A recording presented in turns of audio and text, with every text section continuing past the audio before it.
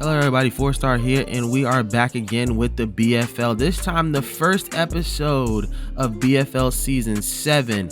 So this is going to be a huge episode, so I don't blame you guys if you come back and watch this video multiple times, because this is going to be 8 weeks of action-packed football, 56 condensed games all in one episode. I believe this is just over 3 hours, so hopefully you got your popcorn ready to get into this one. Not only are we going to have 56 action-packed videos, but we're going to have graphics. We're going to have power rankings after every week. So if you did forget about the last 4 weeks, I will do a little bit of a summary for you returning viewers who's going to be coming back to this video. And of course, we're going to have a lot of fun with this season here. It is going to be a lot of great games, especially in week 1. So let's get right into it here. Week 1 of the BFL season. Like and subscribe, and I hope you enjoy the video. Alrighty guys, so to start off the season, we are gonna be at the Dragons Den. The defending champion New Jersey Dragons want to make a statement here this season, and they want to beat up on the lowly New York Jays with their #1 pick, Kalen Blair. But before that, let's get right into the power rankings for week 1 and see who I got on top of the standings here, depending on how good their offseason was. So for the offseason power rankings here, I have the New Jersey Dragons, of course, the defending champions here in first place. Then I have the Denver Dynamo. They just have a very skilled unit there going into this season. Then in third place, I have the Carolina Kings. Fourth is the Miami Cyclones. Fifth, the Toronto Golden Owls. Got to give them credit for going all the way to the Mega Bowl last year. Sixth, I have the Boston Revolution. Seventh, I have the Oakland Grizzlies. Eighth place are the Detroit Demons. Ninth are the Orlando Knight Riders. Then at 10th, the Bullets. 11th are the Bulldogs. 12th are the Gold. 13th are the Scouts. 14th are the Dallas Marshals. And then at lowly 15th place, a team who's going to be playing today, the New York Jays. So let's get right into this matchup here. So Rashard Murphy taking his team down the field on his first drive, and he would throw a rope right to Trey Flanagan in the corner of the end zone. A tiptoe catch exclusive to Madden 09, and this is why I love this game so much. Trey Flanagan with a beautiful catch to start off the scoring here this season. So Blair and the Jays go down the field here on a 3rd and goal here, but Tony McGrath says no. What a big sack against the rookie, and a big welcome to the BFL moment, resulting in only 3 points. And on a subsequent kick return, Marvin McComas, formerly of the Carolina Kings, makes one spin move and takes it all the way down the field, slowly getting down to the end zone for a kick return for a touchdown. And now the New Jersey Dragons are up 11. A couple drives later, the Jays get the ball back, only down 8. Blair getting locked up here, can't find anyone, tries to throw it to Neal in his fullback. He fumbles the football. It's going to get picked up by Neal. He's going to make a return, and all of a sudden the Dragons have the ball back under 2 minutes. Murphy, trying to capitalize on the fumble here, is back in the red zone. Murphy drops back. He tried to throw the Flanagan again for another touchdown, but it gets intercepted by Huey in triple coverage. That one would be a touchback. Fortunately for both teams, they get to go out of here with a field goal before halftime, making it a 17-9 game by the end of the second. So we start the second half here with Kalen Blair back in the red zone here. He's going to float this one to Andy Thompson, and a big touchdown for them. Andy Thompson, a recipient of 2 #1 picks, first touchdowns here. Congratulations to Kalen Blair. So they're going to go for 2 here with the extra point. Blair looking off to the side, and he finds a wide open Lamar Walker to tie the game. All of a sudden, this is deadlocked at 17. 4th and inches here for Rashard Murphy. He's going to try to throw this one to Trey Flanagan, and he will get his second touchdown of the day. What a score there, and the Dragons respond right back.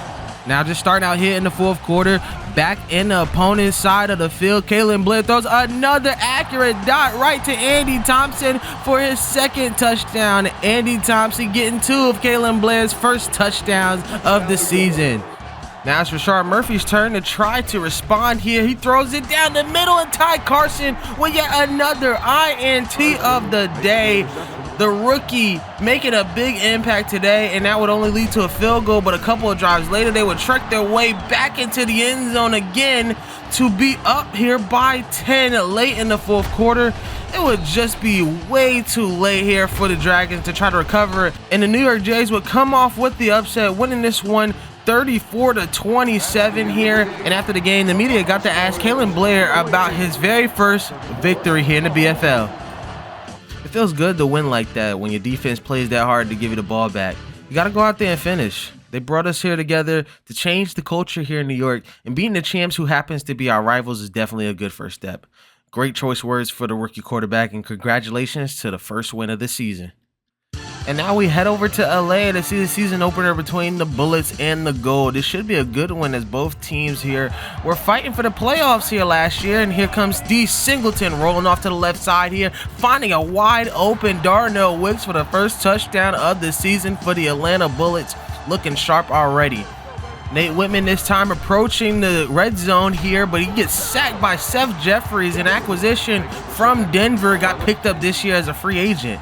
Now 3rd and goal here after a couple drives. Singleton looking, gonna roll off to the left. He's gonna take his own number and he's gonna go in and score, getting the first of many rushing touchdowns we should see from him this season. Fast forward all the way to the fourth quarter here. The score is 14-9 here in favor of the Bullets, and another rollout pass to Darnell Wicks. Another touchdown for him. He gets 2 receiving touchdowns on the day, and they look like they have complete control of this game. And it's a 4th down here for Nate Whitman. Dropping back to pass. He throws a floater and a dot right to Will Adams here, his 2nd year with the team after coming from New York. 4th down and 7 here. Another 4th down situation for Nate Whitman, but he gets out of it with a throw here to his young receiver, Seth Bynum, who is in his 2nd year with the team as well. 2nd and goal here for Whitman. Dropping back to pass, and he finds a wide open Ballard there for a touchdown. And all of a sudden, this might be a ball game. So D. Singleton now with the ball in his hands, gonna do a bootleg, and he's gonna run right past the 50, past the 40, but he does go out of bounds by mistake. He did not mean to do that there, and it'll save some timeouts for LA. So Singleton trying to throw it here on 3rd and 8, but he's gonna take a sack. Smartly does take a sack, but that was Cornelius Wheeler with the sack. 4th and 16 here, and Keontae Alexander pins him deep inside a 5-yard line, and now they have 95 yards to go. Here in 2nd and 3 at the 12-yard line, Nate Whitman finds Ballard again, gets out of bounds, and now they might be cooking with a little bit of grease here, but they got a long way to go. 2nd down and 10, still in their own red zone, throws a deep ball right to Perry Carpenter, and he will get the big first down to put them in enemy territory, and all of a sudden, this might be a ball game. 1st and 10 here for Whitman, throws a nice out route to Sheldon Massey, and he will get another first down. All of a sudden, it's 4th down. Whitman with the game on the line, looking, rolls off to the right, throws it to Seth Bynum, and he will climb to get that first down there. A big 4th down conversion, and their 3rd 4th down conversion here today for LA, and 300 yards for Nate Whitman. 1st and 10 here for Whitman, dropping back here, throws it to Will Adams, and he keeps his feet in bounds for another first down. Now all of a sudden it's 1st and 10 at the 10-yard line. He throws a floater to John Clausen, the 2nd-year man, in a breakout start last year to take the lead here in the final seconds of this game. A 95-yard drive concocted by Nate Whitman. And now with only a few seconds left, he throws this one deep to Phil Williams. He does try to get the grab, but it does come out of his hands, courtesy of Brad Emanuel. And the Gold will get out of here with a big victory in their first win of the season, winning this one at 22-21 here in LA. The great games don't stop coming, guys. Here we are in Detroit as the Demons host the Kansas City Scouts. Both teams have a lot of upside and a lot of ambition here this season, but can Austin Cole in his first season opener take the reins and try to win his first game of the season?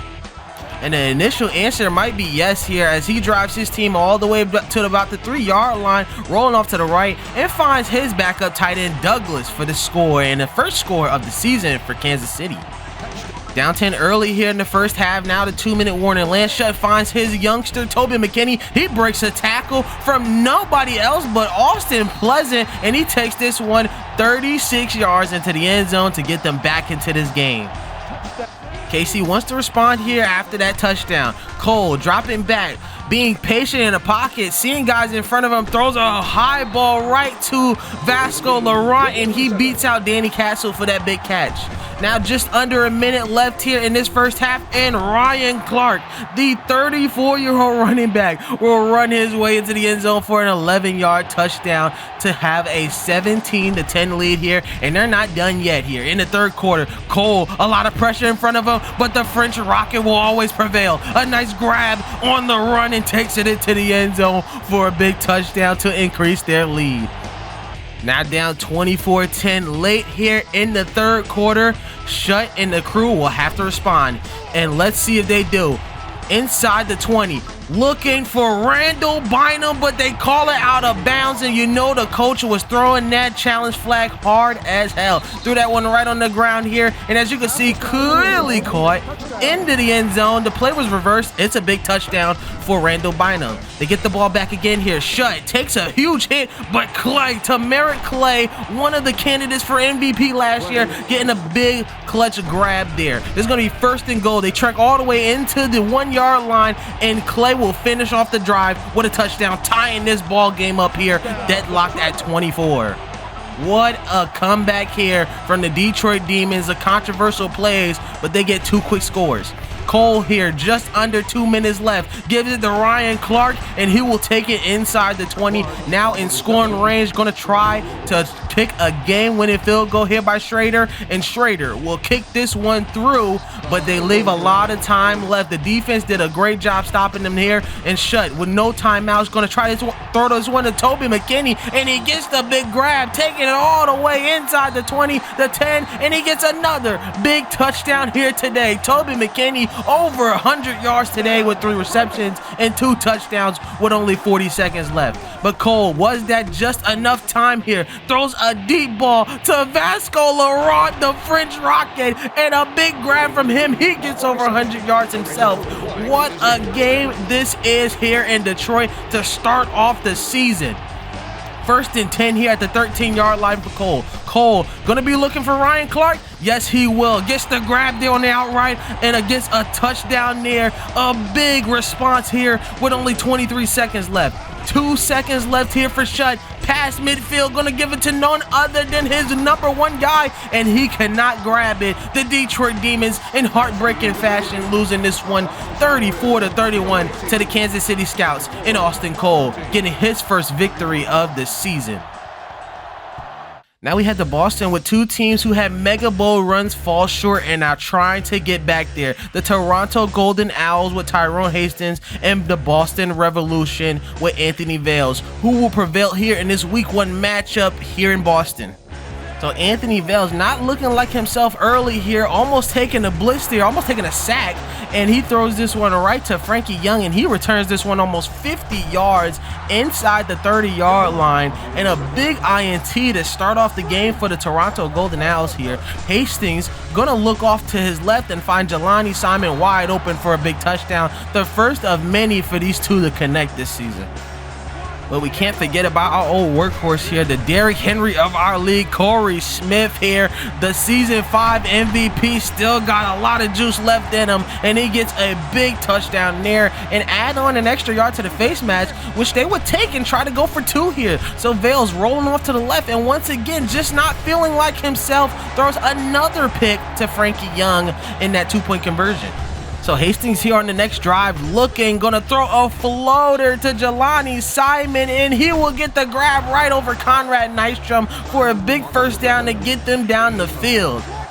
First and 10 here at the 10-yard line. They trek downfield once again. He gets hit on the throw, and Keenan Vance, the second-year man, getting a big INT. Tony McDaniel would be hurt on this play. He is getting old, but he would come back later on in this game.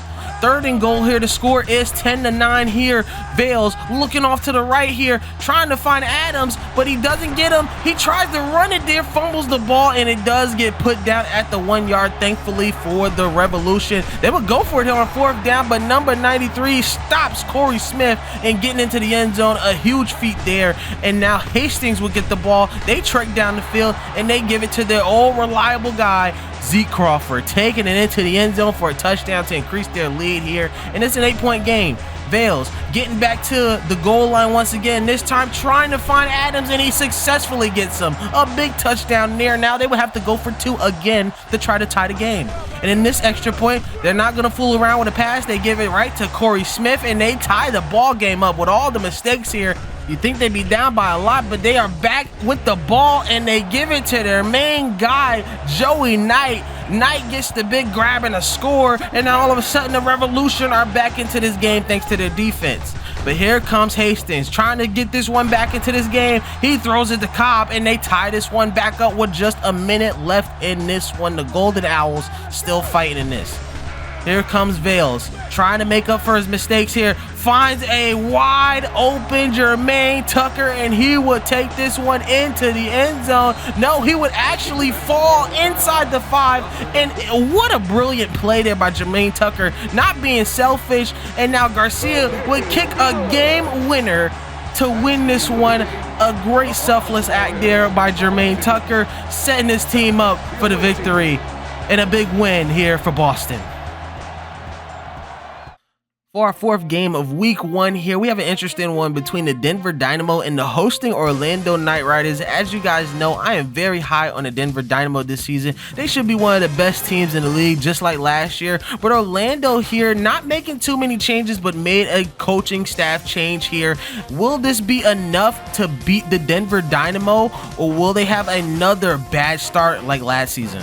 So 3rd and 5 here for Bledsoe's first drive of the season. He's going to roll all the way off to the right here, navigating Van Dyke, setting his feet and throwing a perfect pass to him, the long-time tight end, going into the end zone for this team's first touchdown of the season. And it looks like the connection between Van Dyke and Bledsoe is still there. Fast forward here, it's 7-3. Bledsoe inside the 5 and giving it to Van Dyke again. The connection seems immaculate here as they connect again.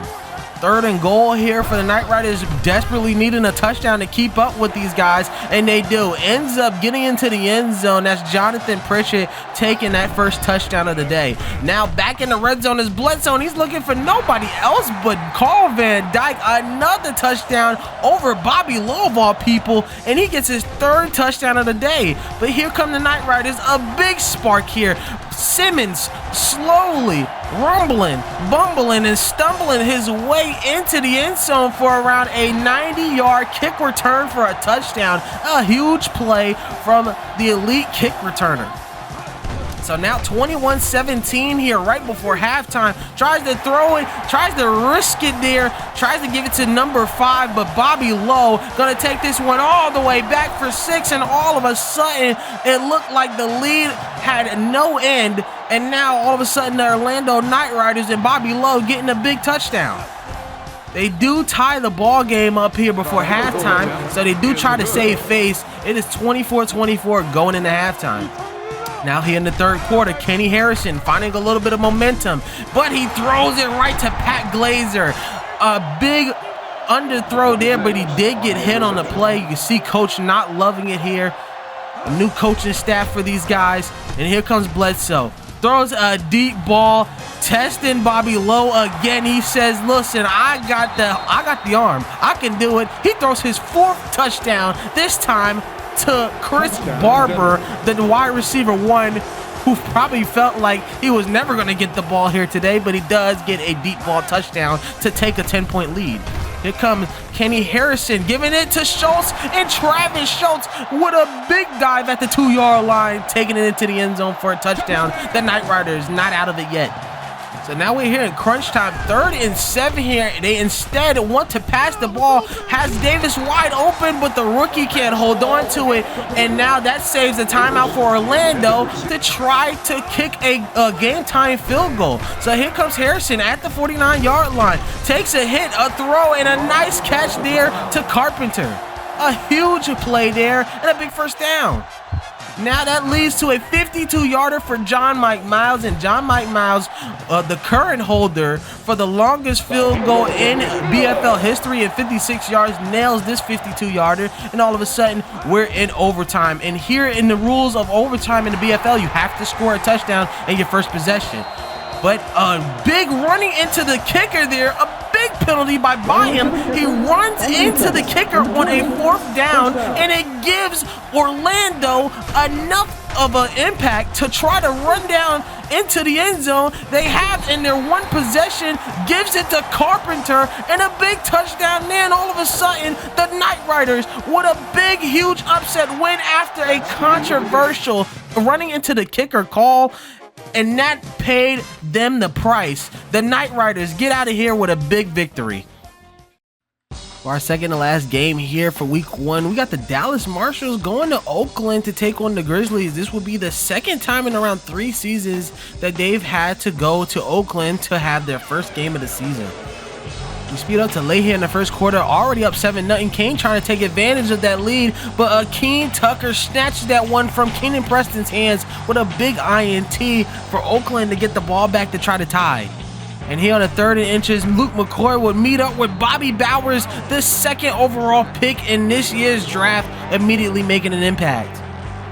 3rd and 3 this time for the Marshals. Pat Kane gonna get picked up on that rush and finds a wide open Tony Crispin. He would take this around 45 yards into the end zone for a huge touchdown for Dallas to increase their lead by 11.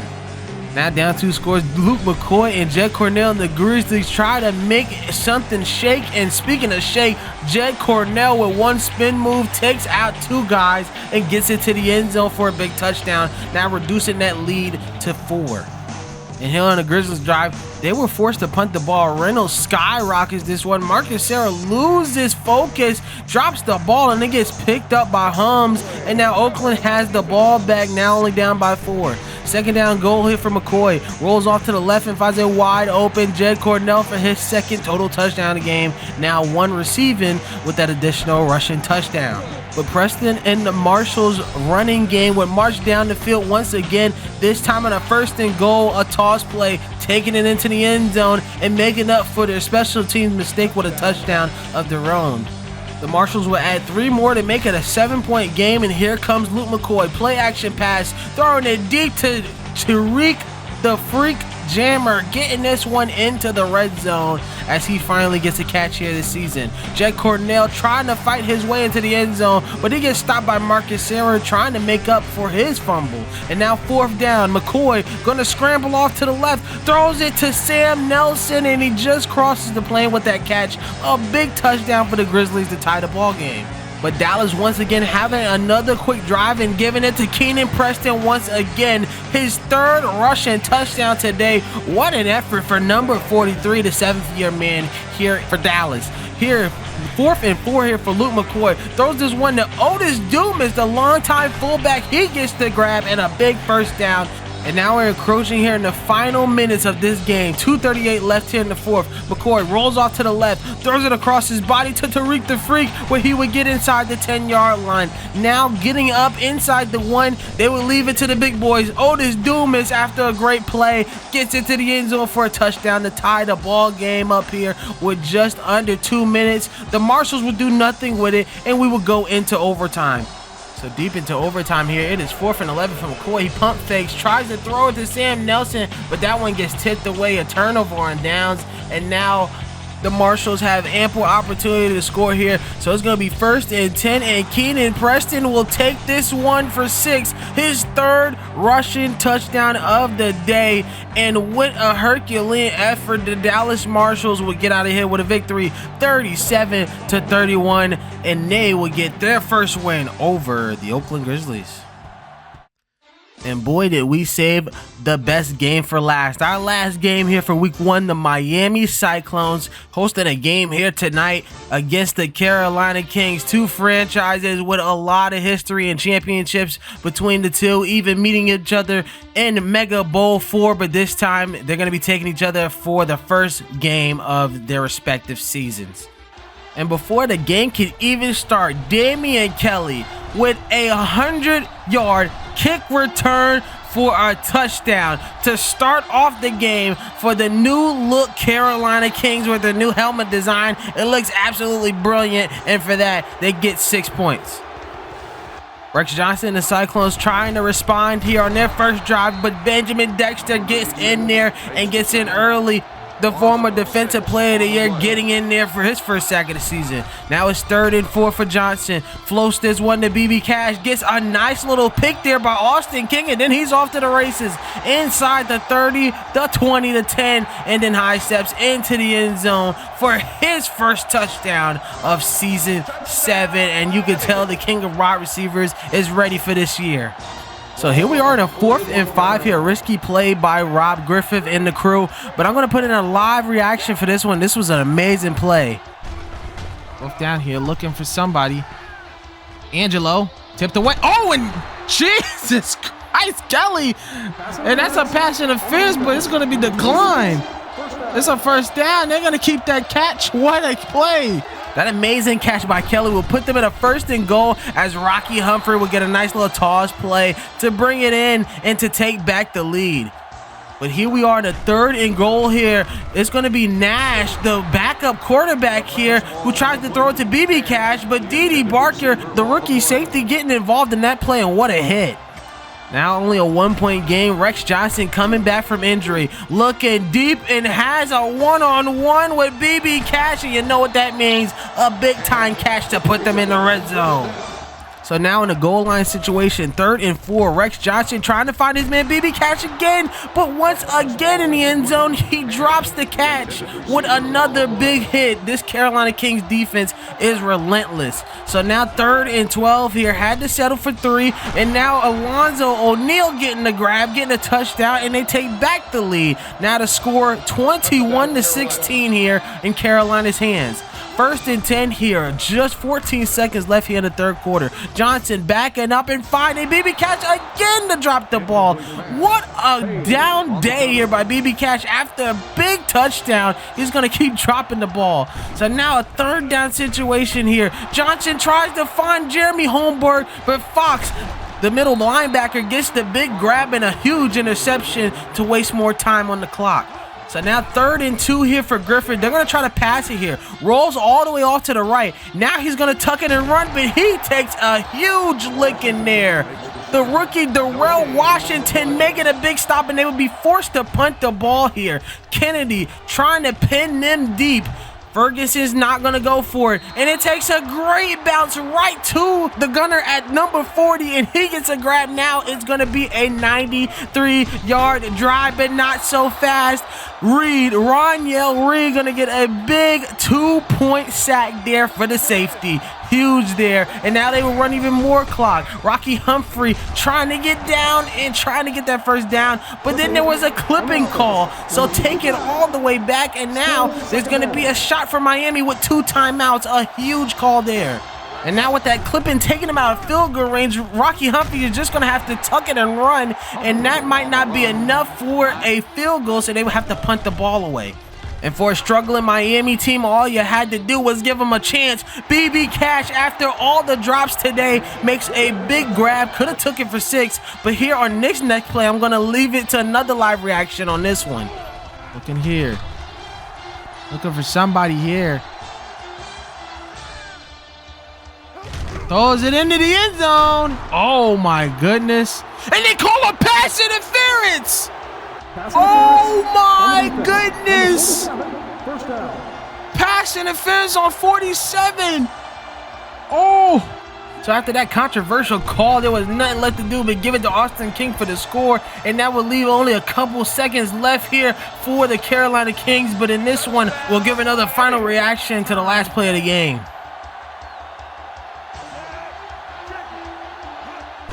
There we go.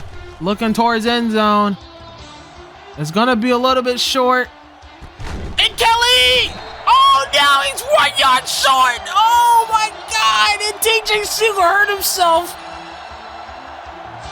Oh, my goodness. 1 yard short.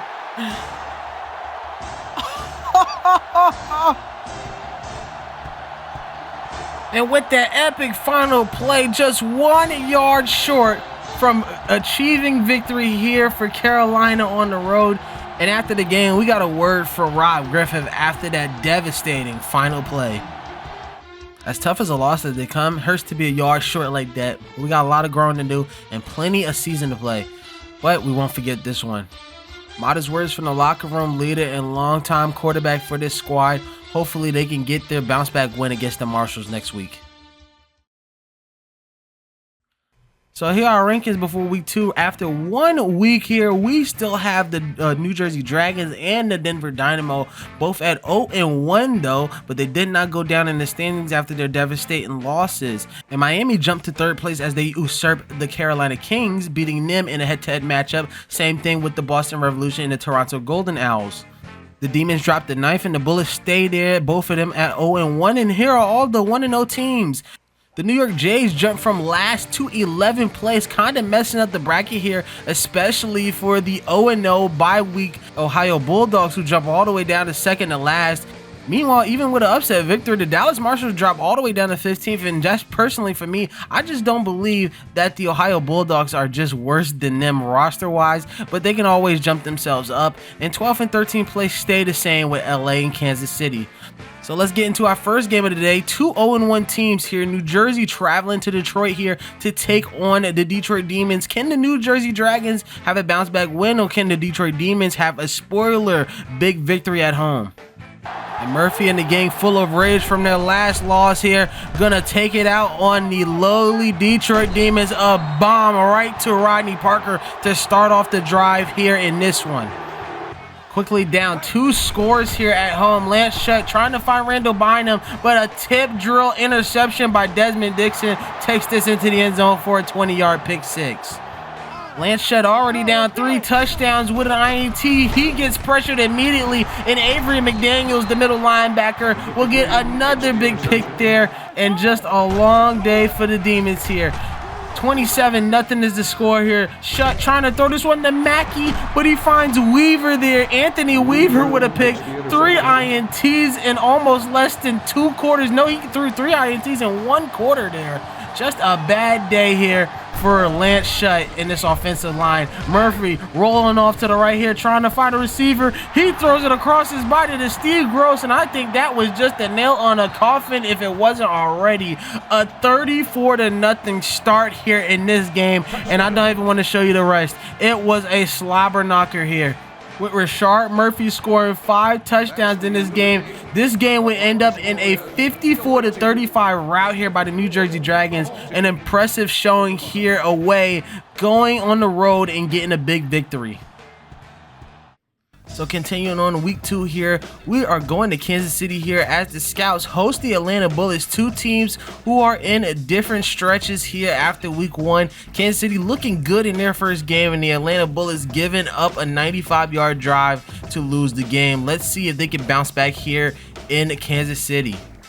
The game deadlocked at 7 here. D. Singleton gonna give a routine run play to Darnell Wicks as he gets the first down, but forgets the ball past that first down line. Harper picks it up, and now in prime position to score here are the Kansas City Scouts. And on the very next play here, Cole will get right to work, throwing a floater right in the bucket of Vasco Laurent. A big touchdown there to take the lead here in Kansas City. They're looking good, and Vasco Laurent, one of the main proprietors of this Kansas City offense, and they take a lead here early in the first half. And with Kansas City, it would only get better. D. Singleton looking for Foley. It gets tipped in the air and intercepted by Charlie Cash. Might be related to Johnny Cash, who knows, but he gets the big INT today. And it would only get worse for D. Singleton and his crew. He meets up with Tavian King for a big 3-yard sack.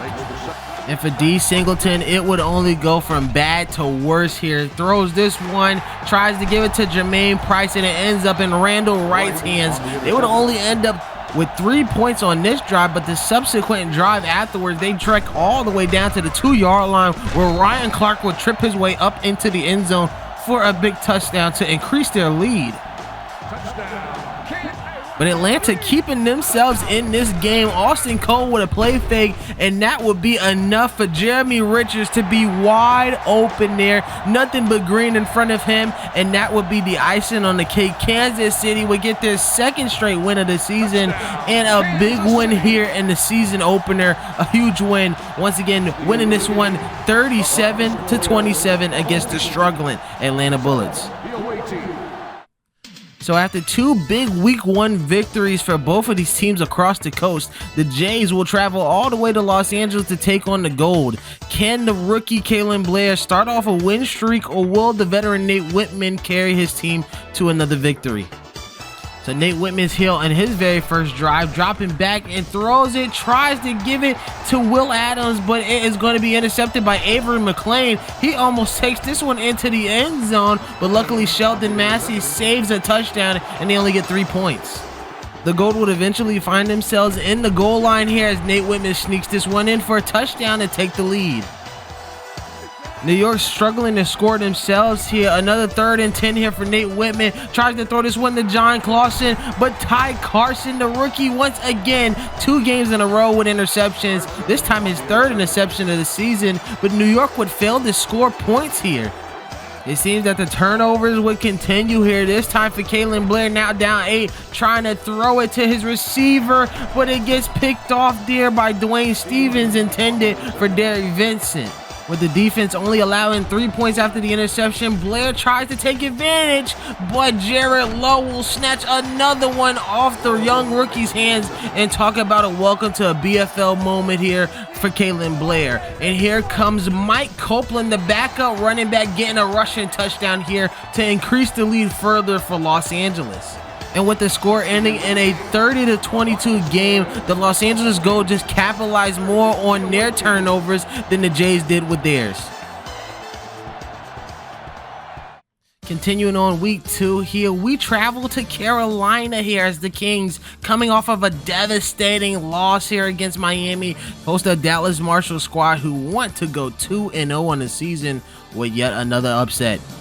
So we start this one off with Kirk Kennedy taking a high snap here. Gonna punt this one inside the 20 here. And Marcus Sarah again fumbles another punt return snap. That's going to be his 2nd month of the season, and that gives Kings a bunch of space to try to score here. And yes, they would. Burnett getting a nice little fullback run into the end zone to start off the scoring for Carolina. But the Marshals always the one to respond quickly, and with their goal line, Demon, Keenan, Preston, they will always get into the end zone, especially inside the 20. The Marshals tie the game here at 7.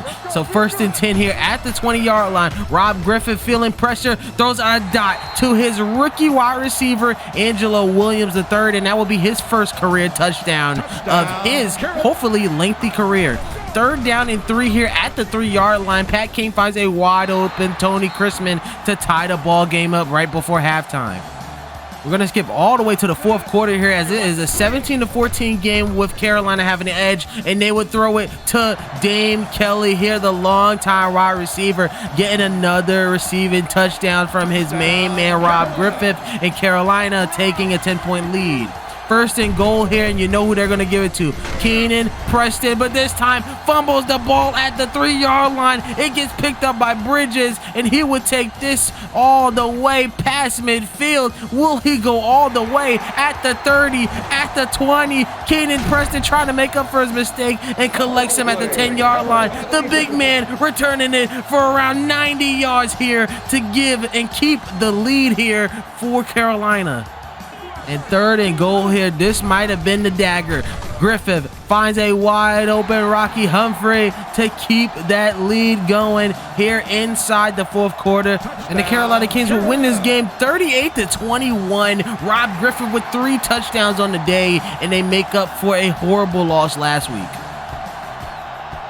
So here in Oakland for another great matchup here, the Orlando Knight Riders is going to be taking on the Oakland Grizzlies, traveling here all the way to California to try to get their 2nd win of the season. Or can the Oakland Grizzlies finally get their 1st win of the season with a big win here at home?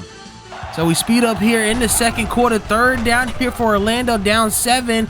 And Kenny Harrison finds his brand new receiver, Kevin Lewison, for a big touchdown to start off the match. McCoy here on a 3rd and long here is going to be looking deep, trying to find his man, but it would get intercepted. Was looking for Sam Nelson and got George Plummer on the INT.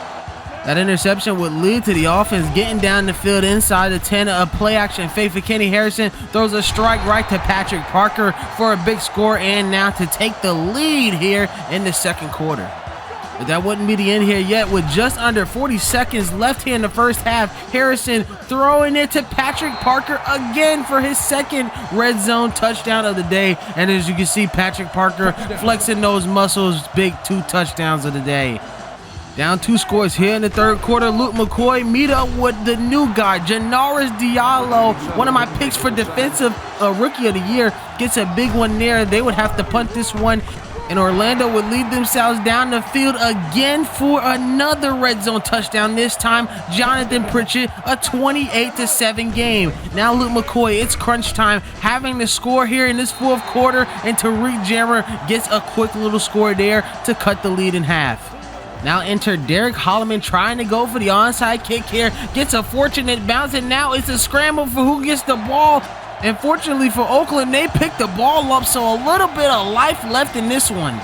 Down 14 with less than 2 minutes to go and all 3 timeouts. Let's see what Luke McCoy can do. He throws a bomb right to Tariq the Freak, his 2nd receiving touchdown of the day and his 3rd of the season. And with 3 timeouts, Oakland still has a shot to tie this one.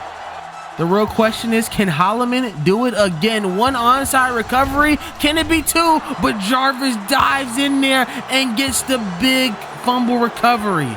And unfortunately, that was all she wrote for this one. The Orlando Knight Riders survived the Oakland Grizzlies after trying to come back here, but it was just too little too late. And the Knight Riders go 2-0 on the season after starting 0-6 last season. So we tune in mid-game for this one. The Boston Revolution are coming to Ohio to take on the Bulldogs here in their season opener. 1st and goal for Anthony Vales inside the 20. He throws a floater to his new receiver, Nadarius Miller, and he would get his 1st touchdown here in the BFL. The Revolution starting off hot here in Ohio. So a risky call here by the head coach, going for it on 4th down. McPherson can't find anyone, is going to try to take it off, but Luther Lawson cuts it off. A big stop there and a big turnover on downs. And the Revolution will try to take advantage here. Anthony Vales throwing it deep, but it gets picked off by Kendall, but he would push off just a little bit, and that's going to be a pass interference. It gets accepted. It's going to be at the 1-yard line, and you know who they're going to go with. Their veteran running back, the season 5 MVP, Corey Smith, as they increase their lead by 11. Now down by 2 scores early, Deshaun McPherson is going to try to force something in the air, throws it right down the middle, and Wilkinson was waiting right there for a big pick. Not a great day for number 2. Anthony Vales back in the red zone, play action fake, throws it right down the middle to Jermaine Tucker, his 2nd straight game with a touchdown, and now the Boston Revolution are looking pretty. 3rd down and inches, Jamison Jean-Baptiste would take it into the end zone right before halftime to mitigate that lead back to 11. 1st and 10 here. Pump fake for Anthony Vales here inside the 2-minute warning, and Jermaine Tucker says, I don't like 1 touchdown, I would like 2. 28 points here in this 1st half right before halftime. An amazing job for the Revolution. Still in the 1st half here in the waning seconds, a deep ball thrown to none other than Dakota Riley, the acquisition of this year's free agency, making a huge play there. That would lead to Ron Figgins keeping them in this game with a 50-yard attempt, making this a 15-point game. Still a 2-score game here in the 2nd half, and Potts gets this ball and runs clean over Travis Abrams. Potts taking this one all the way into the end zone for a big touchdown. Great job there from number 80 and keeping this resilient Ohio squad in this game. 2nd down and goal though, another red zone trip for Anthony Vales and the crew, and it would end up in 6. A nice screen play to DeAndre Lane, and that would be the game. The Boston Revolution just put on too many points and wins this one 35-26. And oh man, did we save one of the best games for last here in week 2. The Denver Dynamo are going to be hosting the Miami Cyclones for the 3rd season in a row here in Mountaintop Stadium. Can Miami get over the hurdle of the Denver Dynamo here in Mountaintop Stadium? Will the Denver Dynamo bounce back with a win here today? Let's get into it. Week 2's game of the week. So we start here in a goal-to-goal situation. First and goal here for Austin King, and he fights his way into the end zone for the first points of the game here for Miami. Miami will end up with the ball back here in enemy territory at the 39-yard line, but it's not a bird, it's not a plane, it is Thomas Warren III getting that sack on his old team. But they would end up back in the red zone anyway.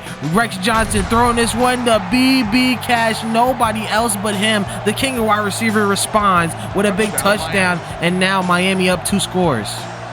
With a missed extra point, it makes it a 10-point game. Lamar Harrison with the patience and now with the power, breaking through tacklers, but he lost the ball at the midfield, and Citron would get the recovery, and now Miami looking good here with that fumble recovery in the ball. Rex Johnson with the play action fake, but who called for number 93 again? Warren with his 2nd sack of the day, and it would lead for Miami just to get a field goal. But Bledsoe trying to respond here, a one-on-one with Lamar Harrison, and he gets over TJ Siegel. A big touchdown there for the Denver Dynamo to get them back in the game. Now a 6-point game for Rex Johnson. Looking deep down the field for none other than BB Cash. He gets the grab over Brandon Gill, last year's Defensive Player of the Year. Back in the red zone again is Rex Johnson. Pump fakes, looking for somebody to get open, but that's number 93 again. Thomas Warren III with his 3rd sack on the day on his former team. Now it's 3rd down and 18 for Johnson. He's looking back, throws it down deep to Matt Nash, and he gets the grab. What a touchdown for number 83. And now it is a 23-10 game, back at 13 points for the Miami Cyclones.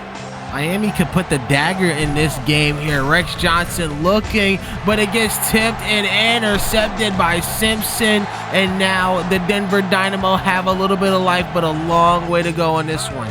2nd and 9, they've made their way into enemy territory. Bledsoe waiting patiently for Harrison to get that grab, but he loses the ball at the 1st down line. Citron getting another fumble recovery. That's the 2nd of the day, and Lamar Harrison with a crucial drop there. But the big question is for Miami, can they put this one to rest? Rex Johnson getting pressured again by Thomas Warren. That forces an interception there to Antonio Young, and now the Denver Dynamo with another chance to try to come back in this game. Here in the 4th quarter, the beginning of the 4th quarter to be exact, Bledsoe throws it down the middle to Carl Van Dyke. That will obviously be a pass interference call. TJ Siegel puts them at the 1-yard line, and Lamar Harrison does the rest, taking it into the end zone for a touchdown, and this game isn't over yet. The Denver Dynamo have a shot. Looks like Miami was going to punt it here, but they go with the fullback fake, and Terry gets that hard-earned yard to keep the drive going here for Miami. 4th and 3 here now, going for it again. Rex Johnson rolling off to the right, finds no one, and he's going to take a sack. And not only is he going to take a sack, he's going to also put them out of field goal range and get injured at the same time to none other than Thomas Warren III, who has 5 sacks, tied a record here, and Lamar Harrison going to take full advantage of it, taking it 14 yards into the end zone for a touchdown. What a day for Lamar Harrison, 111 yards and 3 touchdowns from the air and the ground. Congratulations to him.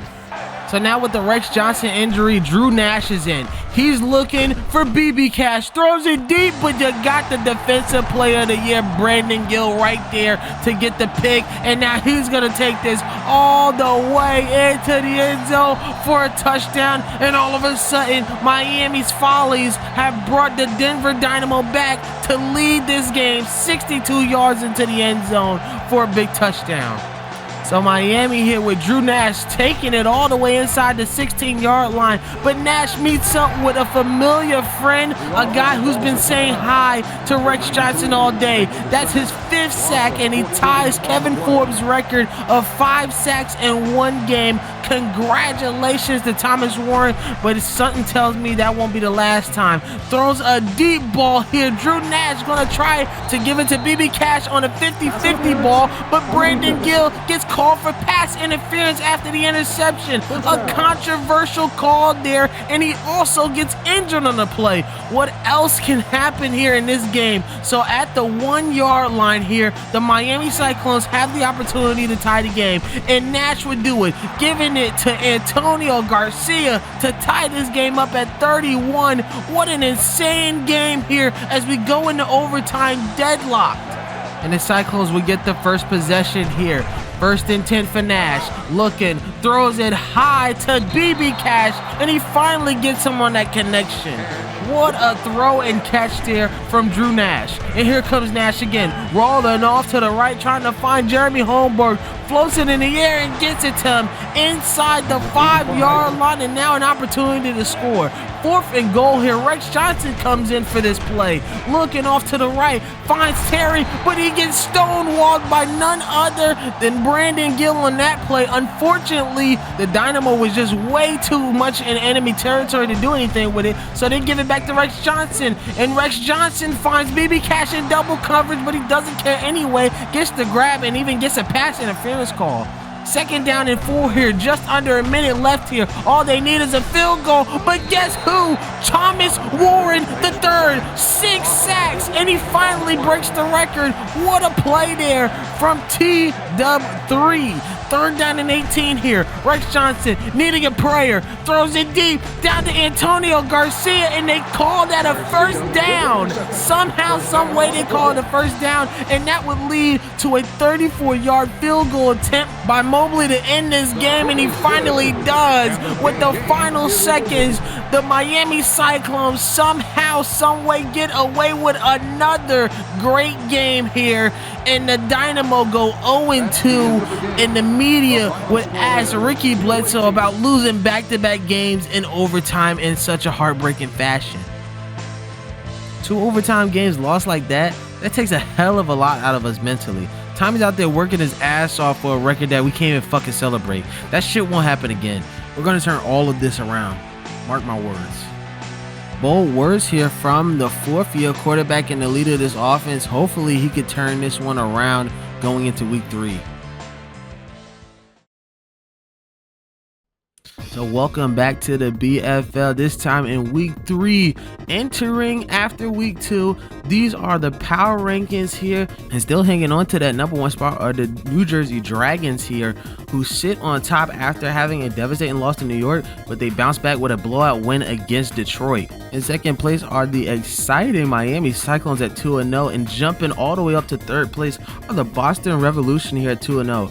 Going into 4th place and staying in 4th place are the Carolina Kings at 1-1. Dropping all the way down to 5th place are the Denver Dynamo here. 2 bad overtime losses there in crunch time, and they just can't get it done. In 6th place though, jumping all the way up, are the Orlando Knight Riders here at 2-0, sitting pretty. Let's see how long they can keep their win streak going. In 7th, dropping down 1 spot, are the Toronto Golden Owls, and dropping down another spot are the Oakland Grizzlies, all winless here.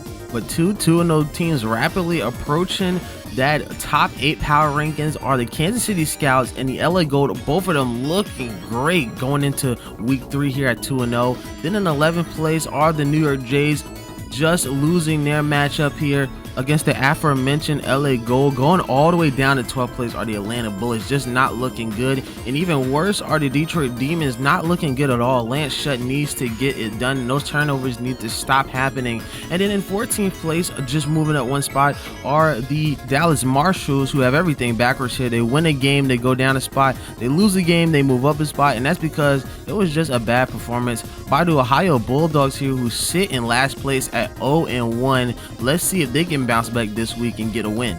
But now, without further ado, week 3 starts us off here in New Jersey as the Dragons take on the undefeated Boston Revolution. Can the Revolution prove that they belong in those top 4 seedings here in the power rankings, or will the New Jersey Dragons find another way to defend their number 1 spot? So the New Jersey Dragons get the scoring done early here. Play action fake. Rashard Murphy throws a rope right to Steve Gross, over Travis Abrams, and then this team is looking like a well-oiled machine these past couple weeks, especially with that blowout victory in Detroit, and now are back home to try to spoil the fun for the Boston Revolution here as Osbury gets a big pick, the former NFL Europe Defensive Player of the Year. And then Rashard Murphy gonna find the young and speedy Mike Carroll, former Offensive Rookie of the Year here in Season 5, and now here in Season 7 looking like he is going to be entering his prime soon. So now speed up here, 28-12 here, and it was just constant scoring, but it looks like Keenan Vance does get a big pick to try to start something, a little bit of a spark there after the pick in the end zone. So here we go, 28-12 here. Vales gonna be running for his life here, tries to throw it, and Avery McDaniels is right there for the pick, and he will take it into the end zone for a touchdown there. A huge mistake from Anthony Vales, and that would only start the onslaught here for the Dragons. 3rd and 11 here. Alexander is in for an injured Vales, and Joey Knight gets into the interception party here with 2 linebackers getting involved. He says, I want to get involved too, the safety with a big pick. Murphy looking, finds a wide open Trey Flanagan, and man, oh man, when I tell you 2 blowouts in a row to try to erase that embarrassing loss to New York, it's working.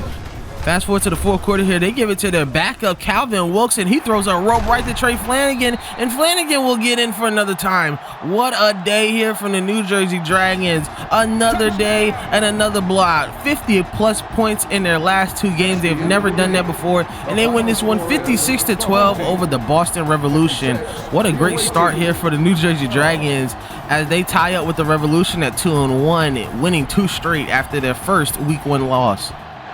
So we're going to tune into the middle of this one. The New York Jays hosting the Orlando Knight Riders, who are undefeated. Harrison going to drop back here on 3rd down and inches, finds Jonathan Pritchett on the end route, and he fights his way into the end zone for a big score. The Knight Riders score first here in New York. Blair and the Jays also get down the field here on a 3rd and 2 inside the 5-yard line. Meet up with Eric Dodge. He gets the big sack, and they would have to settle for 3. The Jays defense manages to give Blair the ball back, but he would give it right back to them. A nasty pass down the middle, and that would be George Plummer with the pick.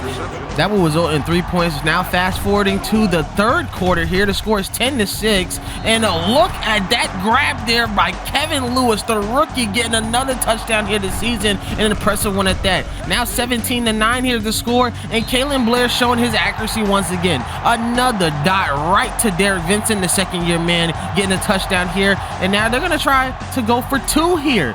Trying to tie the ball game up. Here's Blair. Blair finds Walker wide open. He gets the grab, but he carried himself way out of bounds. So now it's a 2-point game. Here comes Harrison. Throws it down the middle himself, and Sean Bates with the big pick.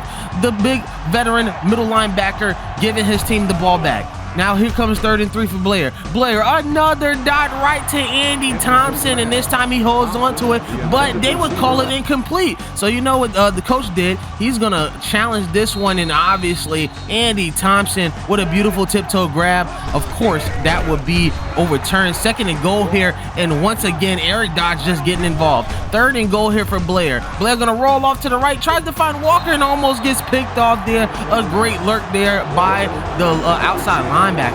And I don't know if you heard the chance. They would go for it here. 4th and goal here. Just 2 minutes left. They try to go with a toss play, and that would not work. Tony Fitzgerald with the big stop, and they would lose this game here on a controversial 4th down call. This is what Lamar Walker had to say about the call. We all wanted to go for it. Me, Kalen, and Coach. It was a risky bet, and it didn't pan out. This is what happens when we don't capitalize on opportunities in the red zone. Tough loss, but we'll get better. These guys don't give up here. Honest words for the veteran leader at running back. Let's see if they can tighten up next week for that matchup against Ohio. All right, boys, we got a doozy for you this time. 2 undefeated teams walking into the LA Coliseum, but only one of them is going to escape 3-0. We got the 2-0 Kansas City Scouts here with Vasco Laurent having a great season so far and Austin Cole having quality starts against the also undefeated LA Gold with Nate Whitman, Seth Bynum, and that stingy LA defense. Let's see who prevails here in LA and remain undefeated. Kansas City find themselves in a sticky situation here at 2nd down and 16, but Austin Cole is just going to throw it up to his #1 guy, Vasco Laurent, with a big one-handed grab over Brad Emanuel. What a play there. That would lead to a 1-yard rushing touchdown for Ryan Clark. The old man still got it in him to take it in for 6. So LA getting down the field here late in the first quarter. Whitman finding himself with a lot of pressure, just throws it to Seth Bynum, but Austin Pleasant, the big free agent signing from Miami, gets the big pick. Tack on 15 yards with the face mask. Austin Cole will drive down the field and give it to nobody else but Vasco Laurent, getting that big touchdown after that amazing one-handed grab a couple drives ago. So here comes Nate Whitman giving it to Sheldon Massey, and he gets belted right past the line of scrimmage, and Charlie Cash gets the grab there with the fumble recovery. So now 3rd down and 10 here for Cole. Rolling off to the right. He has a Jeremy Maynard double covered, but it does not matter. He comes up with the grab, and the big tight end, who had a spectacular rookie season last year, gets a grab for a touchdown, and it is a 21-0 game. Austin Cole, firing on all cylinders, is he an early MVP candidate? 3rd down and 5 for Cole. They find themselves in the red zone again, but this time Jeremy Richards gets the touchdown. The Jeremy brothers getting some touchdowns of their own, and now it is 28-0 here. Kansas City showing themselves out as one of the best teams in the league already. 3rd and goal here. Whitman giving it to Massey here, and there is still a little bit of fight left. 3 unanswered touchdowns for the LA goal here late in the 4th quarter. So LA desperately needing a stop here. Needs to stop Ryan Clark just a couple more times. Fumbles the ball though, but they would call a 15-yard face mask on Mo Quinn. And unfortunately, Vasco Laurent would be injured on this one. He would exit out with a pinched nerve, and he would be out for 1 week. At least the doctors would say that, and that's going to hurt them hard as they have to take on the undefeated Knight Riders as they win this one 28-21. The face mask call allowed them the time to run out the clock, but a lot of questions are looming here as they got to take on the Knight Riders without their star wide receiver. Now getting into the thick of week 3, we turn to a nasty weathered Oakland, California for the Grizzlies to take on the Ohio Bulldogs. Both teams are winless here, both at 0-2 and 0-1 respectively, trying to get out of the standings here with a win here tonight. So we start immediately here at the beginning of this game. Luke McCoy in his first drive connecting with Tariq the Freak. Tariq Jammer with another connection. This young duo is absolutely spectacular, and they get their first score today.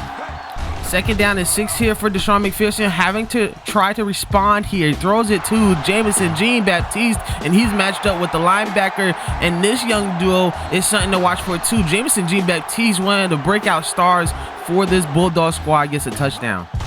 2nd down and 4 here for McCoy though, trying to respond to that score, and he gives it to Jet Cornell, and he uses the perfect balance of power and speed, decking a man before spinning one away and taking this one all the way, almost the whole length of the field for a touchdown. Impressive job from the Mega Bowl III MVP. So now 4th and 1 for the Bulldogs. McPherson backtracking. He gets pressured into a pick there from none other than Todd Jordan, one of the turnover specialists of this team, and one of the reasons why this team was so good at turnovers last year. Now the score is 20-7 here in the 3rd quarter. Giving it to Jean-Baptiste, and all he does is get into the end zone. He takes this one 56 yards on another long receiving touchdown. What a day from this youngster. So now the Bulldogs, with the help of their defense, are in prime position to try to take the lead here. McPherson throws a dumpster ball right to Todd Jordan again. He gets his 2nd pick of the half. Nasty work there from Deshaun McPherson. Got to pinpoint that ball just a little bit better. So now entering the midway point of the 3rd quarter here, McCoy drops back, finds a little bit of pressure, but throws this one, and a beautiful teardrop pass to Sam Nelson. You probably forgot about him, but he has been part of this roster since season 3. He gets a big touchdown, and Luke McCoy always the one to celebrate. His 3rd touchdown of the game with over 300 yards here entering the 4th. So here comes McPherson giving it to Jean-Baptiste, none other than that, but he fumbles the ball. It seems that the rain came back, and guess who's there? Todd Jordan, 2 interceptions and a fumble recovery for him. Now 12 here late in the 4th. Luke McCoy throws a 50-50 ball to Tariq Jammer, gets the grab, and now is inside the 1-yard line. What a day from these guys here. McCoy gonna try to pass this one, throws it into coverage to Leland Jackson, a retiring wide receiver, for the quick score, but they weren't done yet. They tried to add on more points, but Washington will try to get out of here with something. He gets a pick six to ruin Luke McCoy's near perfect day, and to try to put the Bulldogs into it, but this would be the dagger. Luke McCoy giving it to Tariq Jammer once again, and he would do the rest. Dives into the end zone for a game-sealing touchdown. This one would end up being the final score of 40-28, and the Grizzlies would get a much-needed victory here at home. Now we turn to two teams in two different roads here. The Atlanta Bullets going to be hosting the Miami Cyclones, who are 2-0. The Bullets are at a lowly 0-2, and they need a bounce-back victory. Can they pull off the upset against their rivals in Miami, or will Miami cruise to another victory in pursuit of that dynasty? So Atlanta sporting a lengthy drive here, 3rd down and 2 here for Singleton. He's going to roll off to the right, feeling the pressure, trying to find his veteran Keith Manning, and he already knows the assignment. Gets the grab and then runs right into the end zone for a touchdown. The veteran with another key score for Atlanta. Touchdown, Atlanta. Fast forward to the second quarter here. Rex Johnson down by 10, finds Austin King wide open. He has one man to beat, and that is the young rookie Marquez Jackson. He can't get him. Austin King will take it into the end zone for a touchdown to keep them alive in this game. But Atlanta's offense just keeps on working. Now at the 3-yard line, 2nd and goal for Singleton, and you know what he's going to do. He's going to use those legs. He's wide open for that touchdown. 3-yard score for number 3, and they increase their lead by 10 once again. Now fast forward here, 10-17 here for Rex Johnson. He throws an errant pass right to Shade. A big INT for the Bullets, and a big advantage for them as they try to hang on to this lead. 4th and 2 here for Johnson again. They get the ball back, and another errant throw, this time to Ty Jensen. The outstanding rookie linebacker that got picked up in the 1st round by Atlanta comes in clutch and gets a big INT. They would run out the rest of the clock here and win this game 17-10 against the Miami Cyclones, of all people, here at home, finally getting their first win of the season. For our second to last matchup here in week 3, we have two young and hungry playoff caliber teams in Toronto and Denver facing off against each other in some bad circumstances. Both of them having some bad losses for the first couple weeks of the season, and now they're looking to bounce back against each other with a win here. So we head to the second quarter here. Hastings already down 7, throws a really bad pass right to Rob Wooden. He tried to go for his tight end there, but Wooden lurking, getting that interception. It ends up in Bledsoe going in a 3rd and goal and gives it to his main goal line guy, Carl Van Dyke. Another touchdown, a big connection from them. It's been happening all season. Bledsoe with his hands on the ball here before halftime takes a shot, but throws a rope right to Chris Barber. Another touchdown for him. That's going to be 2 on the night, and we didn't even cross the second half. What a performance here. So now we go deep into the 3rd quarter here. Hastings with a goal line situation, and he gets hit on the throw, gives it to Solomon Byam for the interception. And then Ricky Bledsoe, probably with the throw of the week here. He's going to roll off to the right, throws it into a bucket right to Chris Barber's hands for a huge gain and a big first down. That would lead to another Carl Van Dyke touchdown, his 2nd of the night. And as you can tell from the Golden Owls fans, it has been a tough stretch these past couple weeks. A loss to start off the season, a bye week, and then a home opener loss, and Bledsoe wouldn't make it better. This would be the last passing touchdown from Ricky Bledsoe's amazing day. As you can see, Rocco Fannin shushing up the crowd here as they win this one 42-14 here in Toronto. And so for our last matchup of an action-packed week 3, we head to Dallas, where we see two struggling teams in the Detroit Demons and them Dallas Marshals try to get a win on the season. Now for the Demons, they're 0-2 and they've had some bad losses. So let's see if they should try to come back here and try to get themselves on the win column before it's a little bit too late here. This would be their first playoff miss in their franchise's history. So here on the very first drive, a routine 2nd and inches for Keenan Preston. He loses the football, trying his best Derrick Henry impression. I know I probably dated this video, but he loses the football, and the rookie Darnell Muhammad says, hey buddy, you drop shutting. That would lead to Lance Shutt finding his main man Randall Bynum in the end zone for a touchdown. And Detroit looking good so far. The score would be 10-7 near the 2-minute warning here. Pat Kane dropping back just past midfield, throws this one, and he tried to find his tight end, and Cooper makes a big leap. He would take this 50 yards into the end zone for a pick six. And Pat Kane, I know he had to be devastated on that one, just overshot him a little bit. And the Detroit Demons now taking a 10-point lead. So second down and goal here. Keenan Preston gonna redeem himself for the fumble, takes it at the goal line for a 4-yard touchdown run. Marshall still having some fight left before halftime. But the Demons back in the red zone once again here in the third quarter. Shutt gonna give it to Jason Mackey, and Jason Mackey gonna give his best John Mackey impersonation as he gets the grab and then powers his way into the end zone for a touchdown. And then another goal line situation to end the game. Enter Eddie Schwartz, the backup running back, getting the game-sealing touchdown. The Demons would finally get their first win of the season, winning this one 31-24 against the Marshalls here in Dallas, as both teams go 1-2 on the season.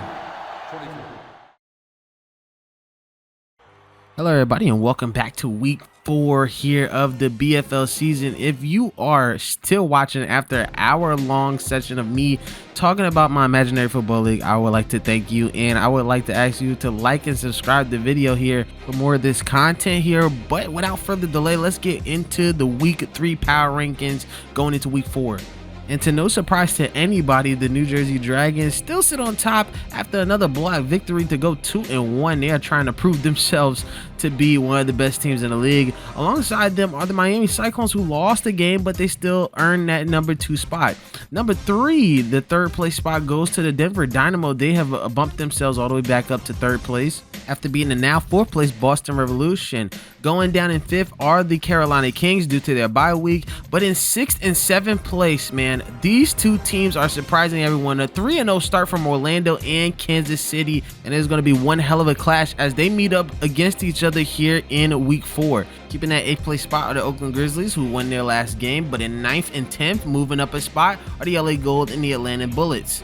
And one of those teams that are still winless and still struggling are the 0-2 Toronto Golden Owls, starting off at, I believe, 5th place, going all the way to 12th in my power rankings. The bottom 3 spots are still remaining the same, with the Demons in 13th, the Marshalls in 14th, and the Ohio Bulldogs at 15th. But the Bulldogs having an opportune time to win here as they take on the Jays at home. But let's start off week 4 with a bang here. We got an extremely important game here in terms of what's going to happen later on in the season, as the Grizzlies are home taking on the Boston Revolution here. The Revolution trying to bounce back after a loss, and the Grizzlies trying to get back to 500. So we start up middle of the first quarter here. McCoy dropping back to pass, and he's going to be looking for his veteran wide receiver Leland Jackson, who is set to retire this season. He gets a big first down to set them up in a goal line situation here as they do a little misdirection play to Jet Cornell. He takes it into the end zone for the first points of this game. Vales and the Reds have the sight for the end zone as well here as they get inside the 20. Throws a beautiful pass over Lance Gilbert to his rookie Nadarius Miller. He can't get the grab. Third and goal here for Vales. Goes with the play action fake. Gets pressured. Throws it high, but it gets easily picked off by Thomas. He got injured on the play, but he would come back a little bit later. And then on the very next play here, Jet Cornell will get some key blocks from Otis Dumas and Sam Nelson, and he would take this one 84 yards down the field until you see the man on the left-hand corner, Keenan Vance, getting that nice shoestring tackle. But the Swiss Army knife, Jet Cornell, taking this one the length of the field for Oakland. And here's an interesting fact here. Omar Johnson, the guy that's wide open and gets the score here, dives into the end zone. He was a former Boston Revolution player just last year. He takes it into the end zone and gets a little bit of revenge from his old team. Oakland with the ball back before halftime. Luke McCoy constructs this beautifully mastered play here to have Tariq Jammer wide open for the score. Another connection from this young duo. Man, this is going to be terrorizing the league in a couple years, if not already. And then Garcia will attempt a 58-yarder before halftime. He nails it, and actually that is the BFL record for the longest field goal. So congratulations to Garcia, bringing his team only down by 11. So McCoy and the Grizzlies with the ball back here, trying to increase their lead, but what a bad throw by Luke McCoy, giving it right to Conrad Nystrom, the former Miami player, getting his first pick of the season. That would lead to a goal-to-goal situation here for Vales. Vales finding Joey Knight, the second-year tight end with an amazing rookie season last year, getting a touchdown. But they got to go for 2 here to make it a 3-point game. Vales can't find anyone, just tries to chuck it to Smith. It's no good, and the defense prevails on that one. So now it's 4th and 2 here for Vales. This is going to be the last shot they ever have here in this game. Down by 5. Vales tried to throw it to Jermaine Tucker, but it gets batted at the line there. And then in the last few seconds of the game, 3rd and goal at the 1-yard line. They give it to Jet Cornell to score the last few points of this one. They would win this one 28-16 at the end of all this. The Grizzlies getting back to 500. And that's for Boston stooping down to 500 as they lose 2 straight games. So for our next game here in week 4, we head to monsoon conditions here in Greenville, South Carolina, as the Kings take on the Dynamo in a must-win matchup here, especially for the playoff seeding in the future here going into the playoffs for both teams. We start late here in the first quarter, and Ricky Bledsoe says, rain, sleet, or snow, I don't care, because Chris Barber is always open over 2 men and gets the grab, dives into the end zone for a touchdown to take the 10-point lead. Touchdown. So now it's Griffith and the Kings' turn to try to respond here in the second quarter. He throws an errant pass. It gets tipped by Rob Wooden and then caught by Solomon Byam, who is becoming one of the best safeties here in the league. Another interception for him. 2nd down and 8 here for Bledsoe. He rolls off to the left here where he finds a wide open Casper Perry. Gets the grab, takes it inside the 10, but they only leave with 3 points on that one. 10-point game, and we fast forward to a 4th down situation for Griffith. He throws it to Sloan, but who was lurking in the trenches? That's Rob Wooden. He would get the grab for the interception. And then on the next play, as I was super simming, I accidentally simmed the play, and the Carolina Kings got a safety. So now it's a weird score of 13-5 here as we approach the ending of this game. 2nd down and 14 for Griffith here nearing the end of the 3rd quarter. Throws this one down the middle. It gets tipped up and intercepted again. Pat Glasser with a pick this time. He breaks a tackle, and all of a sudden, it goes back for 6. And that would be basically the game here, as the Denver Dynamo would win this one 20-12 here in a rough and defensive game here in Carolina. And the Denver Dynamo will climb back to 2-2. Meanwhile, the Kings are sitting now at 1-2. And are going to be looking towards trying to get some wins here later on this season. So continuing our week 4 slate, it looks like the Storm from Carolina has entered southbound to Miami here as the 2-1 Cyclones host the 2-1 Gold here. Let's see who can get their 3rd win of the season. Can the Gold pull off the upset, or will Miami grab a victory here to maintain themselves as one of the bottlenecks of the league? So as you can see, we're here in the 3rd quarter, and it's been a slog here due to the weather. 12-7 game here. Whitman just throws it right down the middle to Michael Citron. That was a bad throw there by Nate Whitman. He does get the tackle, but Miami still in this game here thanks to the Michael Citron interception. And that would lead to a rough and gritty drive here. 3rd and goal here for Austin King. He takes it into the end zone, and now they have a 1-point lead. They would go for 2 here to try to make it a 3-point lead. So Rex Johnson, seeing the mismatch here on the line, does an adjustment and finds Matt Nash wide open for the deuce. Now it's a 3-point game here in Miami late in the second half. We'll speed up here to the 4th quarter. Whitman, feeling the pressure, tried to give it to Will Adams, but it gets tipped and intercepted again to Michael Citron. The outside linebacker single-handedly changing the momentum of this game. It would lead to a 3rd and 3 here for Johnson near the goal line at the 5-yard line, and he would just throw a rifle to Antonio Garcia. And they would take a big lead now, and they would also go for 2. They would successfully get it, and that was a 26-12 game, so now a square even 14-point game. So here comes Whitman again, and he throws another bad pass, this time to Day Wallace, and that would end the game finally here. A horrible day for Nate Whitman, at least in the second half. They lose this one 26-12. The Miami Cyclones jump up to 3-1, another fantastic start for them, and the Gold will fall down to 500. Continuing our week 4 slate here, we travel to Newark here as we have two longtime rivals here. The Dallas Marshals at 1-2, trying to get an upset here against the New Jersey Dragons, who are rolling here at 2-1 and trying to get their 3rd straight win of the season. We start midway in the second quarter here for Pat Kane, deadlocked at 6 apiece. Kane gonna roll off to the right and find a wide open Keenan Preston. He takes it into the end zone for the game's first touchdown, and they take the lead here 13-6. The Dragons also trek their way down near the end zone before halftime. Murphy gonna roll off to the right and do some classic Rashard Murphy things, making his man Rodney Parker open for the big touchdown, and they tie this ball game here at 13 before the half. But we fast forward here in the middle of the third quarter. Kane gonna roll off to the left, feeling pressure, throws it high, and Desmond Dixon is gonna get the INT, taking it out. And that would be a huge turnover for New Jersey here in a very defensive game. Every possession is crucial. So 1st and 10 here, and Phil Quick, man, one spin move and it's gone. 2 defenders left out of their shoes. Phil Quick takes this one all the way into the end zone for a touchdown. Classic Phil Quick. We haven't seen that in about a couple seasons. What a score there. So Dallas getting into the red zone again. This is a force. Kane throws it to Asher Diggs, the former New Jersey Dragon, won the championship with them last year. He comes back and gets a nice little touchdown to tie the ball game.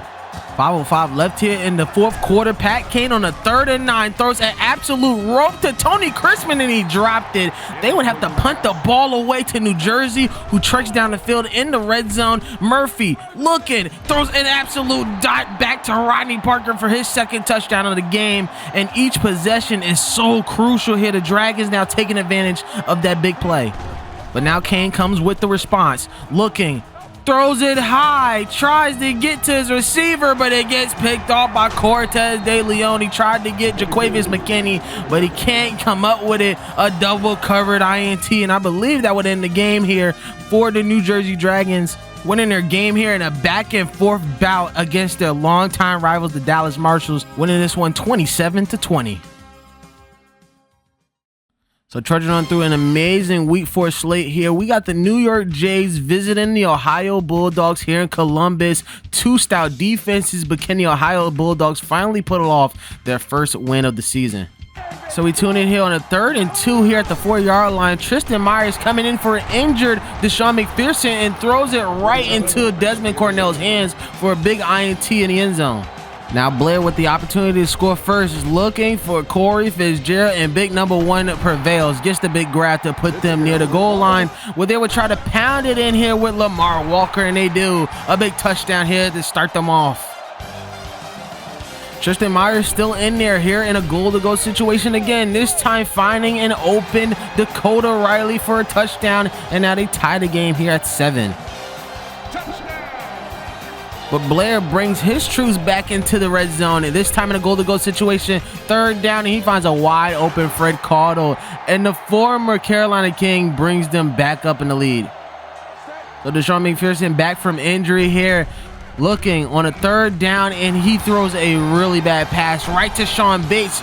Bates apparently baiting him out with that big interception. Now they get out of here in halftime with the lead. And here on the first play of the second half, Lamar Walker looks like he's going to run his way down the field, but he loses the football. It gets picked up by the defense. He loses it, and then it finally gets picked up by another defender.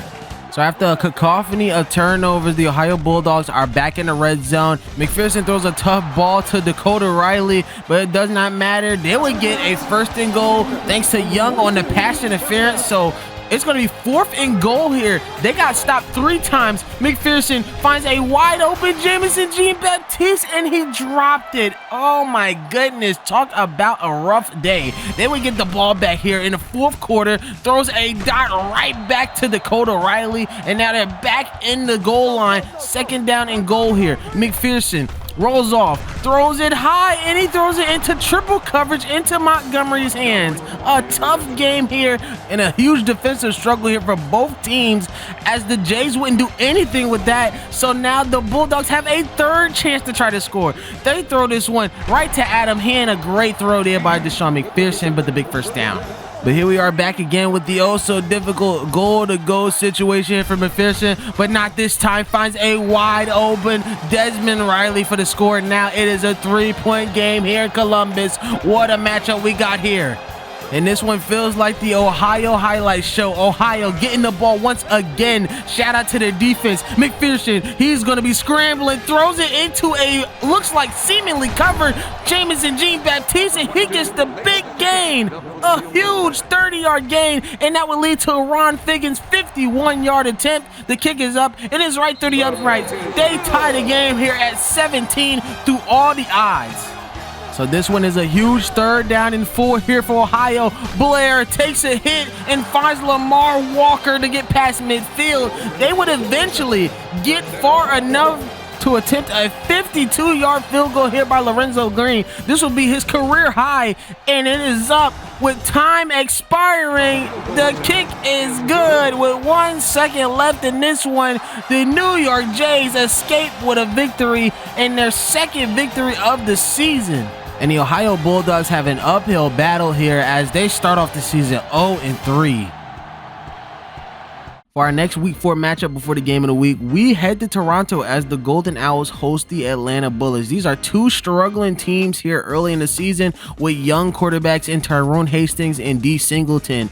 Can Tyrone Hastings come home here and get a win, or will D. Singleton spoil the fun with their 2nd win of the season?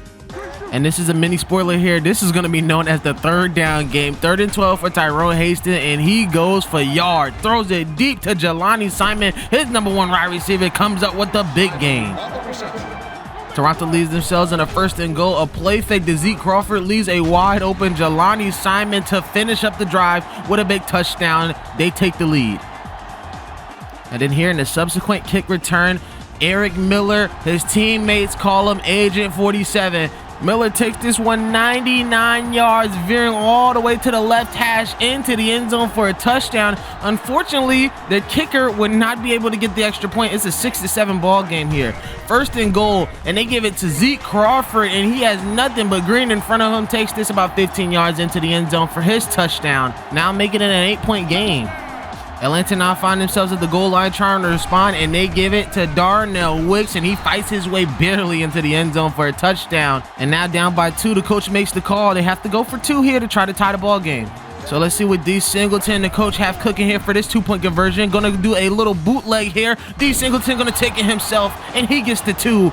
The game is now tied here in the 1st half at 14. We speed up to the 3rd quarter here on a 3rd down and 3, and another 3rd down, another touchdown. Drew Cobb is wide open for that big catch, and now Toronto takes back the lead.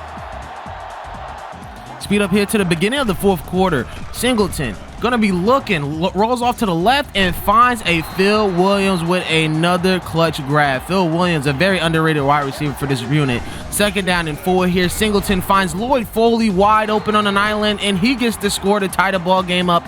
And like I said before, this was the 3rd down game here. A 3rd and 27 for Hastings. Live reaction. Goes it to McDaniel. Here he goes. What a catch! 9 of 9. 9 of 9 on 3rd down here today. An incredible 9 of 9 on 3rd down, and they will have to try to go 10 of 10 here. Play action fake here for Hastings, and like I said before, another 3rd down and another touchdown. A bootleg by Tyrone Hastings to take the lead here in the 4th quarter. This is absolutely insane work by Tyrone Hastings in this offense. So now 3rd down for Atlanta. 3rd and 11. Singleton rolling off to the left. Now have to go to the right, but Kevin Forbes is still there.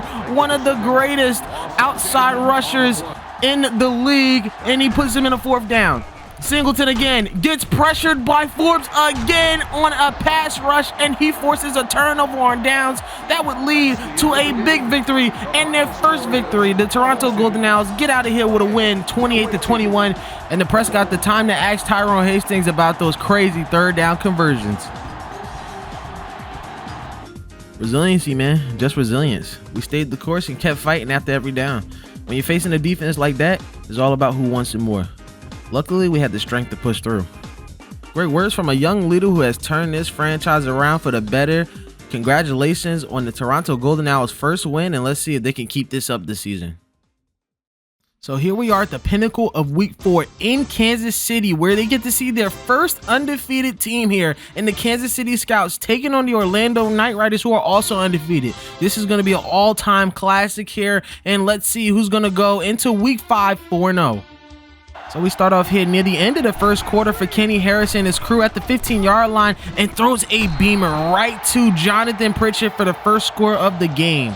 So here comes Kansas City and Austin Cole to respond. They don't have their #1 receiver, Vasco Laurent, but that's okay because Dana Gaynor just mossed Bobby Lowe for the score, man. What a touchdown there. They're going to need him more than ever in this game. So 2-minute warning here for the Knight Riders, deadlocked here at 7, and once again at the 15-yard line. This time Kenny Harrison finds Jonathan Pritchett, and he breaks 2 tackles, fighting his way inside the 5 there. The pure strength of Jonathan Pritchett in display here today. But Kenny Harrison will find a wide open Travis Schultz for a touchdown to take back the lead before halftime. With 68 seconds left and 3 timeouts, Cole is looking deep here and trying to respond, and he gives it to Dana Gaynor again. Another big catch and another huge gain there.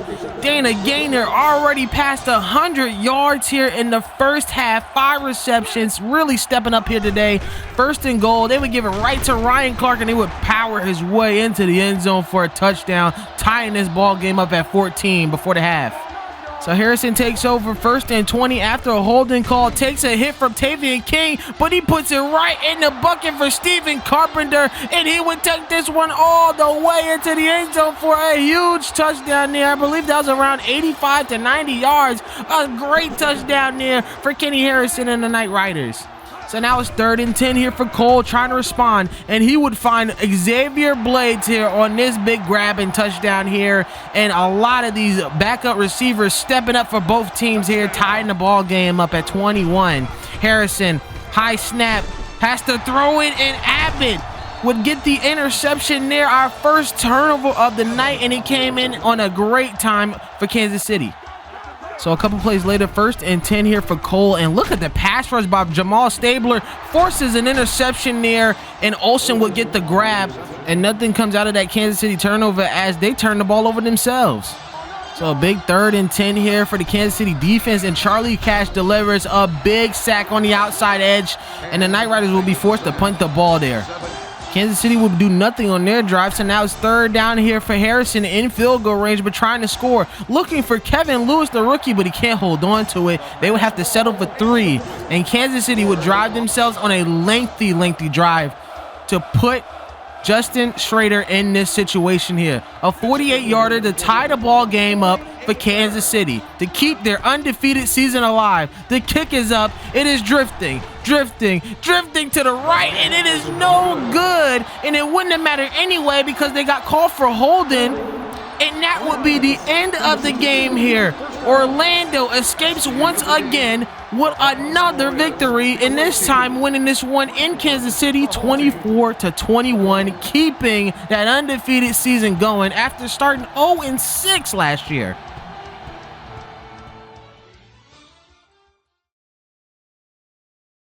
Hello everybody, and welcome to week 5 here at the BFL. Last week we had some amazing matchups, 2 undefeated teams going at each other, and a lot of teams with early playoff implications coming down the line. So now let's get into the week 4 power rankings before we get into the meat of week 5. So New Jersey stays as the team to beat for now at a 3-1 start. Right behind them are the Miami Cyclones, who keep their 2nd place spot at 3-1. And one of those teams that are convincing me to be one of the best in the league, the 4-0 undefeated Knight Riders, the only team undefeated this season, and one of the teams they beat earlier this year. They've overtaken the Denver Dynamo, who are back in their winning ways at 2-2. But right behind them, jumping all the way up to 5th place, are the Kansas City Scouts, who had a 3-0 start, unfortunately lost to the Knight Riders in that missed field goal, but still have impressed me enough to jump all the way to 5th. Dropping down are the Boston Revolution, who have lost 2 straight to go 2-2. Going up a spot are the Oakland Grizzlies, winning 2 straight to go 2-2. The Carolina Kings drop all the way down to 8th place after a loss to Denver. And the Jays cracking the top 10 with their 2nd win against Ohio. The Gold dropped down to 10th after losing 2 straight after starting 2-0. Toronto trying to climb themselves back out of the standings here after beating Atlanta and now getting their first win of the season. Atlanta goes 12th place after losing to Toronto, now 1-3 on the season. And the bottom 3 rankings staying the same here as Detroit has a bye week, Dallas loses, and the Ohio Bulldogs still winless at 0-3. So let's get into our first match here of week 5, where the Toronto Golden Owls are going to travel to Los Angeles to take on the Gold. Two teams who've equally had some up and downs, trying to bounce back and get a win here this week. We join in with Nate Whitman in the red zone here for the LA Gold. Gonna roll out, looking, has some time, and he's gonna find Seth Bynum with this big touchdown here to start us off with the scoring. And then the defense will come into play quickly here as Hastings tried to look for Grantmont, but finds Dwayne Stevens with this INT, and Whitman and LA would find themselves with the ball back. But luckily for the Toronto Golden Owls, the defense would find themselves in a situation where they would get a pick. A rush throw there by Whitman, and it finds itself in the hands of Frankie Young, who would take this one 66 yards all the way into the end zone, gets tripped in there for a touchdown, and that would give Toronto the lead. And you'd think Nate Whitman would learn for such a pass, but he throws this one right into Lorenzo Reed's hands there, intended for Jack Crockett. Yet another interception here for Nate Whitman. And even though Toronto couldn't take advantage of the INT, Nate Whitman was giving him out anyway. Timothy Owen this time part of the pick party. Another turnover, and the second time that Nate Whitman has thrown 3 picks in one half. This is insane. But finally, one of those turnovers will be taken advantage of as Zeke Crawford finds himself in the end zone for a 4-yard goal line touchdown.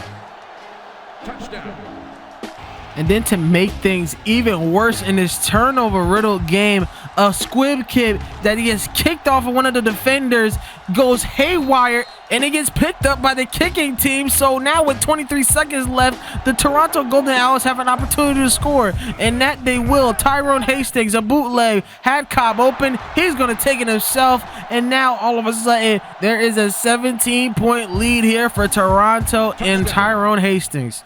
Now entering the third quarter, trying to increase their lead here. Hastings finds a wide open Newberry to get this catch in a flat and take them at the goal line. And then Hastings would call his own number here, and he would rumble and bumble and stumble and fight his way into the end zone for that goal line touchdown, his second of the day. And I know Nate Whitman and the Gold were having a long day, but Kevin Forbes said, I want to make that day just a little bit longer. A big 10-yard sack, and they were forced to punt the ball away. 2nd and 3 here for Toronto. Hastings going to roll off to the left here, looking for somebody. Tried to squeeze it to Jelani Simon, but Rusty Martin, old country boy, going to get the INT here for the LA Gold to try to spark something. 2nd down and 4 here for Nate Whitman. Has to throw the ball under pressure, and it gets picked off for the 4th time today. This time, Rashad Solomon wants to be a part of the pick party. And I know what you're thinking. We already seen 5 interceptions between the two quarterbacks, but then Tyrone Hastings says, let me throw the worst ball I've ever thrown in my life right to Walls, the 6th INT of the day. And that's Tyrone Hastings' 2nd pick. And just when you think it can't get any worse for these two quarterbacks, Nate Whitman throws a disgusting ball right to Lorenzo Reed for another INT. This time is Lorenzo Reed's 2nd pick and the 8th total pick here today. And Hastings would try to put this nightmare game to rest here. Throws a tight windowed ball to Jelani Simon. He did get called for pass interference, but he secured the ball. It's a big touchdown, and they win this game 37-14 here in LA. A big win for the Golden Owls, and they go back up to 2-2 while the Gold lose 3 straight. Continuing on to week 5 here, we have two teams who desperately need a win here in Carolina. Another rainy day here for the Kings as they host the Atlanta Bullets. Both teams here looking for their 2nd win of the season. We start with Atlanta with the ball here deep in the first quarter. Singleton throws it to Warwick Phillips, and he keeps his toes down. A beautiful tiptoe catch for the touchdown to start off the game. Touchdown.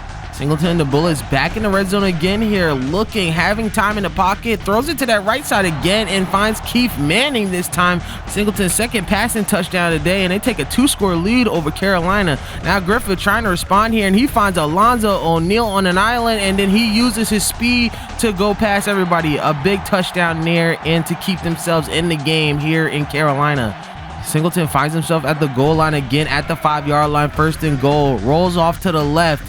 And he's going to find Swan wide open for the touchdown. I know that the outside linebacker was so worried about his legs, but he could do it with his arm too. His third passing touchdown today. So now second down and goal for Griffith before halftime. Lamar Wiley going in and chasing him down. He takes a strip sack, and they will get no points out of this one. And Atlanta's defense keeps the lead at 14. Griffith here, second down, throws an errant pass, tipped up in the air by Jensen, but he catches his own pick, and it looked like he might take this one all the way. The rookie might get his first touchdown, but he gets stopped by Alonzo O'Neal just 3 yards short of the end zone. Second down, and they would give it to Darnell Wicks to power it through to finish off that drive with a touchdown. And now all of a sudden, we're looking at a blowout here.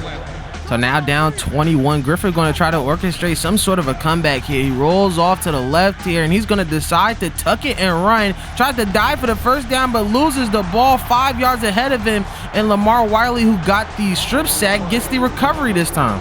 And that turnover would be taken advantage of at the goal line. Darnell Wicks takes it in for another rushing touchdown. Atlanta getting their second win of the season on the road, winning this one 42-14. And the Carolina Kings now losing 2 straight are in the hole here at 1-3, one of the worst starts in years. Now we turn to Detroit here as the Demons host the Denver Dynamo, who are on a 2-game win streak, looking to go over 500 this time. And the Demons coming from a bye week, looking to get their second win of the season. We start off here with Michael Warren taking this one at the 1-yard line and then shifting to the left after a nice little juke there. Puts everybody out of their shoes, and he's gone 3 yards in a cloud of dust. Michael Warren starting off the scoring for Detroit in a must-win game.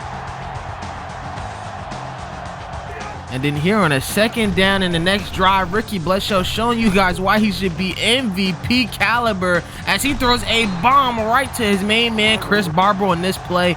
Third down and goal here for Bledsoe. He's going to find Lamar Harrison, and he dives his way into the end zone to tie the ball game. Ricky and the Dynamo get the ball back on the next offensive drive here. He's going to roll a little bit off to the left here and finds his man again, Chris Barber, with another long-range catch. And now put in the goal line situation, they turn to their Cam Scatterboo. That's Casper Perry, and he'll fight his way into the end zone for, I believe, one of his first rushing touchdowns of the season. The Dynamo with the ball back, now only up by 4. Ricky Bledsoe would find Carl Van Dyke wide open there, at least 5 yards of separation from him and the outside linebacker, and he would take this one in for 6. And it looks like Ricky Bledsoe is connecting on all of his main targets here today. Third and goal here for Lance Shutt to try to keep them in this game. He throws it to a double cover Randall Bynum and finds Solomon by him instead for the big INT and a touchback. Luckily for Shutt, his defense will give him the ball back here. He's looking, throws it to Bynum again, and he can't hold on to it. They will have to settle for 3. But here comes Rocco Finn, and he says if Warren could do it on that first half, I can do it in the second half. He takes this one 98 yards all the way into the end zone for 6. And now it is looking more like a blowout than ever for the Denver Dynamo coming down here to Slane Stadium. The Lance Shutt finds himself here on another third down here in the red zone. He throws it to Curtis Preston, and he fights for that first down, leading to them going to Tamarick Clay here at the goal line, and he fights his way into the end zone, getting a touchdown here and keeping Detroit in this game here in the fourth. The Demons will try to go for 2 here to make it a 1-possession game, and Lance Shutt threads the needle right to Toby McKinney for the successful conversion, now a 7-point game. Ricky Bledsoe trotting down the field here on a 3rd and inches, gives it to Lamar Harrison on a screen play, and he would take this inbounds inside the 10-yard line. They would have to waste timeouts here. 3rd and goal for the Dynamo. They go with the safe run by Casper Perry, but he gets stuffed behind the line. They would be forced to kick a field goal, making it a 10-point game. Now with 1 timeout left, here comes Lance Shutt. Throws it deep down the field and finds Curtis Preston with the big first down, but they got to hurry up here. First down and 10 here for Shutt. Throws a quick pass to Tubbs, and he gets the big grab and a touchdown, but now they would have to try to get the onside kick. So it all depends on the leg of Geno Grant here. Can he get a favorable bounce? It bounces high, tipped up in the air, but Casper Perry, the hero of the day, getting the grab and ending this one here for the Denver Dynamo, winning their 3rd straight game of the season, getting over 500, winning this one 31-28 here. And the Demons now with a terrifying 1-3 start. For this next game, we're heading over to Dallas to see two teams who have been struggling with 2 straight losses of their own. We have the Boston Revolution visiting the Dallas Marshals here today. The Revolution looking for a bounce back win to keep themselves on the upper echelon of the standings. Meanwhile, the Dallas Marshals trying to get an upset victory here at home. Already trailing by 7 here in the first quarter. It's going to be a 3rd down for Pat Kane, but a motion Keenan Preston would be wide open for the taking. He takes this one 68 yards into the end zone. A huge touchdown to start them off. So right after that touchdown, things get terribly sloppy in this game. Pat Kane throws this one right into Andy Turlin's hands for a big INT. It would lead to 3 points for the Revolution. Scored deadlocked here at 13. 3rd and 5 for Vales. Play action fake doesn't work. He gets hit on the throw, and Joey Bryant, the rookie from the 2nd round, gets the big INT for the Marshals. Now the Marshals trying to drive down the field here. 3rd and 3. Fakes it to Keenan Preston. Goes for broke here. Tries to give it to Daniel Ngozi, but Travis Abrams was not having it. A big pick and another pick here in this turnover-riddled game. Fast forward here to the 4th quarter, score 16-13. Back in the red zone is Pat Kane, and he throws a strike right to Asher Diggs. Finally, for the first time, taking the lead here at home. Touchdown.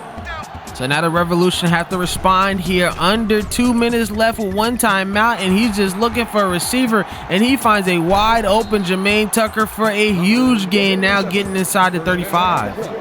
So here we are at the 17-yard line. 4th down and 10 here for Anthony Vales. One last shot to try to win the game, and he gives it to his ace. Corey Smith, the former MVP, gets the big touchdown and takes the lead with under a minute left. And then here come the weirdest sequence of events we've seen so far. Hill tries to get the ball. Nobody goes after it. And then all of a sudden, Keenan Vance comes up with the ball, and that would end the game. With a 1st and goal here at the 1-yard line, they would give Corey Smith an extra touchdown and win this one by a square 10 points. A 30-20 win here for Boston, and they get a much-needed victory to get back on track over 500. Meanwhile, the Marshals are at 1-4 this season. So week 5 delivers us another huge matchup between the New York Jays and the Oakland Grizzlies here in New York. We have two 2-2 squads who are at a crossroads here. Can the Jays pull off another upset victory against a highly competitive squad, or will the Oakland Grizzlies come out with the win and get a bounce back victory? First possession here for Luke McCoy in the Oakland Grizzlies, and he's going to have to roll off to the right, meeting up with that defensive front. Takes a hit on the throw, tries to give it to Sam Nelson, and he gets the big catch to put them near the red zone. There's going to be a 1st and goal here for McCoy, and he will find a wide open O'Sullivan, who takes a huge hit by Sean Bates, but still holds on to it. A big touchdown here for Oakland to start off the game. 3rd down and 2 here for Kalen Blair. He's going to find a wide open Lamar Walker, who's going to fight his way inside the 10-yard line. He's one of the big stars of this team, and one of the reasons why they're 2-2 so far. So they're going to reward him with a big touchdown inside the 5. Another goal line TD for the star player Lamar Walker. The game tied up at 7 here. 2nd down and long for Kalen Blair. He's going to throw it into a tight window to Andy Thompson, and he comes up with the grab inside the 10. And then another goal line touchdown for Lamar Walker, always doing the dirty work inside that red zone. When they can score in the red zone, they've always had trouble with that. Luke McCoy dropping back here on a 3rd down forward, throws it there, and Detrell Miller will get in front of Wilkinson for the big pick. And now New York is looking good here with a lead and the ball back. And then right here on a 3rd and 10, this is the reason why he was the #1 pick in the draft. The #1 pick thrown it to #1, Corey Fitzgerald, on an absolute dime for a touchdown here and increasing the Jays' lead. So now it's an 11-point game here. 2nd down and goal. Luke McCoy driving his team down the field and finds Leland Jackson, the veteran wide receiver since season 3 with this team, since the beginning, with a touchdown there. 3rd down and 2 for Blair. Rolling off to the right. He thinks he's going to call his own number, and he will. But he takes a huge hit from number 51. The ball is loose, and it's going to be picked up by Carrier, one of the defensive linemen, for the big turnover there. 3rd down and 2 here for McCoy. Looking, finds Omar Johnson, and will fight his way into the end zone. And now all of a sudden, 2 quick scores have put the Grizzlies in the lead here by 3. So New York can only manage a field goal here, but with 3:20 left, they left ample time here for the Oakland Grizzlies to try to come back. 3rd down and 3 here for McCoy. Looking, rolling off to the right. He can't find anyone, but Nelson makes a move. He has to throw it across his body, and Nelson with an amazing grab and a big 1st down. 3rd down and 10 here for McCoy. They just need a few more yards to try to win this game, and they get it. Wilkerson gets a big grab, and now all they need is Derek Holloman to kick this game-winning 31-yard field goal attempt. The kick is up, and it squeezes through the right upright. The Oakland Grizzlies would escape with a big victory. They would go 3-2, while the Jays go 2-3 on the season. Rough weather conditions tonight as the Kansas City Scouts host the winless Bulldogs during their Heritage Night, as the Scouts pay homage to an old baseball team, the Kansas City Athletics, with their themed yellow and green unis this evening. Will the new uniforms be the ticket to getting a bounce-back win here tonight, or will the Bulldogs play spoiler and win here in the bad weather? So Cole and the Scouts here on their first drive, and Cole gonna throw it to a heavily covered Maynard right into Timmy Price's hands for the INT, and the Bulldogs start off strong with a turnover. This would lead to the Bulldogs driving down the field here, and Deshaun McPherson finding Dwayne Holt here on a 41-yard score. Cole trying to respond here on a 3rd and 10, but he gets pressured by Xavier Oliver, has to throw it. He tries to get it to Jeremy Richards, but Timmy Price gets his 2nd pick of the half here. And now the Bulldogs have an ample opportunity to try to get their first win on one of the best teams in the league, but they wouldn't get any points out of that one. Cole would get back down the field. He would find Roger Clay for a big touchdown, and now they tie the ball game up here at 7, even with 2 turnovers. 2nd and 10 here for Cole, and he's back at the saddle again, and he finds a man that he missed last week, Vasco Laurent. He would take this one 65 yards into the end zone for a huge touchdown and to take back the lead. I know the French Rocket was sorely missed here by the fans after last week's loss, but now he comes back with a vengeance. 1st and 10 here for McPherson. Gonna try to stay in the pocket there, but Wooden with a leap and grab over Adam Hand, gets the Moss there, takes it out, and brings it to about the 20-yard line, denying Ohio of any points by halftime. So in the 3rd quarter, they get the ball back here. McPherson rolls off to the right, finds Jean-Baptiste, but he gets crushed by Charlie Cash. I cannot say enough about this guy. A forced fumble, a couple of picks, and he forces another turnover here for Kansas City. 2nd down and 2 here. They try to give it to Curtis, the backup running back, and he fumbles the ball.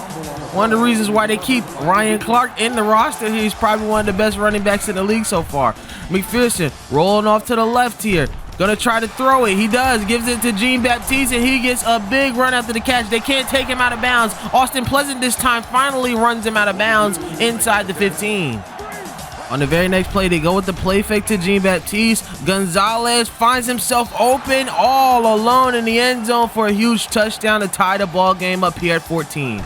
Cole and the Scouts getting down the field here with less than 2 minutes left. He's going to roll off to the left. Can't find anyone, but look at the concentration and the communication between Austin Cole and Vasco Laurent. A huge touchdown for both of them, directing themselves into the end zone. Laurent was sorely missed here as he scores his 2nd touchdown of the day, over 100 yards with only 5 receptions. What a day from him.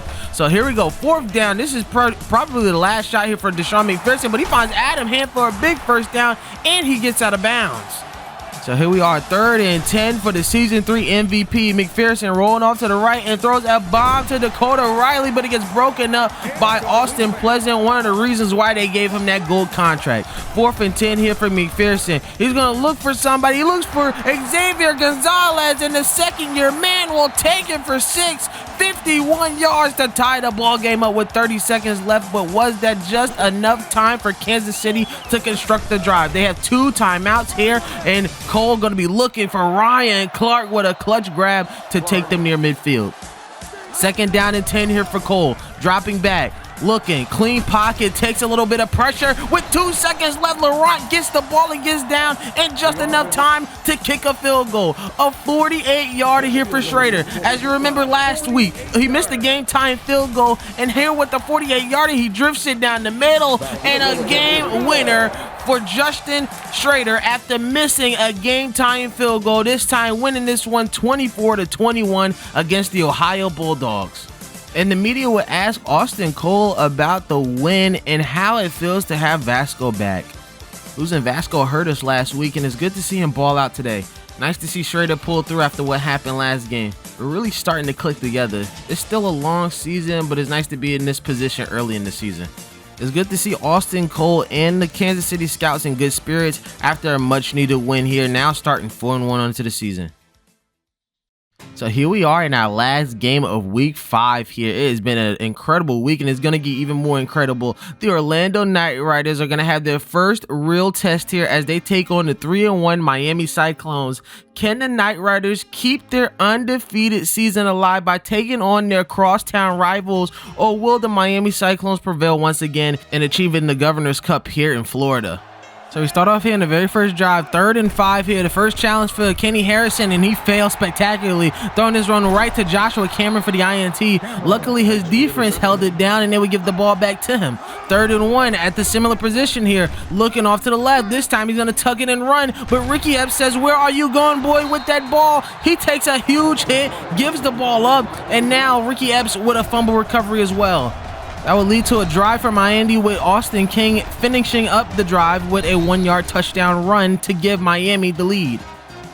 Harrison, another 3rd down situation, this time 3rd and 12, and he's going to have all day to look around here. Looking off to the left, looking off to the right, feels a little bit of pressure, but here comes Ricky Epps again. Not only does he get the forced fumble and the fumble recovery off of Harrison, he gets the interception as well. So here comes 3rd and 8 here for Rex Johnson now with the ball back, but he gets rushed right into a sack. Tony Fitzgerald coming up clutch with the sack. A missed field goal would leave them with no points. So still a 7-point game even after all these turnovers, and Harrison would give them another one. Another pick, this time by Smith. 3 interceptions and a fumble here. 4 turnovers caused by Kenny Harrison in the first half. Play action here from Austin King and Rex Johnson, leaving BB Cash with just enough space to get the grab and a touchdown. Now at a 2-score game, and you could tell this rivalry is getting heated. BB Cash telling those fans to shush their mouths. 1st and 10 here. Harrison gonna give it to Pritchett here, and he's gonna have nothing but space. One man to beat, and he beats him, drags him into the end zone for a touchdown to keep the Knight Riders in the game. The Knight Riders fans more than excited to see their undefeated team go, but now they are down by 10 here with just under a minute left in the half. Harrison rolling off to the right and finding only one man in his sights. That's a wide open Devontae Pritchett to reduce the lead by 3 points for Miami. A great throw and catch, and a nice redemption drive there from Kenny Harrison. 1st and 10 here for Johnson. Now he's going to roll off to the right. Throws it into heavy coverage. Gets tipped around and still caught by BB Cash.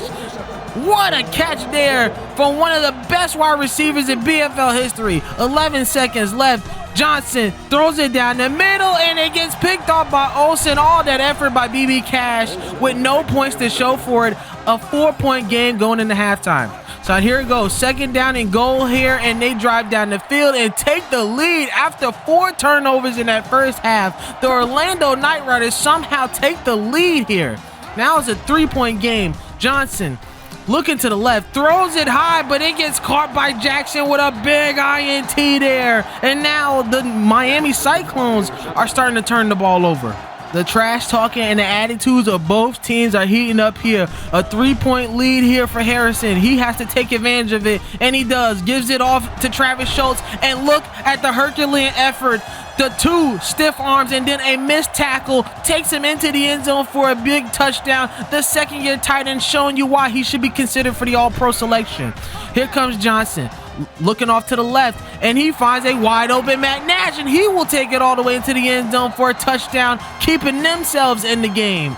Miami strikes back quickly. 24-27 is the ball game here. Here comes Jonathan Pritchett, but he lost the football. A nice little clip tackle. It gets picked up by the rookie of Doris Washington, and now Miami have an ample opportunity to take the lead. 2nd down and 8 here. A play action fake again. Johnson setting his feet, throws it high right into Eric Dodge's hands, and there he goes. At the 20, at the 30, at the 40. Nobody's gonna catch him. He takes this one 75 yards into the end zone for a touchdown to give Orlando a 10-point lead.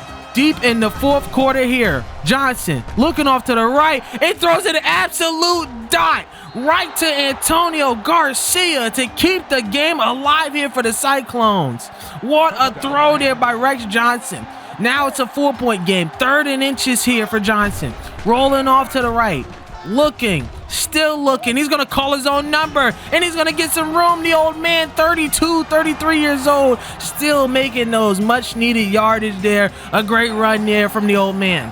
Rex Johnson here, rolling off to the right again.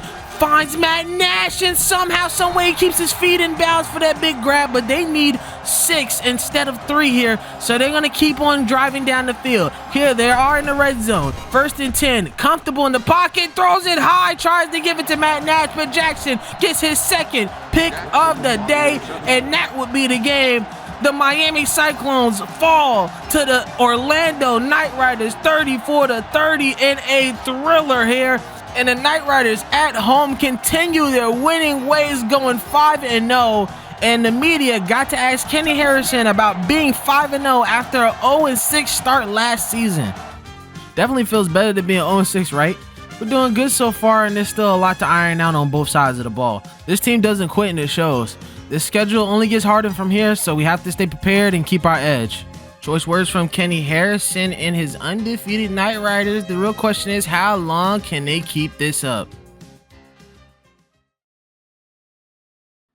Welcome back to anybody returning here for week 6 of the BFL. We've had such an amazing last 5 weeks of football, including last week where we had some great matchups here, some close matchups, and a lot of shakeup here going into the power rankings. So let's get right into it.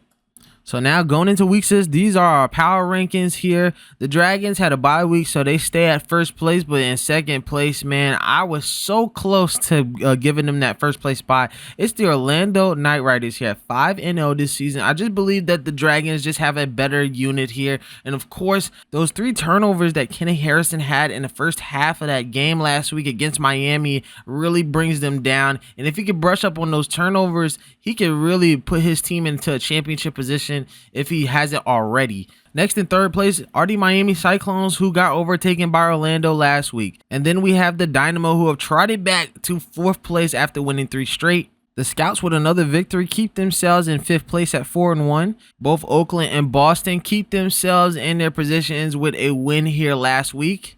The Golden Owls fight back to the top 8 seeding with another win here. The Bullets, with a huge victory against Carolina, leap themselves back into the top 10. The Jays, losing to the Grizzlies in heartbreaking fashion, drops them to the edge of the top 10 at 10th place. While there are significant dips between these two purple squads here in the Carolina Kings, dropping down to 1-3, one of their worst starts of the season. And then, of course, the LA Gold losing 3 straight after starting 2-0, now in 12th place. And the bottom 3 of Dallas, Detroit, and Ohio remain the same as they all lose their games last week here. And they might be on draft watch here if they can't pull it together coming into this second half of the season.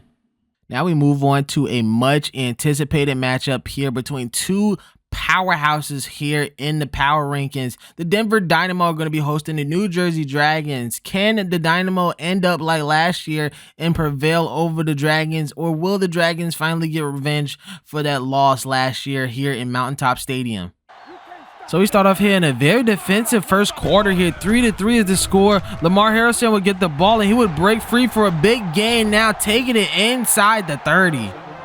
That'll bring them to a goal-to-go situation. Bledsoe dropping back the pass here at the 9-yard line and throws a dot right to Chris Barber to get the first touchdown of this game. A very competitive one at that.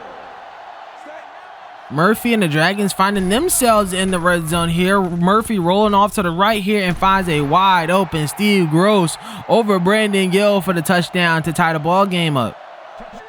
Down by 3 here with less than a minute to go in this first half. Murphy would call his own number and get a nice 15-yard gain to get the first down and to put them inside the red zone.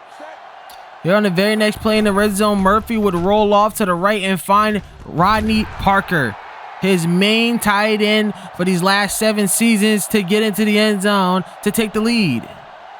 So now the Dragons here late in the 3rd quarter trying to capitalize on a lead here. Murphy's going to test Brandon Gill, and that's one thing you can't do. You got him the first time with the touchdown, but this time Brandon Gill always going to get his grabs. The former defensive player of the year making a play.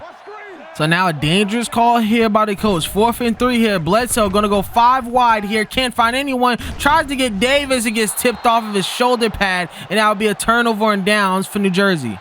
But can New Jersey capitalize on the turnover on downs? Murphy looking, has Carroll, got it. Gets the grab and takes it inside the 10-yard line, and now they're trying to cook here. Almost get into the end zone. His 1st and goal here. Murphy tries to find Marvin McComas, but Pat Glasser, one of the stud safeties here this season, getting a big pick to give Ricky Bledsoe the opportunity to take the lead back. So here comes Bledsoe looking, and he's gonna get swamped. Big 55, Anthony Weaver with the big sack to punt the ball back to New Jersey. They wouldn't do anything with it. They would have to punt the ball back to Ricky Bledsoe and company. So here comes Bledsoe looking deep, tries to find Quandre Stevenson. He does. Puts him inside the red zone with that big catch. 3rd down here and goal.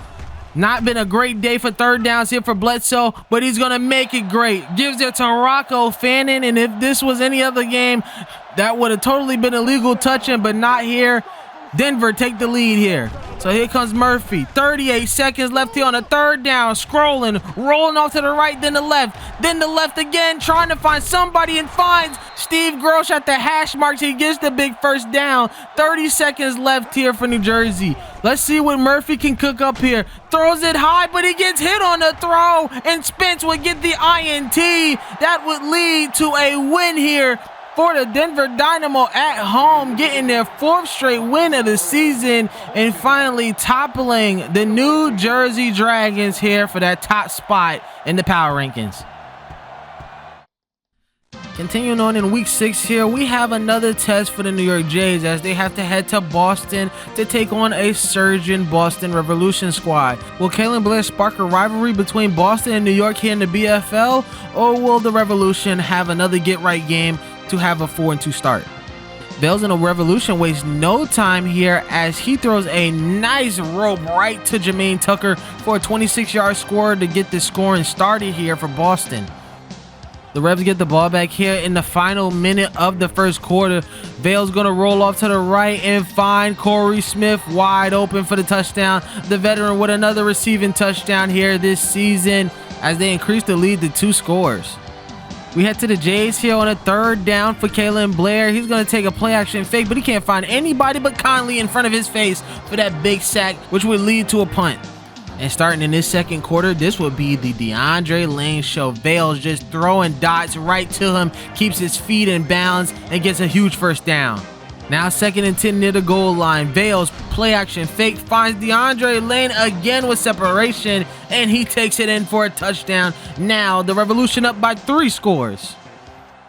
And I hope you got eyes on 51 on the right hand of the screen, because Kalen Blair is going to meet up with him again, and it forces a pick there by Watson. He would fumble the ball, and then all of a sudden Derek Vincent would come up with it. What an incredible play there by this defense. Unfortunately, they couldn't capitalize, but I see a guy who will. Lamar Walker takes it in for a 1-yard touchdown run to say it's not over yet, guys. So here comes Kalen Blair and his squad again. They get the ball in the 2nd half, but this time another sack. Rick Dwight this time getting a sack, and the Jays will have to punt the ball away. So here comes 2nd and goal for Vales, a play action fake, and he finds Adams. The struggling tight end for New Jersey did end up winning the title last year. He comes in for this squad and gets the score. So here comes 2nd down and 10 here. We're deep in the 4th quarter at this time, and Corey Fitzgerald comes up with a beautiful grab there from a beautiful pass by Kalen Blair. So here comes Lorenzo Green. He goes and gets an onside kick, and nobody from the recovery team gets the ball. Wow. Crazy job there by the kick team, and they would give Blair another chance. And Blair would not let that chance slip by. Throws it right over Travis Abrams to his #1 guy, Corey Fitzgerald. He gets a 2nd touchdown today, and he was a workhorse today. 7 receptions, 125 yards, and 2 tutties. They would go for 2 here. Lamar Walker would just fight his way into the end zone for 2. Now all of a sudden, it's an 8-point game with the Jays having the ball here, and Blair gets sacked by the rookie Desmond Trailer. The 1st round pick there for Boston comes up clutch. 4th down and 11 here. Blair just heaves it up, and it gets tipped away there by number 53. That would be the game. And the Boston Revolution would survive a surprising Jays comeback here in Boston to go 4-2.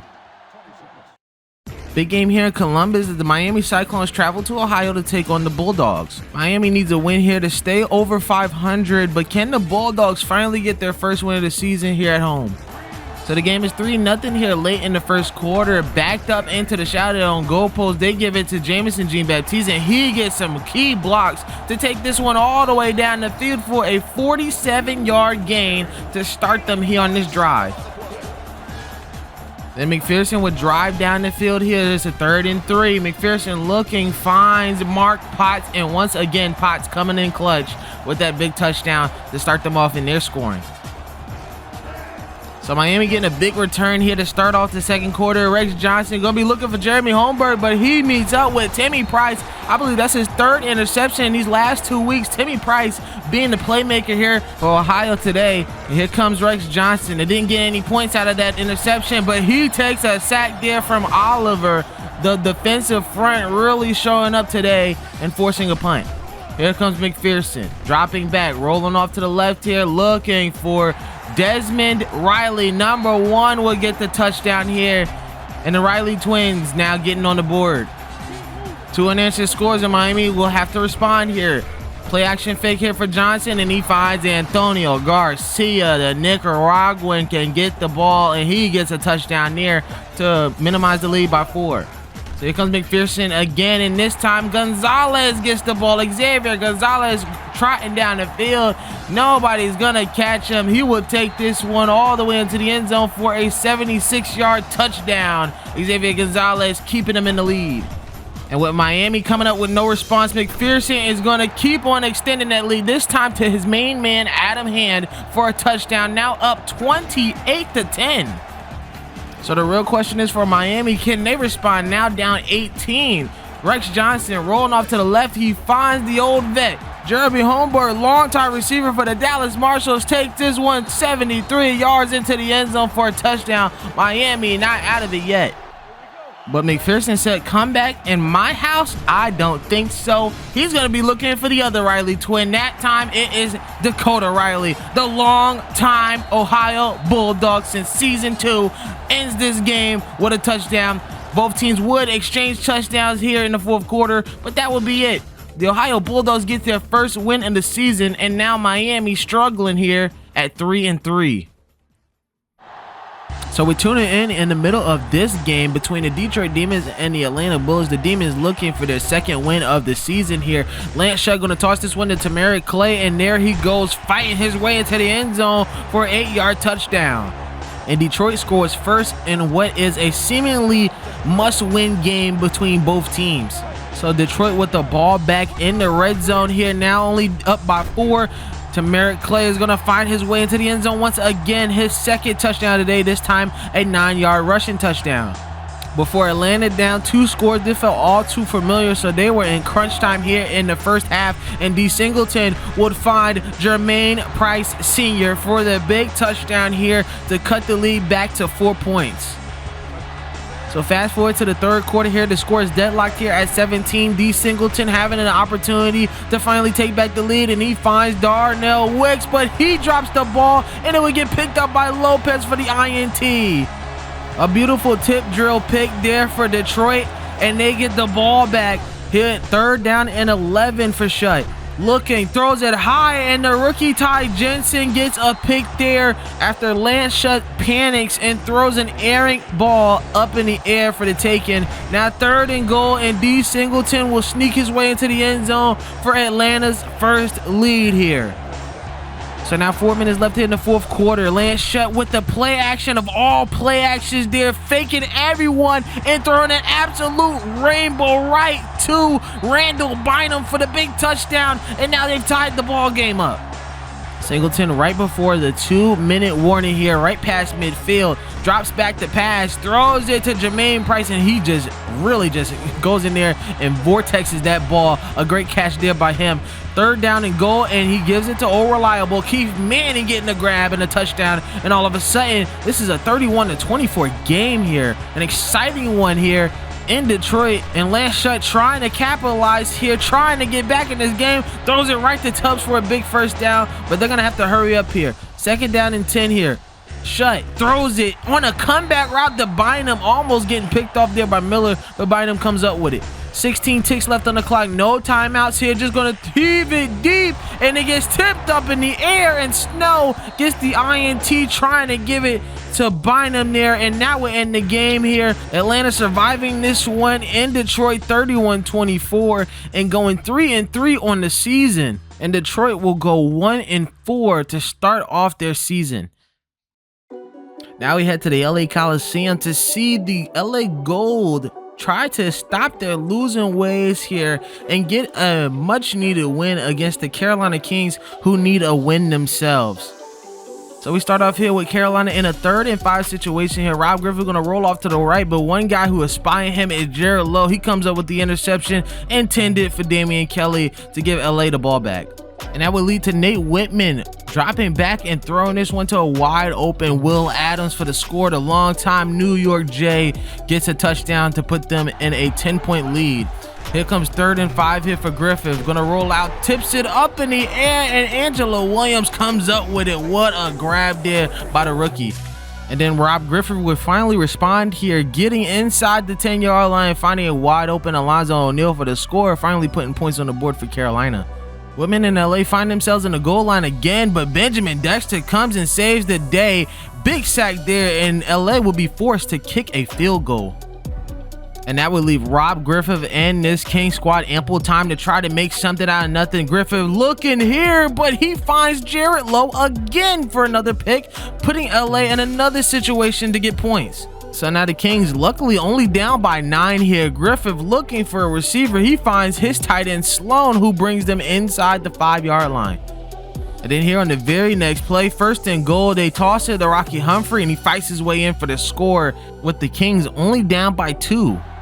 LA now losing control of this game, have to rein it together, and Nate Whitman will find Jack Crockett on a curl route, and he takes this one all the way inside the 20-yard line, down to the 10, making this a 60-plus yard play. Now 1st and 10 for Whitman, dropping back here, rolling off to the left, and he finds Sheldon Massey on an island. He gets the touchdown to extend their lead back to 9. And with the crowd and energy of LA by your side, what can go wrong? Well, Angelo Williams will try to answer that question. He gets the grab, and then he takes off at the 40 and then breaks past midfield, still fighting for every single yard here. This would eventually bring them at the goal line here, 2nd down and goal. But guess who's there? Mo Quinn with the sack, leading to only 3 points for Carolina. 3rd down and 6 here. Play action fake here for Whitman. Looking high. Gives it to Bynum, but he can't hold on to it. That's a 4th down. And that would lead to a 47-yard field goal here by Richard Blaze to keep the lead at 9. Now going into the 4th, a 1-4 start staring him right in the face. Rob Griffin gonna have to do something. Rolling off to the left, throws it to Dame Kelly, who makes an adjustment, and then he is gone. Takes this one all the way into the end zone for a huge touchdown for Carolina. Now it is a 24-26 game. So now 3rd and 2 here for Nate Whitman. This is a crucial one here for LA. Looking off to the right, finds his main man, Seth Bonner, but once again, he loses the ball. This time it's a fumble. Ronnie Reed picks up the ball, and all of a sudden, Carolina has so much life in this game. They're ready to come back. Down 2 here. Griffith looking for none other than Damian Kelly. His main man gets a 2nd touchdown of the day, and now they will have to go for 2 here. And to make it a 6-point game for insurance, extra point here. Griffith throws a quick pass to Jackson, and he reads that one perfectly, now making it a 6-point game. And though LA has brought themselves into scoring position, they wasn't ready for the Scotty Ward show. Scott Ward getting a huge sack there, and then on 2nd and 19 on the very next play, Scotty Ward shows himself out again, clutching up and getting 2 big plays to end this game. And Scotty Ward single-handedly closes the door on this one. The Carolina Kings get out of here with a victory, 32-26, crawling their way back up, and now are 2-3 on the season. Meanwhile, LA has lost their 4th straight game. Week 6 continues here with 2 teams who are looking up at the top seeding of the season. The Oakland Grizzlies here, 3 straight wins. Can they make it 4 against a potential powerhouse team in the Kansas City Scouts? So Austin Pleasant wasting no time here. He's usually not the one to return this one, especially he's the big money guy, but he's going to take this one 96 yards for the team all the way into the end zone before the very first snap. Great job there by Austin Pleasant. That gold contract for Kansas City already paying out in dividends. So 1st and goal here. Oakland trot their way down the field, and Jed Cornell ends it with an exclamation point, tying the ball game. So on the next drive here, Cole in Kansas City trying to respond. He gets immediately pressured, just throws it deep to Vasco Laurent, but number 22 is there. Todd Jordan getting the big pick and giving Oakland a much needed possession. And then a few plays later, Luke McCoy would throw a risky pass right to Jed Cornell. He outruns the rookie Giacomino, and he would take this one for 6. Jed Cornell not only with a rushing touchdown, but with a long-range passing touchdown at that. That is what the Swiss Army knife does for the Oakland Grizzlies. So now a questionable 4th down call here for Cole here. It gets tipped away and almost picked. I don't know what the coach was thinking on that one. Should have punted that one away, but it was near midfield. The analytics say it. Here comes Luke McCoy here on this throw, trying to respond, and Omar Johnson leaping up and getting that grab for the Grizzlies. Now a 2-score lead here for Oakland. Kansas City worked their way down the field again. 1st and goal here. Cole finds a wide open Roger Clay for a touchdown, and now Kansas City responds back with a score of their own, now only down by 1 touchdown.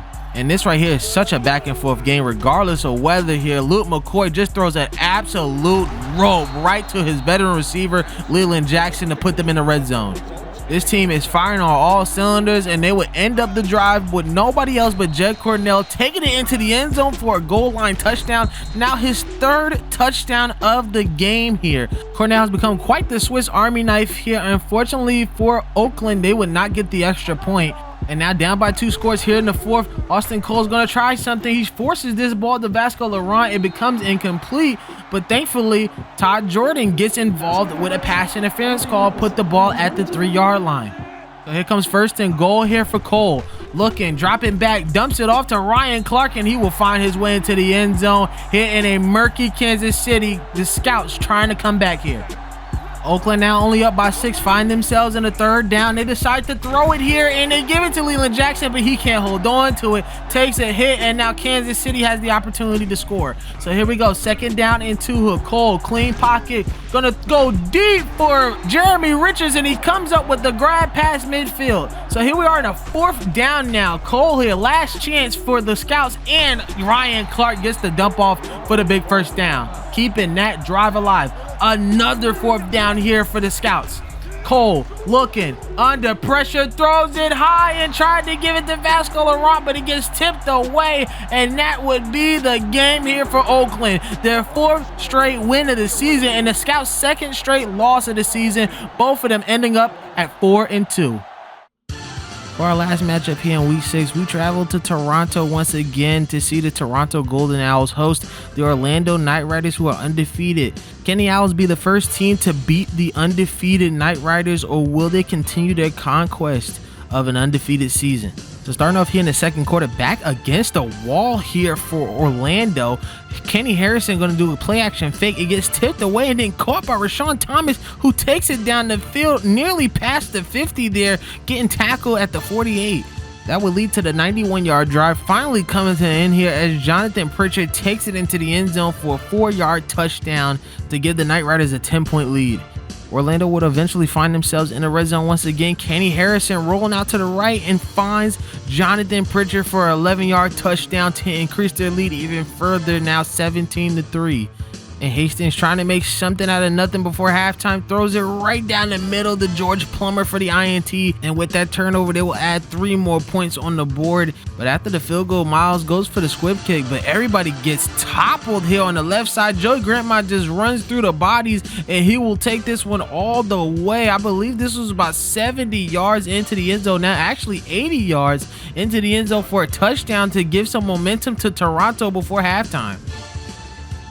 Now cutting the lead in half. We're deep in the third quarter here. Hastings dropping back with the play action fake and finds Jelani Simon for the big first down, putting him inside the 10. And on the next play, Hastings would find Jelani Simon again for this 7-yard passing touchdown. This connection is serious here. Going to the Mega Bowl in their first year, and they're looking to try to strike back. Now only down by 3. Remember, they were down 20-3 at some point. Now 23-17. Gonna find Jelani Simon again. Hastings to Simon.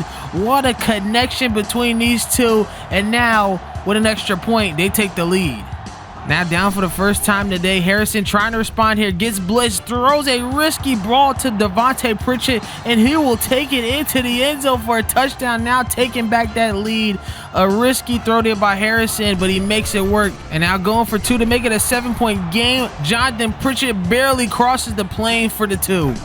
Now the ball's back in Tyrone Hastings' court here in the fourth quarter. He's going to roll off to the left and find a wide open Zeke Crawford. What a beautiful ball there by Hastings. And he would put Crawford in a great position to get that first and goal situation. And what does he do? He rewards him with a big touchdown, barely crossing the plane there. And now tying the ball game up here at 31. So now with the perfect season in jeopardy here, Harrison going to try to make something out of nothing here on his third down. And what an athletic catch by Kevin Lewis, the rookie, keeping the drive alive with that big tiptoe catch. So now with the huge grab, Orlando's going to try to run down this clock. They give it to Pritchett here. He gets stopped before crossing the line, but that's not the big headline here. Travis Schultz would give Toronto a free timeout with that holding call. They would settle for 3 by John Mike Miles, but they would give Toronto one last chance. And here they go. Toronto on a 4th down. Hastings looking, and he would give it to Crawford. He wouldn't even get the first down. That's a turnover on downs, and that would be the game. Another close victory here for Orlando as they reach 6-0 in the season, and Toronto will fall back under 500 at 2-3. Welcome back, guys, to week 7 of the BFL. We've had 6 fantastic weeks of football, and we are entering the midway point of the season. And so far, we've had some contenders here looking for playoff glory. Meanwhile, at the bottom of the barrel, we got some teams here trying to fight and claw their way up to try to get one of those bottom seeds. Now let's get into the power rankings entering week 7. So now we have a lot of shakeup. As you can see here, in first place are the Orlando Knight Riders, undefeated and looking towards 7-0. But how far can they take this is the big question. Second place are the Denver Dynamo at 4-2. They look impressive, and ever since their 0-2 start, they've won 4 straight. And then in third place, another team who started 0-2 and have won 4 straight are the Oakland Grizzlies. They look extremely impressive and is coming back to their last season form, and that should be really concerning for all the other teams in the league. Another 4-2 team who have jumped up to the top 4 are the Boston Revolution, sitting pretty, and they're trying to square themselves for another opportunity to make the playoffs and possibly make the Mega Bowl. And then in fifth place, the mighty New Jersey Dragons, falling all the way down from their first place spot to go into the top 5, the edge of the top 5 at that, at 3-2. The Scouts moved down a spot now at 4-2 after 2 straight losses. And Miami dropping 4 spots down all the way to 7th place after 2 straight losses of their own, resulting in a 3-3 start. A team who was on the good end of 3-3 are the Atlanta Bullets, who clawed their way out of that bottom 7 to take the 8th place spot at 3-3. Carolina getting a nice little bump as they get their first win since week 2, now at 2-3. Toronto taking a slight bump up the rankings despite the loss, flip-flopping between 500, now at 2-3. New York sit at 11th despite the close games. They just can't finish them out, and now they sit at 2-4. And once you get past the Jays, you're kind of looking at the tank division. LA have just fell off the face of the earth here. Now, starting off 2-0, lost 4 straight. They're 2-4. You have the Bulldogs bumping themselves up significantly. They were one of the worst teams in the league, but after a great win against Miami, they have bumped themselves into 13th place at 1-4. And then the other 2 1-4 teams, the Detroit Demons and the Dallas Marshals, sit at the bottom of the barrel. And for week 6, these are the most movements that we've seen in any power ranking so far. So let's get right into week 7. Starting off at Mountaintop Stadium here, the Denver Dynamo are going to be hosting the lowly Dallas Marshals here tonight. Let's see if the Marshals can overtake one of the best teams in the league, or will this be another W for the Dynamo? So we jump to the second quarter, down a touchdown for Pat Kane, but he finds a wide open Tony Christmas, but he can't hold on to it. It gets tipped on the ground, but Solomon Bynum picks it up for the INT. He would get injured, but he would come back. One of the most solid safeties in the league so far. So due to how deep in enemy territory they were, Denver will have to punt the ball away, almost getting blocked there by Fletcher. Marcus Sarah will try to get the ball. He muffs it, gets picked up, goes east to west, tries to go back around. He fumbles the ball again, and then it gets picked up by Brown. But Brown gets back up, and number 95 would take this one all the way. A fumble return for a touchdown for the big man. What an incredible play here for the Dynamo. And unfortunately for Dallas, this will be one of the catalysts for this blowout here. Ricky Bledsoe throws an absolute rope to Chris Barber to extend their lead. And this is going to be a long day for the Dallas Marshals. And in the second half, Denver will get down the field at the 1-yard line and share the ball to Lamar Harrison. He takes it into the end zone for a touchdown. Now 27-0. Chris Barber going to get another touchdown, a short range one at that. At this point in the game, this one should be considered stat padding right now. Ricky Bledsoe just having a day. Now the score 7-34. Bledsoe back in the red zone here, and he throws another accurate dot to Chris Barber, man. This was quite a day for him. 3 touchdowns out of 9 catches for over 100 yards. The Denver Dynamo will end this route 41-7, and they look like an actual well-oiled machine and one of the best teams in the league with their 5th straight win of the season. So after a big win against the Miami Cyclones, the Bulldogs are at home once again to host the Toronto Golden Owls, who are 2-3 on the season. Will the Bulldogs climb their way out of this one going to 2-4, or will the Golden Owls go back to 500? Midway through the first quarter here, Deshaun McPherson commanding this offense. Play action fake here and finds a wide open Xavier Gonzalez for a big first down to put them inside the 5. And then on the very next play, Deshaun McPherson will toss this one to Jameson Jean-Baptiste to finish off the drive with a 1-yard touchdown run to put the first points of the game for Ohio. And for the Bulldogs, they made a priority to get the ball back whenever they could and to capitalize on it. Jameson Jean-Baptiste showing his shiftiness, the second-year man taking himself back inside the 5-yard line for the Bulldogs. 3rd and goal here. McPherson would finish off a drive here, passing it to Dakota Riley for the big score. Now up 2 touchdowns.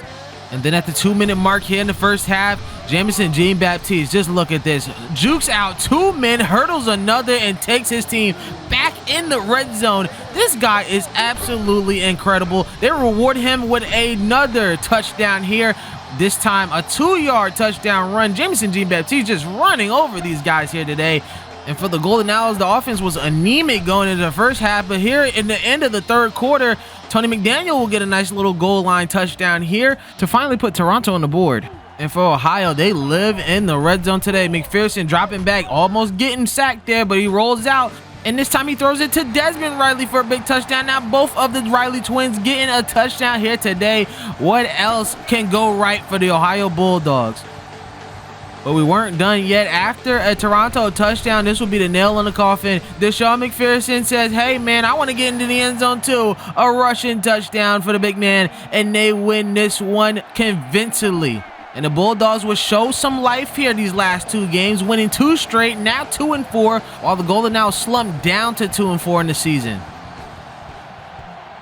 And now we turn our eyes to Miami here as a struggling Cyclone squad will have to take on the Oakland Grizzlies, who are surging at 4-2 with 4 straight wins. A lot of history between these two teams here, and a lot of playoff implications on the line here in this Week 7 matchup. So Luke McCoy finds himself on the red zone here in this first drive. Play action fake to Jet Cornell, and he finds a wide open Sam Nelson, who gets the tiptoe grab for the touchdown to start off the scoring. So 1st and 10 here for Rex Johnson. He gives it to Austin King, and he has a gaping hole there, breaks a tackle, but he loses the football. It does get picked up by Matt Nash. What a first down though. And that will lead to Rex Johnson on a play action fake here, finding Alexander for the big score to tie the ball game. Luke McCoy finds himself back in the red zone, so you know what that means. Going to give it to his main target, Tariq the Freak. Tariq Jammer with another touchdown, and they connect again to take the lead. So here on the next Oakland drive, right before the 2-minute warning, Luke McCoy is going to test Ricky Epps with Leland Jackson, and guess what? The old man gets the grab and takes them past midfield right before the 2-minute warning. So here we go, 3rd and 3 here. They're wasting a lot of clock. McCoy having all day. He's going to direct Otis Dumas, and he can't get the grab. It's going to be 4th down, but they call pass interference on Ricky Epps. They will put this one at the 1-yard line. And McCoy's going to take full advantage of it, getting everybody off kilter here, and throws it right to Leland Jackson, rewards him with a big touchdown after a huge grab here. Now up 2 scores, and the Miami fans just can't believe what they're watching. Their team is falling at the seams here in these last few weeks. But here comes Rex Johnson, throws it deep to number 89, and he gets the grab. BB Cash taking him into the red zone before the end of the first half. So here comes Johnson, and he finds BB Cash just wide open for the touchdown. I don't know what Todd Jordan was doing there, but Miami coming into halftime with a little bit of momentum. Now Rex Johnson with the opportunity to tie this ball game up, tries to throw it to Matt Nash, but Lance Gilbert just jumps on the route and gets the big pick. And then here on a 1st and goal, Luke McCoy going to give it to Otis Dumas, and he powers his way into the end zone for a touchdown. Now up by 2 scores. They would add 3 more to that here. 4th and 9 for Rex Johnson. Getting a little desperate here. Throws it to BB Cash, but Todd Jordan says no, sir. And that will be tipped away. And it looks like this game is slipping away from the Miami Cyclones, and this will be even worse. Otis Dumas getting wide open for a big catch, and I don't think he's going to get touched. He's going to go all the way into the end zone for his 2nd touchdown today, this time a receiving touchdown for big number 48.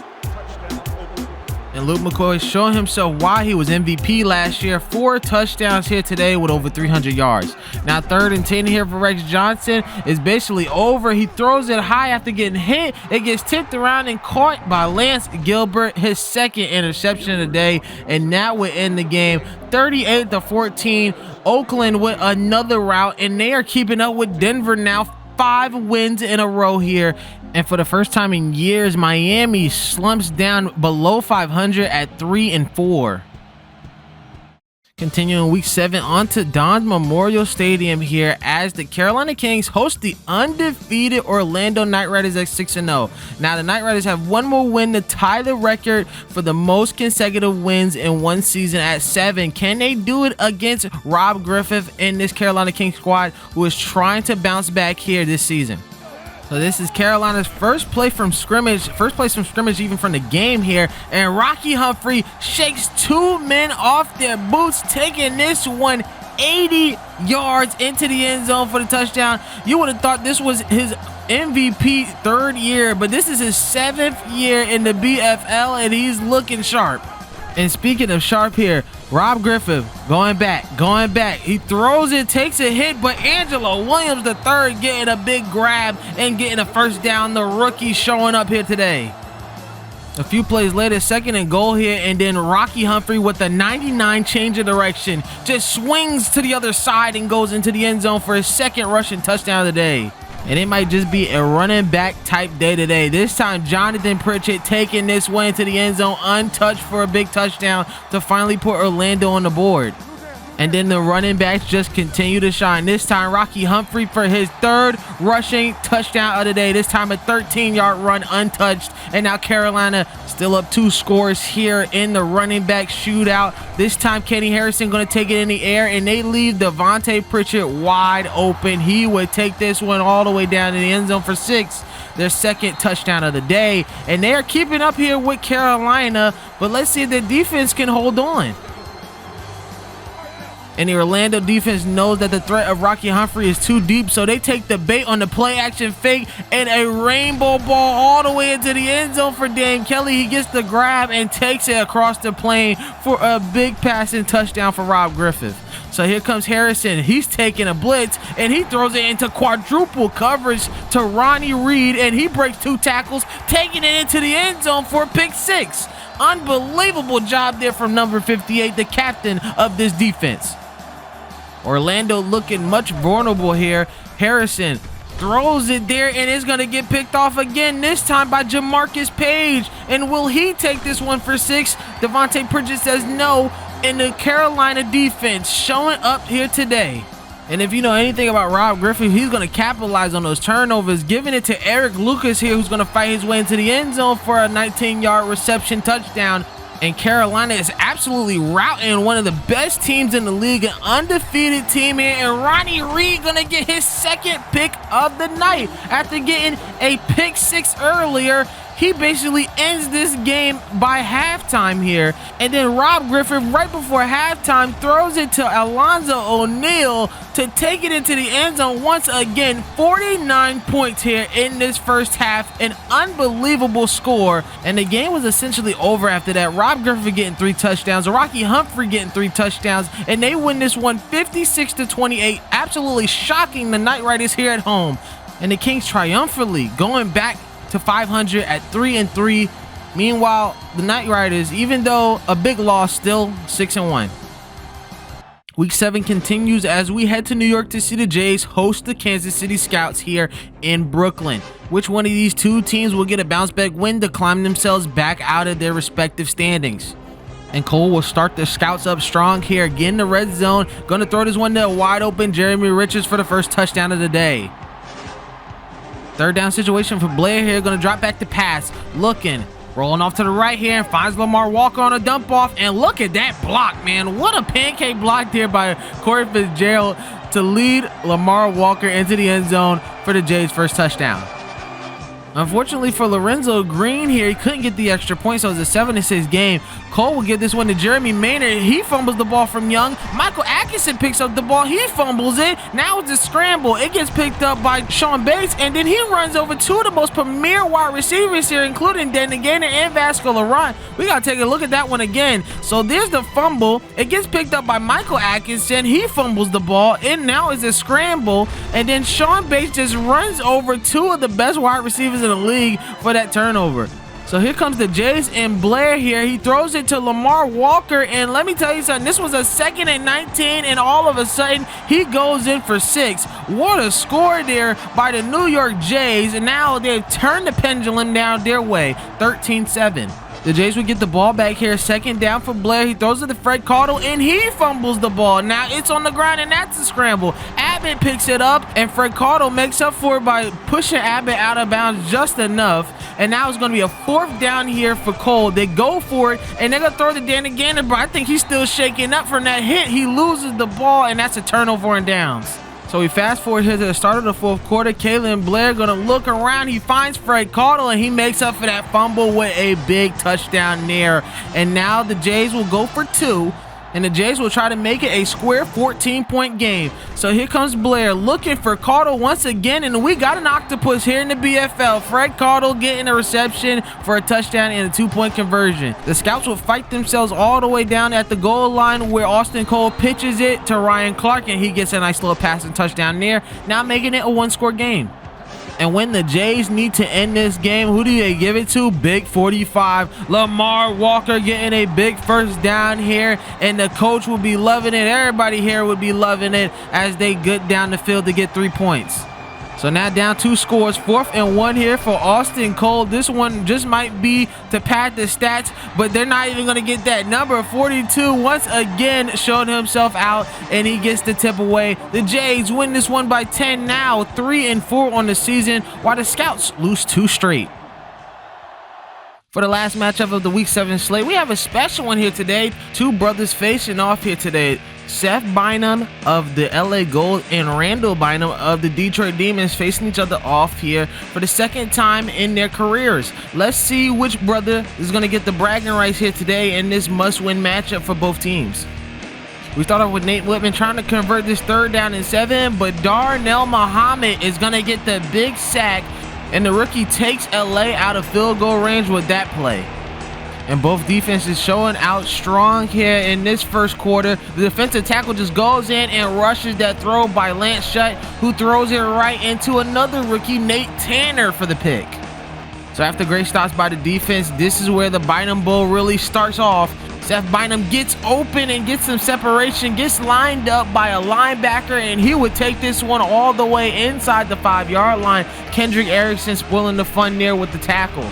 Whitman, though, throws it to Sheldon Massey to end this drive with a big touchdown here, and it looks like Seth might have the edge here in this game. LA returns back to the red zone, this time Whitman finding Jack Crockett for the little 8-yard touchdown pass, now taking a 2-score lead over Detroit. After another great stop by the defense, Detroit relies on Merritt Clay. What a juke there, the quickest juke I've ever seen in Madden, and he gets a big first down out of it, putting them inside the red zone. A few plays later, 3rd down, and you know who they're going to give it to. Merritt Clay, the MVP candidate last year, takes this one 6 yards right through the end zone for Detroit's first touchdown. LA responds by getting into the red zone, and Nate Whitman finds little brother Seth to get into the end zone for a touchdown. So right now, the Bynum Bowl is all little brother Seth here. He gets a touchdown, and now Los Angeles back up 2 scores. Start of the 4th quarter here for Detroit. They go with a play action pass, but Mo Quinn is there. He gets a big 10-yard sack there to put them in a now 3rd down and 20. Lance Shutt gonna drop back, looking, trying to find anyone here, and finds Jayshawn Myers for the catch, and they get a pass interference call. It would have been short, but they get the PI, and it keeps the drive alive for Detroit. Of course, the LA fans not gonna like this one. It's gonna be 1st and goal here for Shutt. He's gonna roll off to the left, call his own number, and get the rushing touchdown to keep Detroit in this game. A fantastic drive here by the Demons.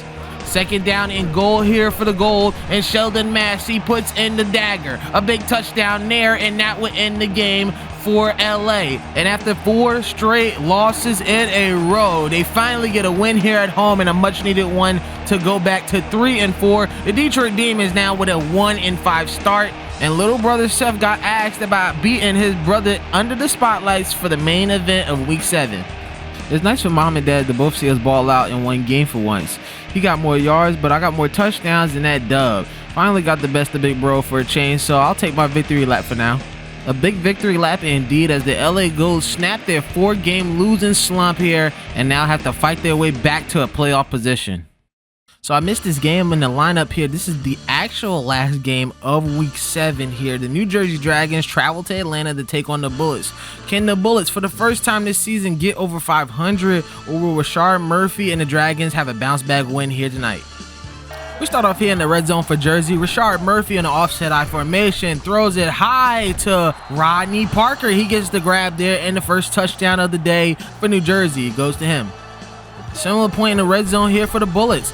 Singleton, man in motion, throws this one down the middle, and he had Foley there, but Rucker gets called for PI, so they're going to take it. It's going to be at the 1-yard line. They're going to give it to Darnell Wicks in the very next play for the touchdown. And with a missed extra point, they're still down by 1, a 7-6 game here in Atlanta. 3rd down and 8 here for Murphy. Drops back to pass here on shotgun. Looking. Gonna roll off to the left. Throws it high, and he just got hit on that play, but Marquez Jackson Jr., the rookie, gets, I believe, his first interception of the season here. They end up with 3 points on that play, so Murphy back in the red zone, going to give it to another tight end, this time Reese for the touchdown here, and they take back the lead. Both teams having no trouble entering the red zone here. The score is 13-9 here for D. Singleton, and he's going to run it off to the left and has nothing but green in front of him. An easy rushing touchdown from one of the best scrambling quarterbacks in the league here, getting a score here to take the lead. So here comes Rashard Murphy, going to give it to Phil Quick, and he's living up to his name. Look at the quickness of those jukes there, getting that first down and putting them back in the red zone. And then in 3rd and goal, Rashard Murphy says, I want to get a rushing touchdown too, man. If number 2 can do it, I can do it too. Takes a 5-point lead here.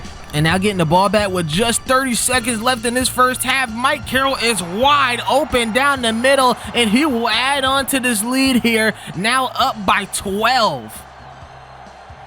But this war of attrition was not over yet here in this first half. A great kick return by Atlanta sets up Foster to kick a 51-yarder. Now it is a 19-28 game by halftime. So Singleton looking to come back here in this second half, down by 9, drops back, looking for one man and one man only, and that's Jermaine Price Sr. The second-year man gets open enough for the score, and the Bullets here are getting closer and closer. But after a Dragons touchdown, Singleton will have to keep up, and he's going to give it to all reliable Keith Manning getting a grab to put them near the red zone.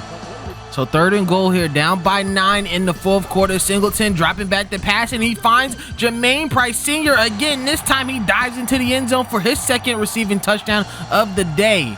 And then if you're a Bullets fan, all you're asking for is one solid stop here. Murphy having all day, just throws it while he's getting hit, and he throws a perfect rainbow ball right to Trey Flanagan in stride into the end zone for another touchdown, this time breaking the 40 mark.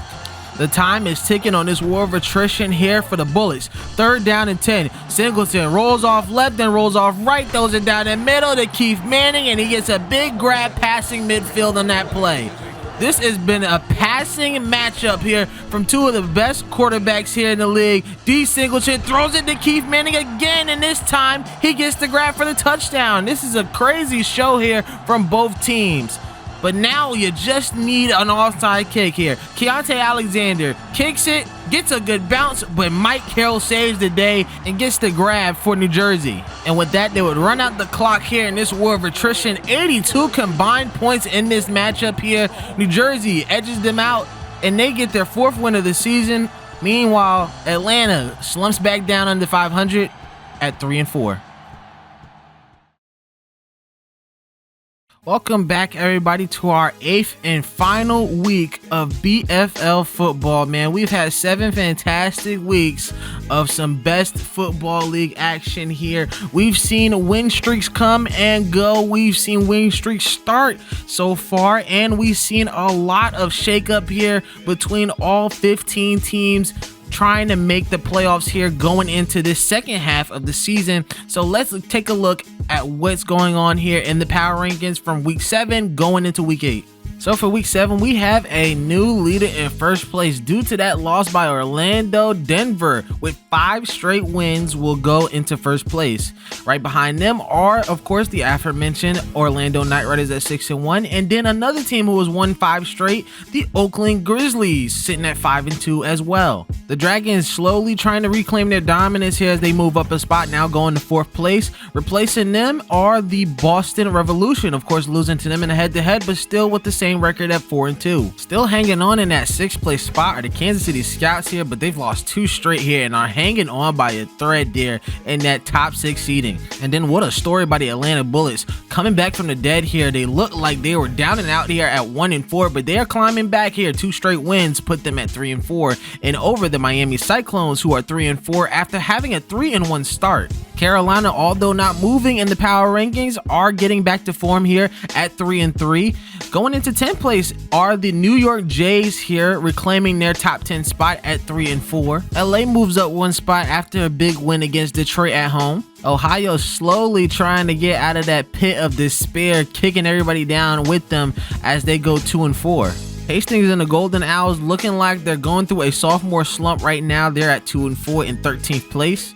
And still at the bottom of the league, Detroit and Dallas here sharing that 1-5 record, looking like they want to get that number 1 pick in next year's draft. Of course, having all of the arena football players that we had in our UAL league in the past season. But nonetheless, let's commence this halfway point of the season with a little softball for you guys. The Atlanta Bullets taking on the Dallas Marshals here in Atlanta. Can the Bullets finally get to 500 once again and then start their climb to the playoffs, or will Dallas play spoilers here and mess up their draft chances? So instead of Eric Miller getting the kick return, Keith Manning is going to give it a crack here. He's getting past the 30 here, gets to the 35, tries a little juke move, but loses the ball at the 35. Fletcher picks it up, and Dallas will get the ball here for the first possession of the game. Even though Dallas is 1-5 this season, they have been extremely efficient here in the red zone, and they make it so with this touchdown here to Asher Diggs. Pat Kane throwing an absolute dot right to him, and the Marshals take the lead here. The next drive for Dallas, it's a 4th and goal. They go for it here at the 1-yard line, and they go to old reliable Keenan Preston. He fights his way into the end zone for the Marshals, now taking a 2-score lead here in Atlanta. So now it's 3rd and inches here for D. Singleton, and he gives it to Darnell Wicks for the passing touchdown, and about 3 yards out. And now the Bullets get on the board. And talk about a goal line game. This is our 4th clip at the goal line, and this time D. Singleton calls his own number for the quarterback sneak, now tying the ball game up here at 14. 1:16 left here in this first half. Singleton gonna roll off to the left here, throws it to Foley, and what a dot, man. Throws it right to his tight end, and he'll take it into the end zone for a 53-yard touchdown, now taking the lead here at home. Can Dallas respond here by halftime? This is their 7th third down attempt this half. They're going to throw it high, and it gets caught by Eric Miller over Asher Diggs, and they will get a decent return here and maybe enough time to try to score.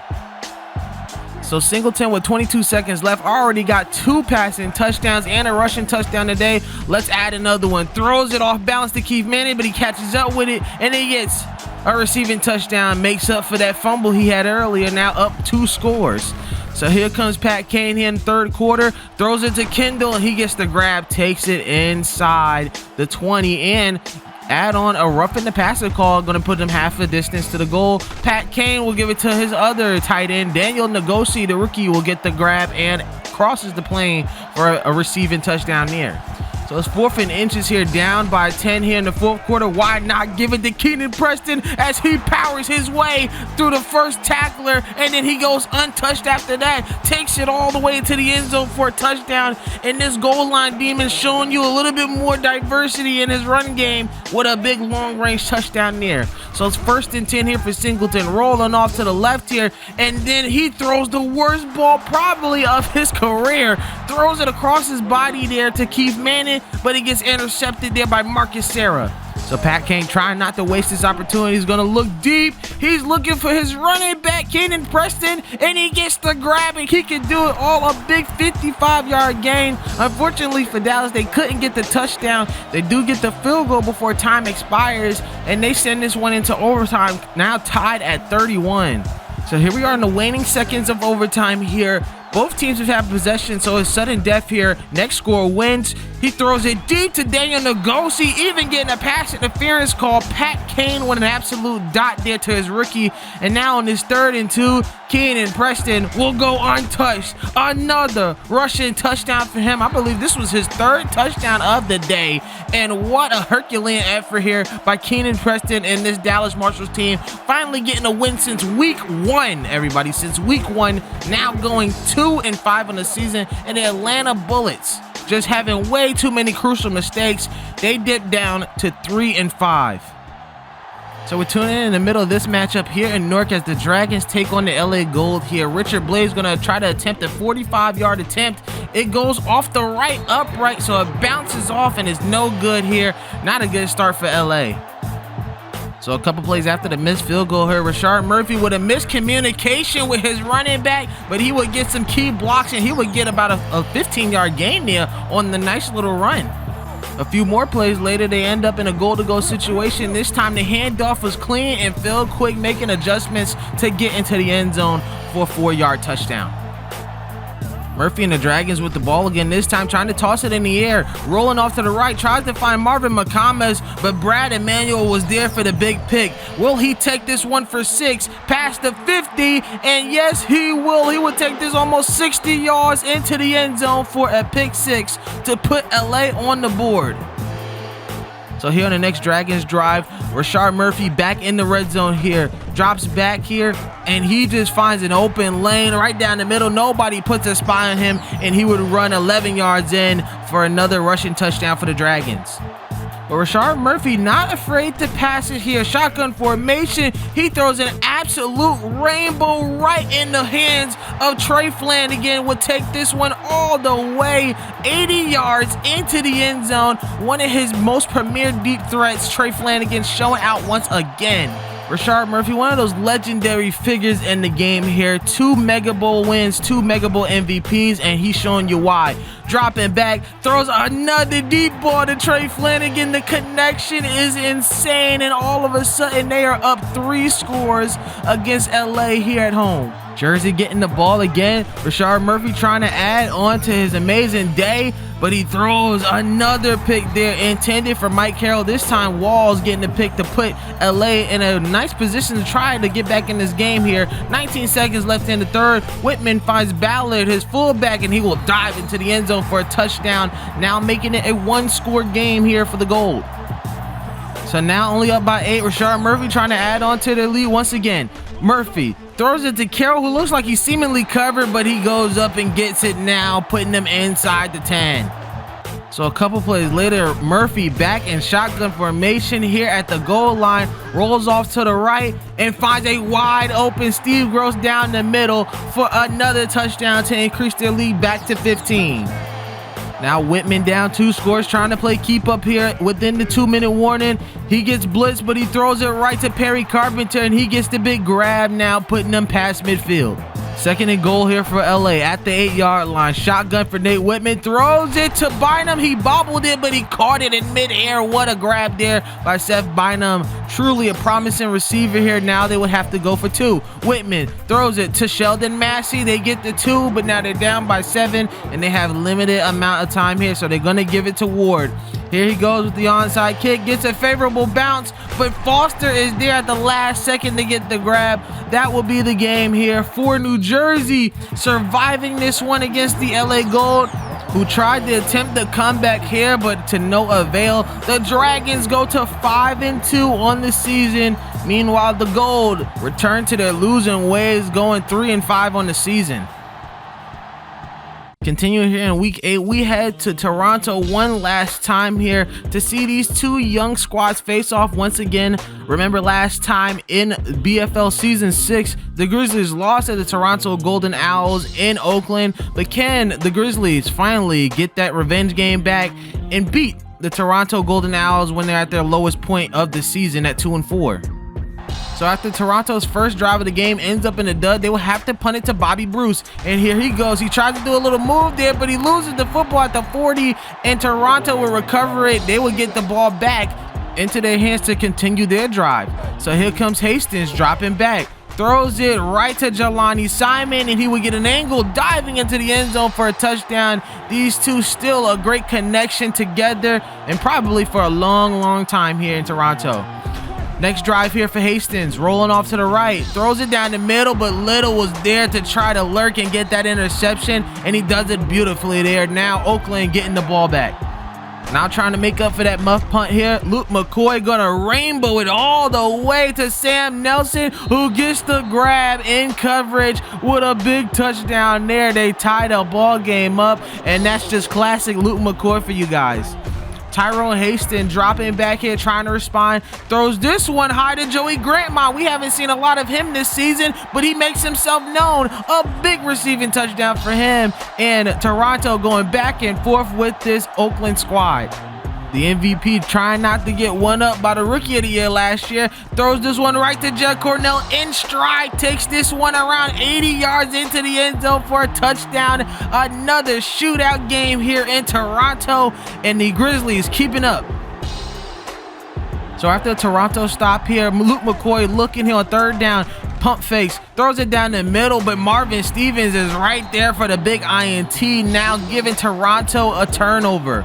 That would lead to a lengthy field goal attempt here by Don Riddle, and he's showing you why he was Special Teams Player of the Year last year, knocking this one through with insurance to spare.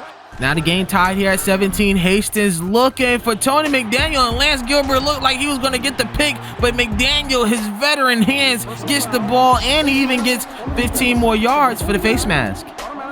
That drive would lead to a 1st and goal here for Crawford, and Zeke the Freak brings it in for a touchdown. The veteran, still a goal line demon, and taking the lead here for Toronto. So Oakland down the red zone here, split backs formation for McCoy, drops back and finds Tariq the Freak now open for a touchdown. Both of these teams' primary duos here scoring touchdowns in this big shootout here in Toronto. This is a big one here, especially for Toronto here. Throws it right to Cox. Tyrone Hastings with another dot and now putting them inside the red zone. And on the very next play here for Hastings, gonna look for only one man, and that's Jelani Simon connecting again for another touchdown in this shootout. This has been amazing here for both teams, but who is gonna break first? McCoy throws it high to Jed Cornell once again. Another receiving touchdown for the Swiss Army knife, the Season 3 Mega Bowl MVP, looking like he's in his prime right now. Luke McCoy, another great game, 300 yards and 4 touchdowns for him. And here comes Joey Grantmont, already having a receiving touchdown, leaps over 2 men, and then all of a sudden he's gone. He sees nothing but green, taking this one all the way for another kick return for a touchdown in his career. Amazing job here for number 81, the second round pick from the Toronto Golden Owls last season. So both teams not having trouble approaching the red zone here from McCoy. He's going to throw it to Nelson, comes off of his hands and then ends up in Lorenzo Reed's hands for the INT, and that might prove to be a big momentum shifter for Toronto. So here comes Hastings, 3rd down and 13 for him. He's going to throw this one deep right into the hands of Akeem Tucker, so the turnover means nothing for Toronto, and Oakland will get the ball back. So McCoy having a second chance of life here, and he's not going to mess it up as Leland Jackson is wide open for a big 45-yard touchdown to tie the game with just over 80 seconds left in this one. But did Oakland give Toronto way too much time? Luke McCoy, 5 touchdowns today, over 400 yards. So here comes Hastings, just a minute to go, rolls off to the left, throws it high, and it looked like Lance Gilbert once again over-pursued the ball. Tony McDaniel's gonna get a routine curl route catch and take it 46 yards into the end zone for a big touchdown for Toronto, leaving ample time for Oakland to respond. So here comes Luke McCoy trying to start a drive here, looking, throws it right into the hands of Danny Lloyd. He would end this game here with a game-sealing pick here. A win for the Toronto Golden Owls at home. They would win this one and finish this one off 48-38. A huge win. In Toronto, with their 3rd win of the season, the Grizzlies fall down to 5-3. So week 8 brings us here to Carolina in a big matchup between two teams who are trying to crawl their way back into the playoff race. The Carolina Kings at 3-3 host the Ohio Bulldogs, who have won 2 straight, coming off of an 0-4 start. Will the Ohio Bulldogs pull off an upset here and go with 3 straight wins in the season, or will Carolina bounce back and go over 500 for the first time this season? So Griffith down by 3 early here in the first quarter. Gonna look back, looking for Alonzo O'Neal. He gets the grab, and not only that, he's going to be fighting for every single yard, pushes a man down to get past the 30. And then Griffith here on the 3rd and 10, dropping back to pass, finding some pressure by Oliver, but doesn't matter. Perkins is wide open into the end zone for the game's first touchdown of the day. And then on the next Carolina drive, all you got to say is Rocky Humphrey. You don't got to say anything else, man. The speed and the strength, the combination of both gets him into the end zone for a touchdown for Carolina, now up 2 scores. The Kings faithful going wild here in Greenville, but McPherson has to respond here. Play action fake, looking for Dakota Riley, and he keeps his feet in bounds after a spectacular catch. And here, 1st and goal, right after the 2-minute warning, Deshaun McPherson sneaks it in with no problem. A touchdown for the Bulldogs, their first at that, and they reduced their deficit by 4.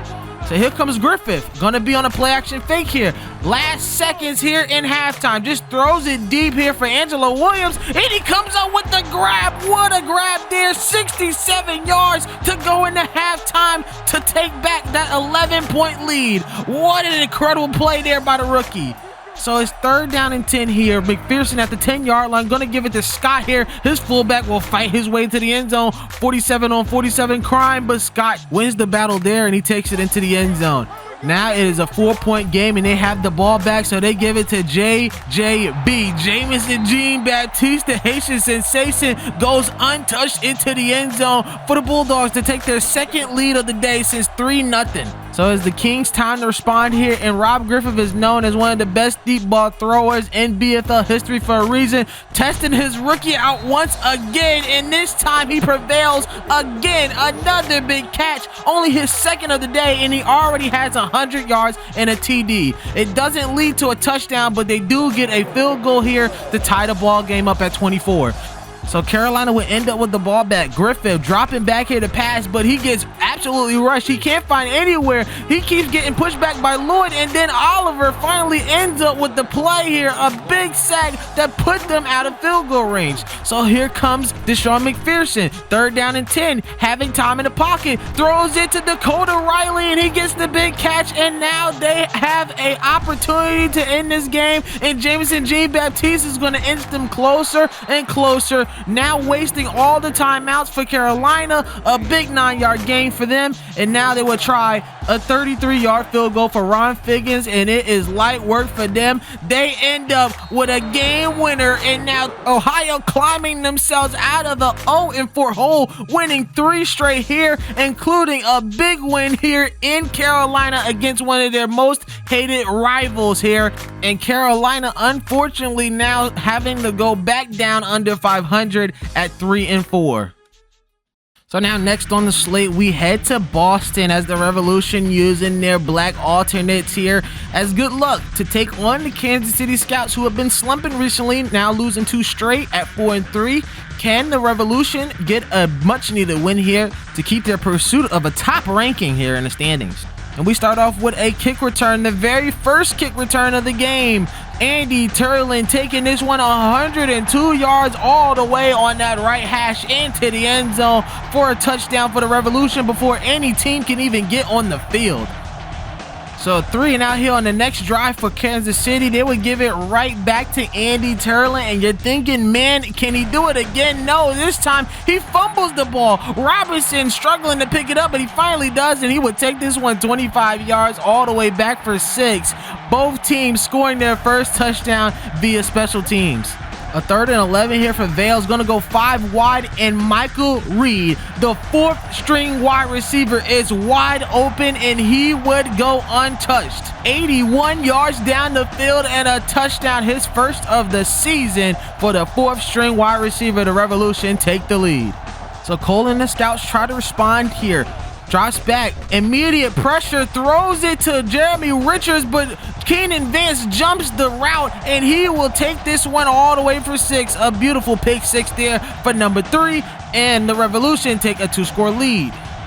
So Cole now down 13, 1st and goal for him, looking, throws it down the middle, but it gets intercepted. Conrad Nystrom climbs the ladder for this big pick. The safety lurking right down the middle playing linebacker, and they would deny Kansas City any points there on that drive. So here comes Vales having his pick of the litter down the field. This time he gives it to DeAndre Lane for the big grab and a big 1st down. That would lead to another Revolution field goal. So we speed up here to the 3rd quarter. Now it's a 16-point game here for Cole. Cole looking, gives it to Vasco Laurent, who has a convoy, and he will take it into the end zone for an easy touchdown here. But a lot of work to be done here for the Scouts. So now down by 9 here, 3rd down for Cole, and he can't find anybody but Desmond Traylor in his face. A big sack for Traylor, and they will waste more time here after having to punt the ball away. So they do get the ball back here. Cole has a wide open Ryan Clark. He gets the grab and a touchdown here. What a change of events here for Kansas City, as now they're only down by 2. So will Anthony Vales stop the bleeding here? Vales dropping back. Screenplay doesn't work, so he's going to throw it to Jermaine Tucker, but Bryant Wooden gets the INT, but then the ball slips out of his hands and it gets picked up by the lineman. Absolutely heartbreaking there for the Scouts. They had it so close, but they drive down the field, and Jermaine Tucker finally getting a grab, and he gets the touchdown here, and that would be the game. Kansas City enduring a series of unfortunate events in their 2-point loss against the Revolution, and now with their 3rd straight loss, dip all the way down to 4-4. Meanwhile, the Revolution climbed back to 5-2 after 3 straight wins. For the second to last matchup of the video, we travel back to Detroit here, where we have the 6-1 Orlando Knight Riders, who are heavy favorites against the hometown Demons. Can the Knight Riders continue their conquest of having the 1 seed, or will the Detroit Demons keep their slim but still very possible playoff hopes alive? So we start 2nd and 5 here in the first quarter for Detroit.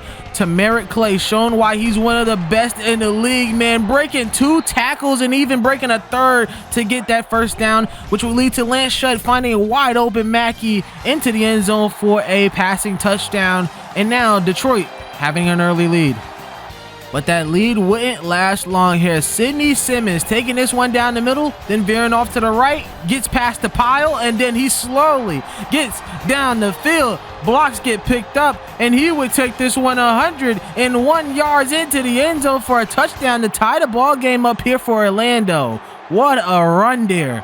And so Shutt, forced to be back here on the field. 3rd down and 13, takes a hit and throws it right to Bobby Lowe's hands, intended for Randall Bynum. So now a short field here for Orlando. And the Knight Riders would go for it here on 4th and inches, giving it to Jonathan Pritchett, and he would change direction, going all the way into the end zone for a touchdown there. The Knight Riders pay it off with a touchdown. So the Knight Riders back with the ball here at the start of the second quarter. Play action fake here. Throws it right to Travis Schultz over Kendrick Erickson here, who looked like he had to pick, but another dot there by Kenny Harrison, who gets the big first down. Another tough 3rd down here for the Knight Riders, but Kenny Harrison finds his main man, Devontae Pritchett. Both of the Pritchett brothers always getting their touchdowns in pairs. And now the Knight Riders taking back a 2-score lead here in the first half. So now down 2 scores here in the first half. Lance Shutt is looking for anything to give them a spark here, and this is not going to help at all. A horrible pass right into Bobby Jackson's hands, and he takes this one about 15 yards into the end zone for a pick 6. The Knight Riders looking good and are looking smooth, taking this one to the bank. It is 28-7 right now, and Lance Shutt just gonna heave it deep here. Tries to give it to McKinney. He gets tipped around and still caught there by Mackey, somehow getting this one and keeping this one alive for them. They end up with 3 points on that drive. So now a minute left here in this first half, and Lance Shutt throws an absolute rope right to Randall Bynum, who takes this one all the way 61 yards. And this one ain't over yet, folks. At one point being down by 21, now only down by 11. So they get the ball back here in the 3rd quarter, and Curtis Preston gets a nice grab there. Bobby Jackson over pursuing. Curtis Preston takes advantage, and he gets the big first down. So now it's 1st and 10 here for Shutt. He's looking, throws it to Randall Bynum, and they call it out of bounds. Obviously, this one would be challenged, and he would clearly get his 2 feet down. It's a touchdown, and now all of a sudden we have a ball game, and with the call being overturned, it is a 24-28 game here in Detroit. Who would have thought? Lance Shutt getting the ball back here, looking, gets hit on the throw, gives it to Curtis Preston, and he gets it over Bobby Jackson, and he scores the touchdown that gives them the lead. The first lead change since 7-0 earlier today. So now it's 3rd and 5 here for Harrison. They're gonna have to do something. Throws it, tries to give it to Devontae Pritchett, gets tipped away. So they would bring out John Mike Miles for a 36-yarder. The snap is good, the hold is even better, and the kick is even greater. They tie the ball game up here at 31 with 100 seconds left in this game. So Lance Shutt gonna give it to Tamarick Clay, where he had some room. A spin move brings up some more yards for him, and one of the MVP candidates of last year showing out here today. They get all the way down the field. They give it to Geno Grant with 1 second left. The kick is up, and the kick is good. An upset here at home for the Detroit Demons, and they keep their playoff hopes alive with the 2nd win of the season. Meanwhile, the Knight Riders lose 2 straight after 6 straight wins. So here we are, the final game of the episode here in week 8. And I would like to thank anybody who got this far into the video. This is 3 hours in as I'm recording this, so I would like to thank you guys, and I would appreciate it if you guys give it a like and favorite the playlist and subscribe to the channel. We got a lot of new ideas coming up down the tube here. Once I'm finally finished with this episode, I'm going to be trying to get into a lot more things in the series here, so I do appreciate it. So let's get right into it here. The New York Jays travel to Miami to take on the Cyclones here. Can the Jays pull off another upset here in their fantastic season, or will the Miami Cyclones finally get right here and get a quality win against a lower opponent in the New York Jays? So we start here with Rex Johnson in the red zone, dropping back the pass here, finding a little bit of pressure here, but throws it to Matt Nash down the middle of the field, and he gets the big grab for a touchdown, and Miami gets the first touchdown of the game, making it 7-3.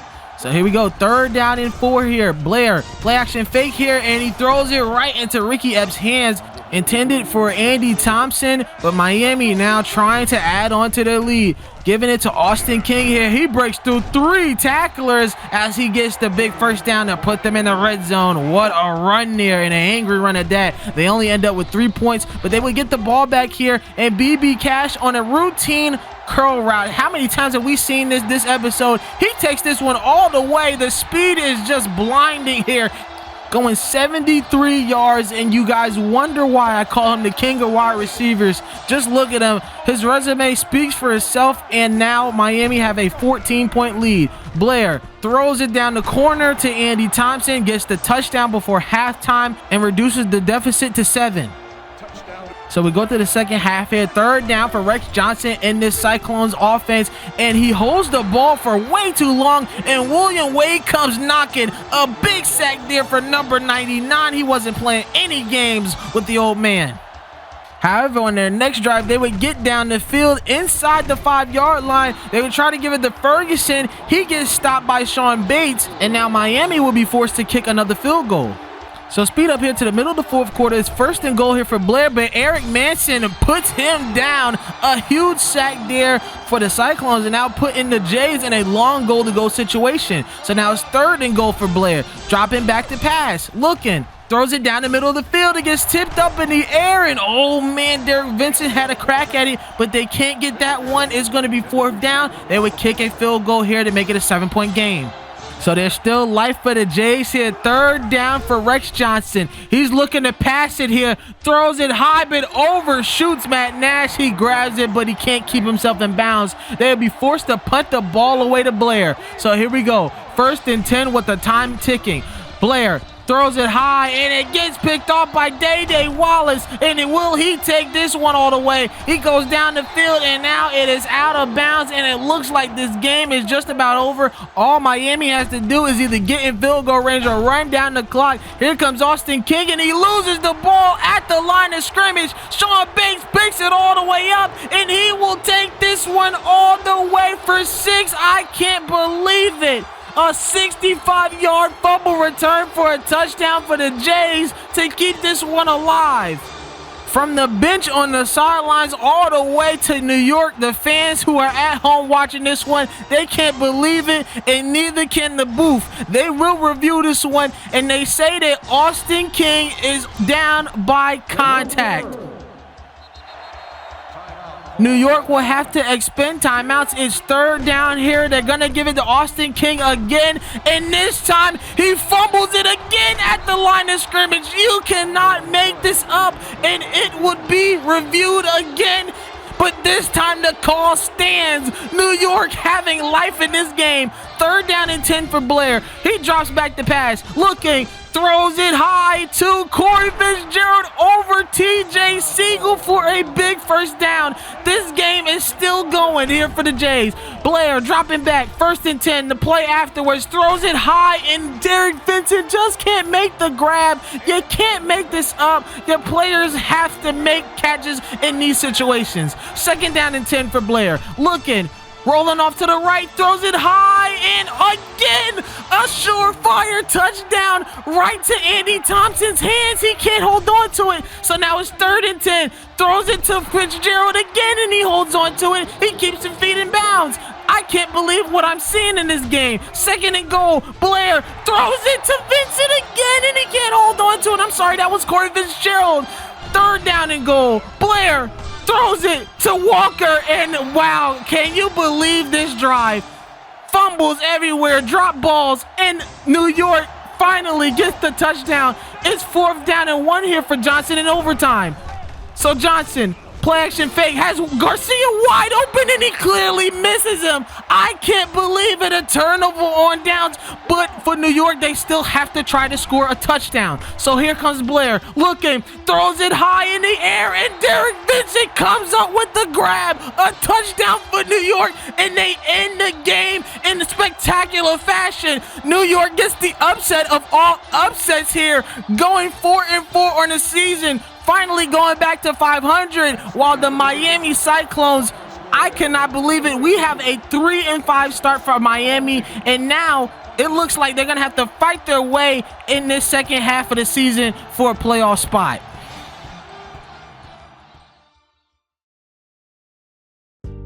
All right, folks, so half of the BFL is done here. What a long video here. If you guys are still here, even looking at the standings, I appreciate you guys. But these are the standings so far. The Knight Riders sit here at 6-2. They lost 2 straight, but looking at this schedule here, they already played 6 games on the road. So I believe they only got 1 more road game, and they're going to have a home game stretch. So hopefully that helps them out in the long run here. They are 2-0 at home. So hopefully that can help them maybe take this top speed spot here. But right behind them are the New Jersey Dragons. I believe they have to take them on next here. They're 5-2, 3-1 at home, 2-1 on the road, and pretty much one of the best teams in the league so far. Then next are the Denver Dynamo. They sit here at 5-2 as well, with the Boston Revolution, who sit here at 5-2. The Grizzlies sit at 5-3 right behind them, and these are definitely going to be the Mega Bowl contenders, these 5 teams right here. And then we got the New York Jays, man, at the 6th spot here, 4-4 this season. They are really showing out and really just surprising everybody. 3-2 on the road here. They got a lot more home games left this season. They're just very, very impressive right now. And right now, the Jays, the only thing that could go from here is up. So congratulations on the Jays. Speaking of the team, the complete opposite here, the Kansas City Scouts lost 3 straight. They started out 4-1 this season, and now they're 4-4 on the season here, and it's not looking good for them. 2-2 at home, 2-2 on the road, but they still have a lot of great stars like Vasco Laurent, like Austin Cole, who has definitely shined this season. So hopefully they can pick it up and try to get a middle of the road playoff spot for their, I believe, their 2nd playoff appearance. The Bulldogs, wow, what a season they've had. They look dead in the water, 0-4, and they've won 3 straight.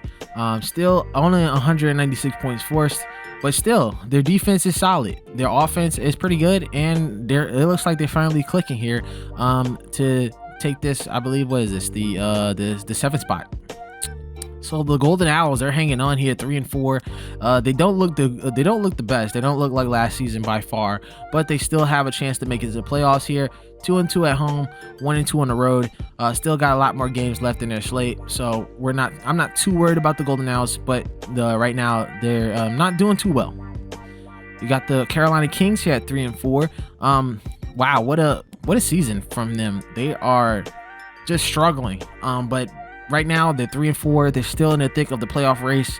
They're not going to get the 1 seed like last year, I can tell you that much, but they still have a lot to iron out.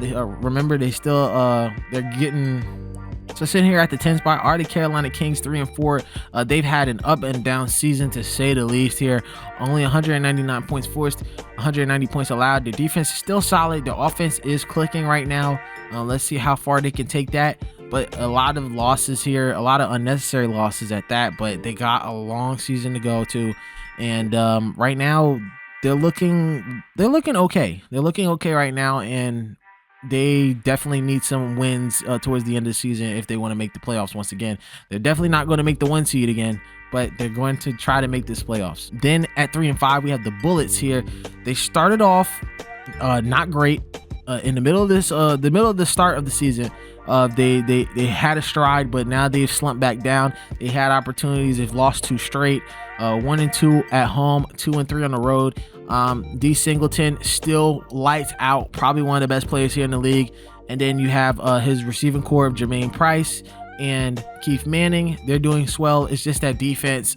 They've been able to force some turnovers, but not too many. And they need to just hold it down on the defensive end. It's always been a problem for them. So hopefully they can try to recover and try to make this playoffs. Then you have the Cyclones here. They have lost, I believe, 4 straight to get out of that 3-1. They were top 3 in seeding in the power rankings at one point. They looked like they were still favorites to get to the Mega Bowl, but now they don't even look like they're going to make it to the playoffs here. 184 points forced, 223 points allowed, 2-2 at home, 1-3 on the road. They've just been terrible on the road this season. And the Cyclones, even though they had some close wins at the beginning of the year, they have definitely slumped down.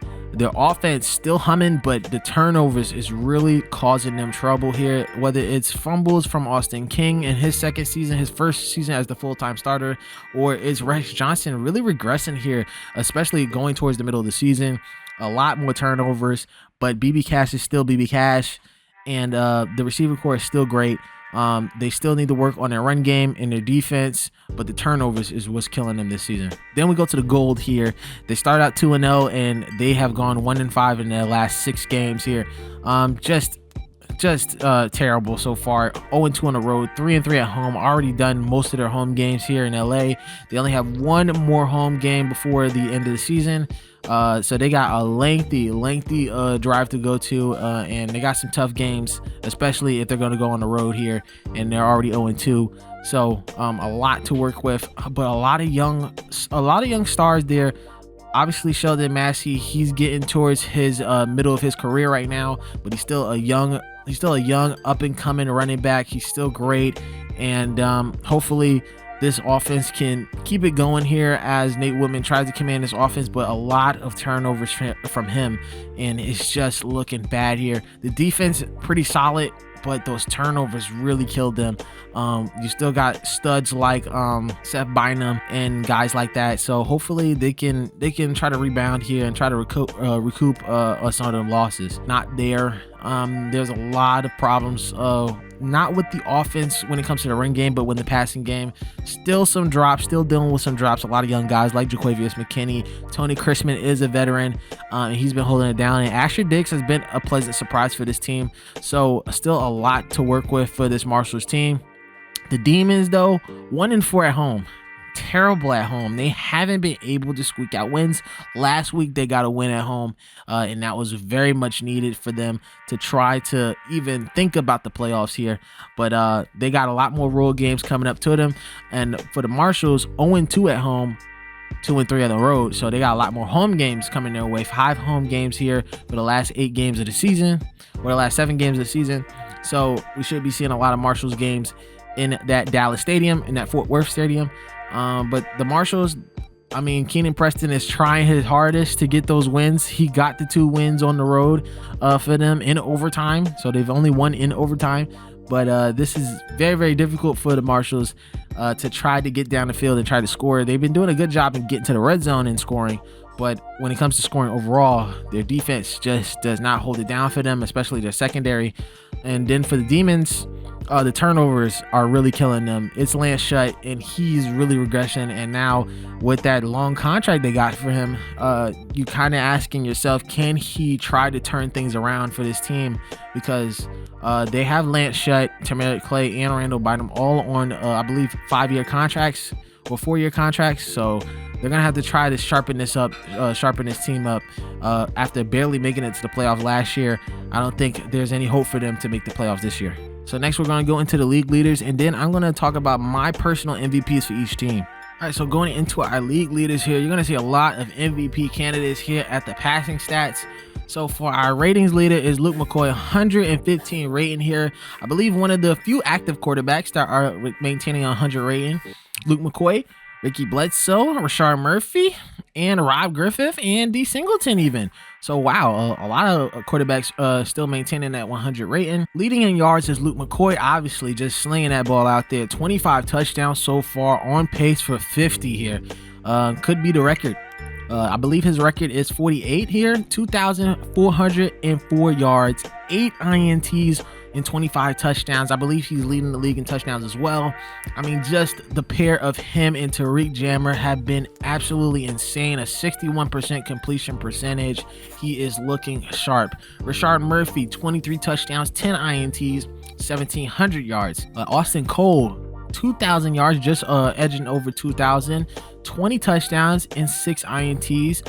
Kenny Harrison, 2,004 yards, but a lot of those INTs here, 16 touchdowns, but still with a 6-2 record, you can't complain. Lance Shutt, the turnovers have really been killing him. It's been really bad turnovers, but 16 touchdowns and 10 INTs with 1,955 yards, still not bad for him.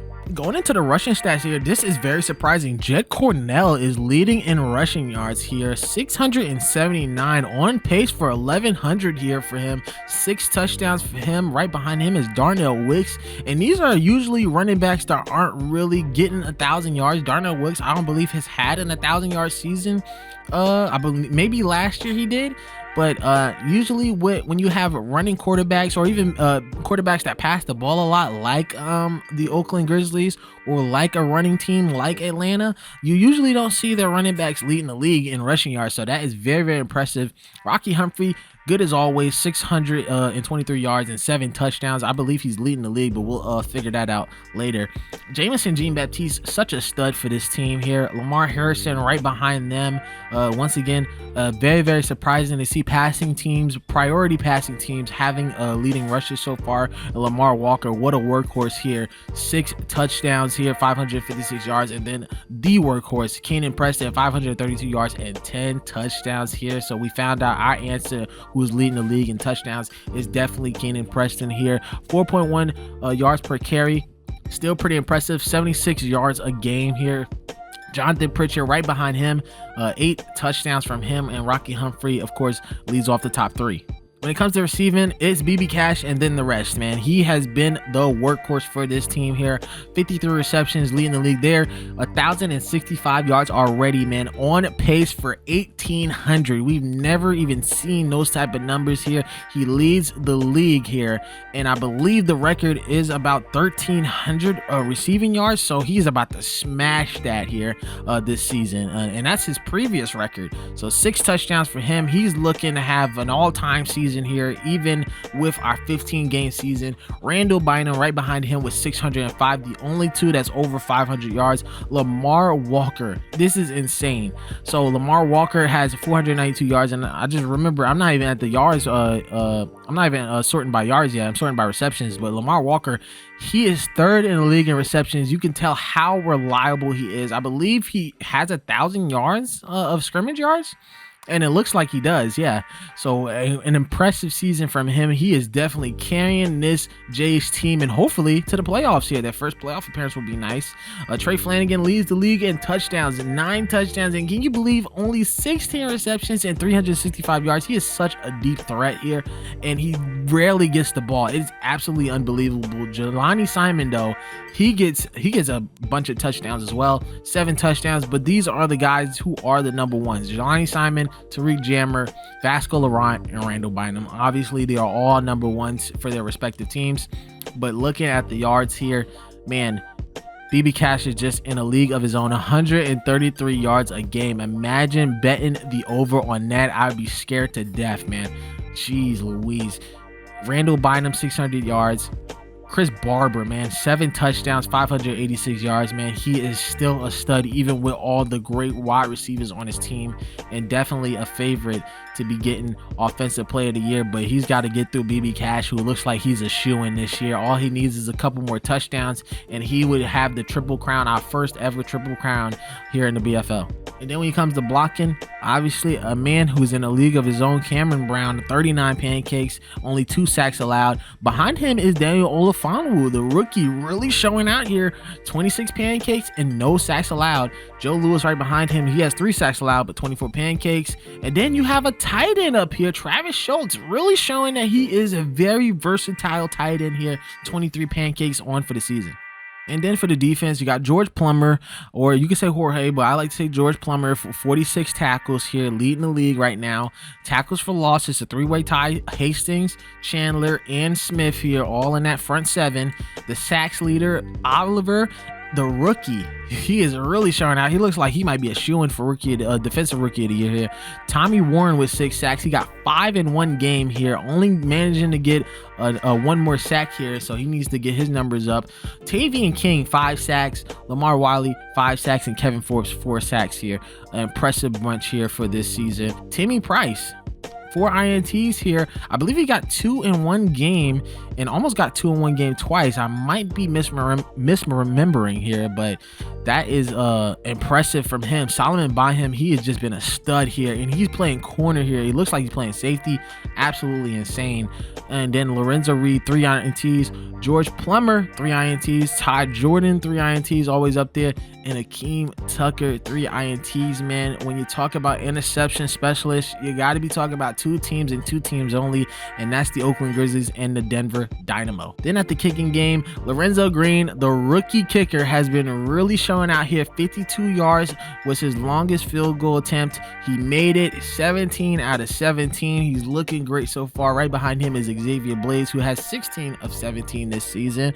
The longest field goal goes to Rory Garcia. He broke the record here that was made by John Mike Miles at 57 yards. He's made it at 58. Let's see who can hit a 60-yarder this season. And then game winners, we got a huge tie for game winners. John Mike Miles has one, Ron Figgins, Holloman, Green has one, Mobley has one, Grant, Schrader, and if you guys remember, Schrader missed a game tying field goal, but it doesn't count for a game winner.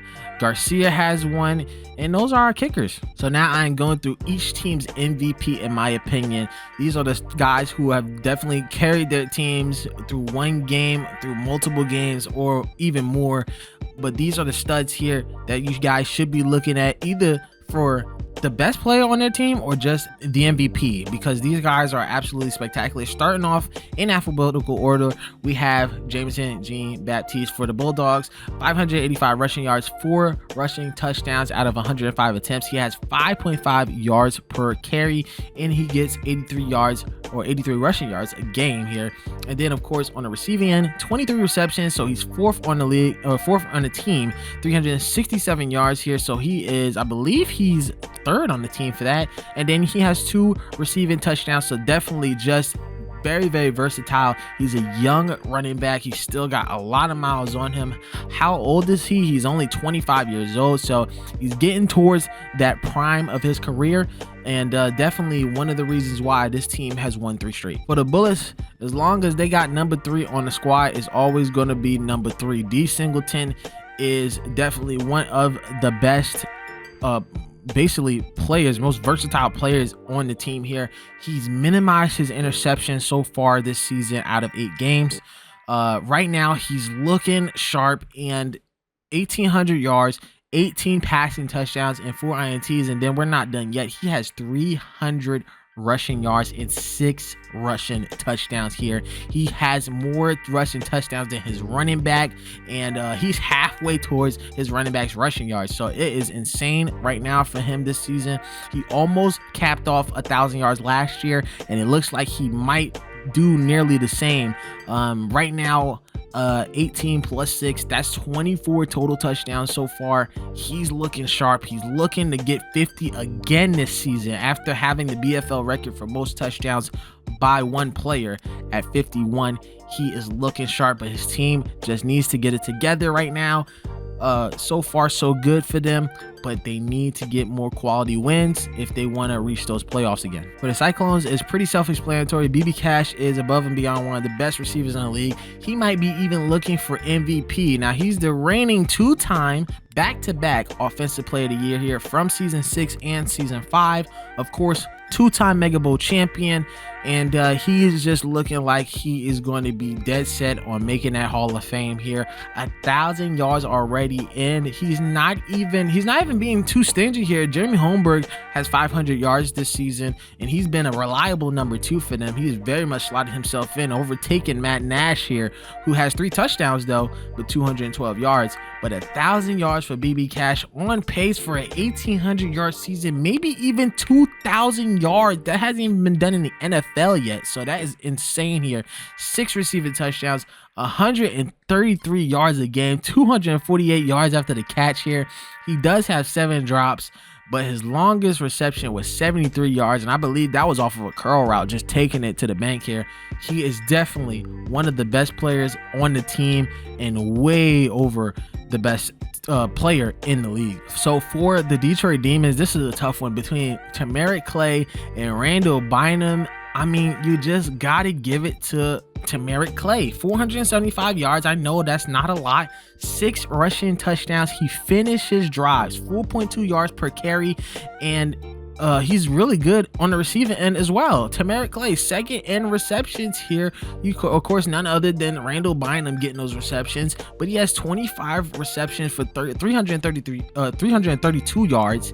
And Randall Bynum he definitely has the touchdowns though. 7 touchdowns. You can't make that up.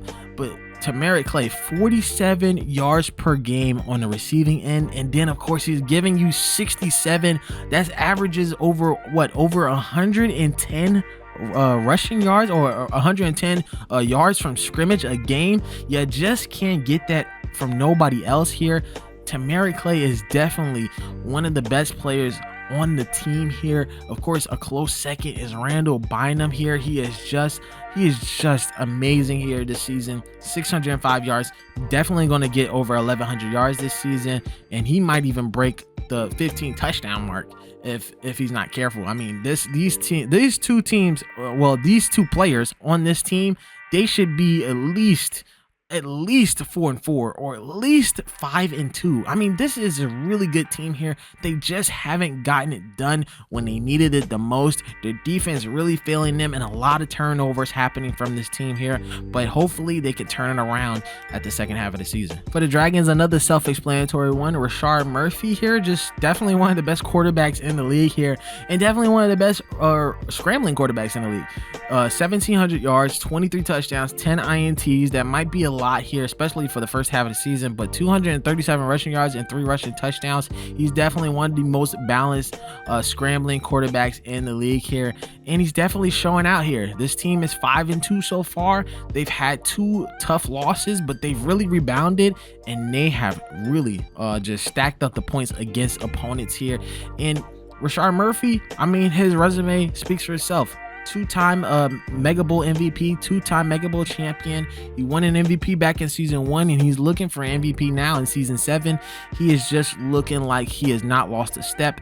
And one of the reasons why this team won a championship last year, even though they were the 6th seed, you just can't count out Rashard Murphy when he's in his zone. For the Dynamo, another self-explanatory one. Ricky Bledsoe here. I mean, he is having the most efficient season of his career. 18 touchdowns, 2 INTs, 1,600 yards. That might not be a lot right now compared to a lot of other quarterbacks, but he is extremely efficient. 64 completion percentage, 8.1 average per pass, 235 yards a game. He only got sacked 5 times this season. He's just amazing right now. No fourth quarter comebacks, but he didn't need him. He's just absolutely insane right now. He has a balanced list of receivers and a running back at Lamar Harrison, 583 yards, 5 touchdowns. And then look at the balance of this receiving core. Chris Barber, 7 touchdowns, 586 yards. Carl Van Dyke, 7 touchdowns, 434 yards. And then you got guys like Rocco Fanning, who are very young. Last season, he had a pretty good season.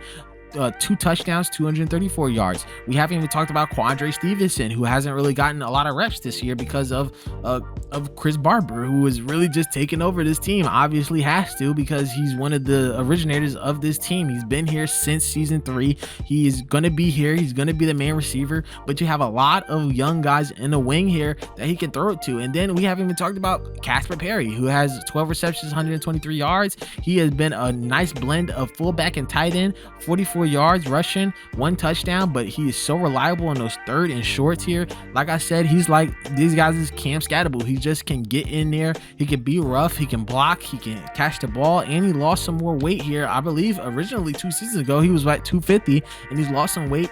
He's become basically one of the great Swiss Army knives of the team when they need him in a pinch here, on 3rd downs, on 3rd and shorts, even just getting the ball in the backfield. Amazing job here, and it means that Ricky Bledsoe just has a lot of weapons here. He has a cannon arm, obviously from the trait. This is probably one of the best seasons Ricky Bledsoe's ever going to have, and probably one of the best scenarios that the Denver Dynamo can ever be in. I mean, this guy he has it all. He can run the ball just a little bit. He can pass the ball efficiently, and definitely still one of my favorites to win the MVP and to go to the Mega Bowl this year. I think for the LA Gold, it's just a mix of a lot of great players on defense here, but Jared Lowe, of course, he's the commander of this defense here. Josh Smith passing the reins down to him. He moved to a middle linebacker here.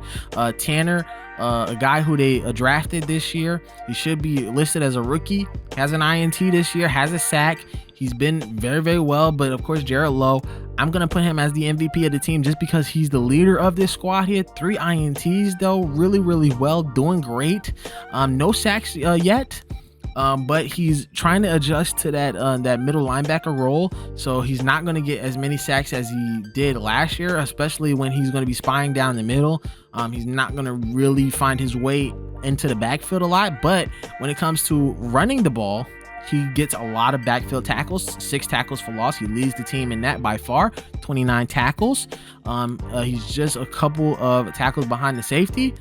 And yeah, definitely a great defense for the Gold, but the offense has definitely been the problem. And it's not because of the receivers. Jackie Crockett really showing up here, becoming that number 1 option here. A little bit of experience. Seth Bynum showing himself to be a really true deep threat, and Will Adams becoming that veteran presence for this team. They have a really solid receiving core. It's just the turnovers here by Nate Whitman. 14 touchdowns, 12 picks. He has an accurate arm, but he just finds himself in scenarios where he just throws the ball wildly and it gets picked off. So unfortunately for the Gold, they're in this scenario because of the turnovers. But right now they have a really solid team on paper. Sheldon Massey, not really doing the best, but he really does have slow starts like this.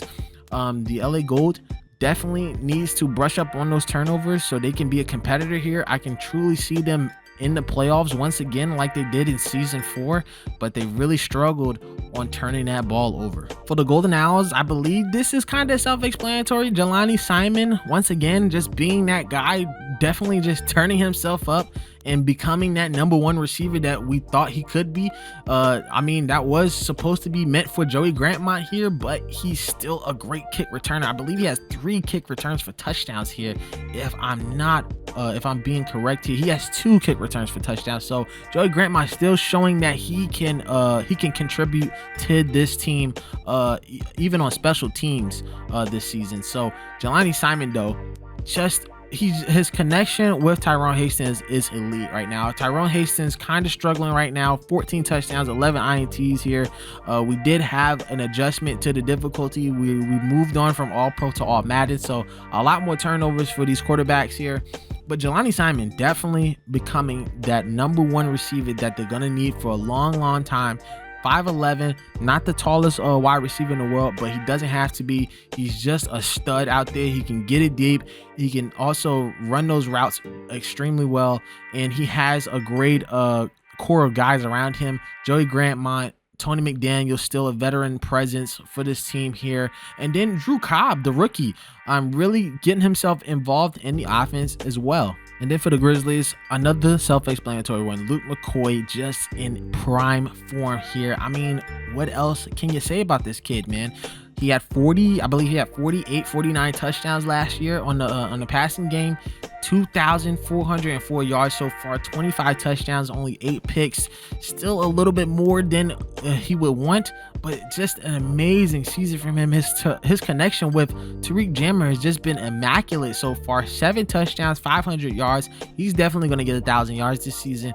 Luke McCoy has definitely become this leader of this squad here, and even though they just lost their last matchup last week, they still went on a 5-game win streak after starting 0-2. So I think they're pretty fine right now. I think they like where they're at right now. And we're definitely going to see them on a top 4 seeding in the playoffs coming at the end of the season. For the Jays here, I really want to give it to Kalen Blair, man. He has just been an absolute trooper out here. 14 touchdowns, 9 interceptions out of 8 games, 4-4 this season. They wouldn't be there without him, but they really wouldn't be here without Lamar Walker.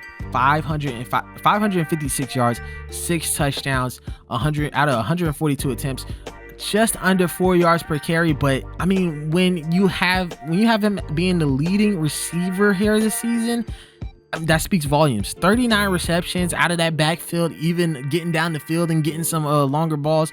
61 receiving yards a game, and that's because these guys on the receivers on the receiving core, they just can't hold on to the ball. A lot of drops here. You saw it in our last game of the season against Miami. They just can't hold on to the ball when Kalen Blair throws it accurately to them, man. And these are a lot of guys who need to prove themselves. It's very, very balanced, though. 383 yards for Andy Thompson, 397 for Fitzgerald, 358 for Vincent. But this team heavily relies on Lamar Walker here. Over 1,000 yards from scrimmage here. This guy has been absolutely amazing here. He has 10 total touchdowns for this team here.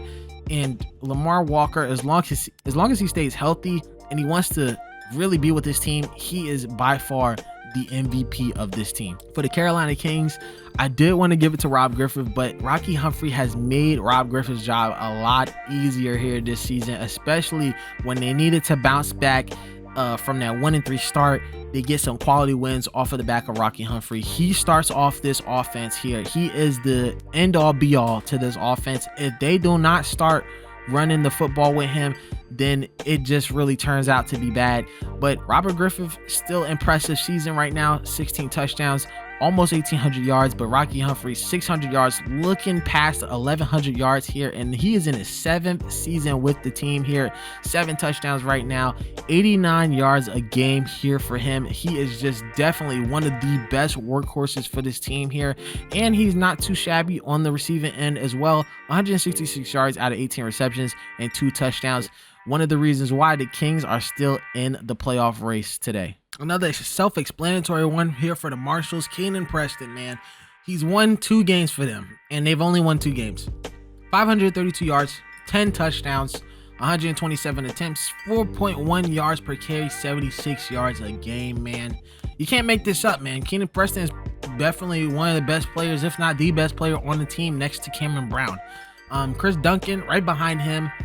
We got to look at his pancakes here. I mean, Cameron Brown, 39 pancakes so far this season. He's looking towards 80. Chris Duncan, 13. Tyler Ngozi having a good time here, 14 pancakes. This team just, I don't know how long they can keep this going with this run game. This team just has a lot of potential. They have a lot of great players on their team. Tony Chrisman is still good, even in his 30s.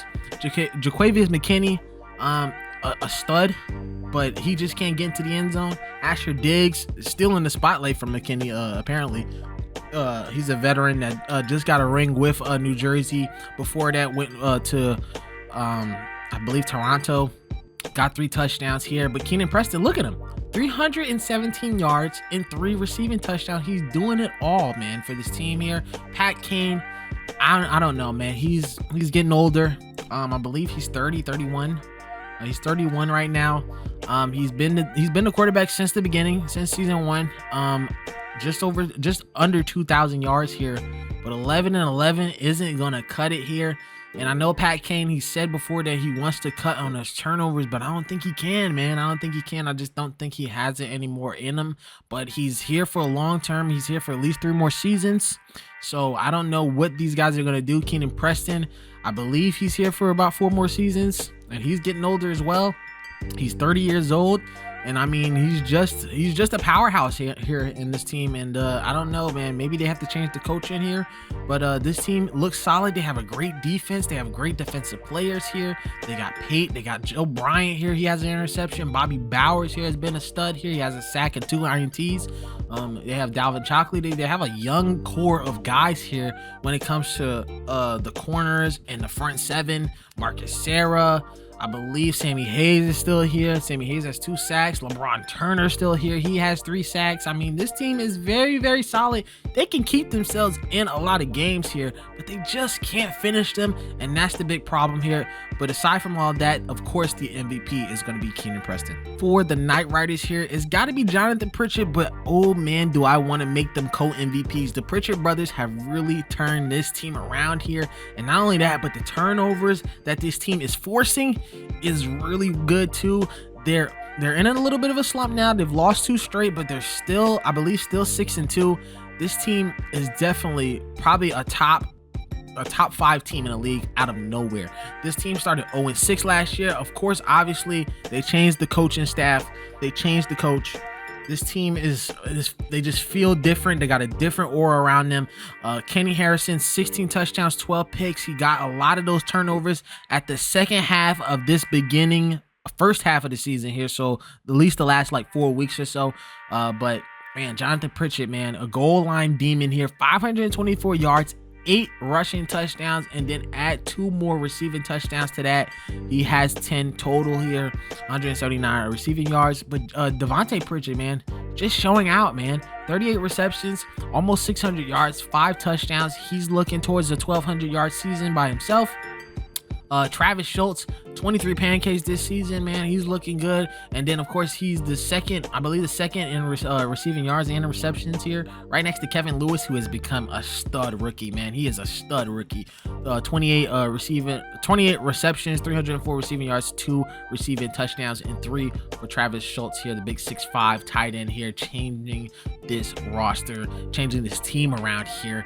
And the Knight Riders, they're looking good so far, but it's a little bit worrisome. They got New Jersey coming up. I believe they take them on in Newark, so that's really going to be tough. After that, if they go 6-3, I'm still very impressed by the 6 straight wins here, but they have to keep on going, man. They can't let the momentum halt them here with those 2 losses. They got to keep going, and I believe a big win against New Jersey would definitely do that, and it would definitely put them on the top of the power rankings here for the second half of the season episode here. That would be a nice start to the episode when they get there. So for the MVP of the Revs, I'm going to give it to Jermaine Tucker just because he's been sneakily good.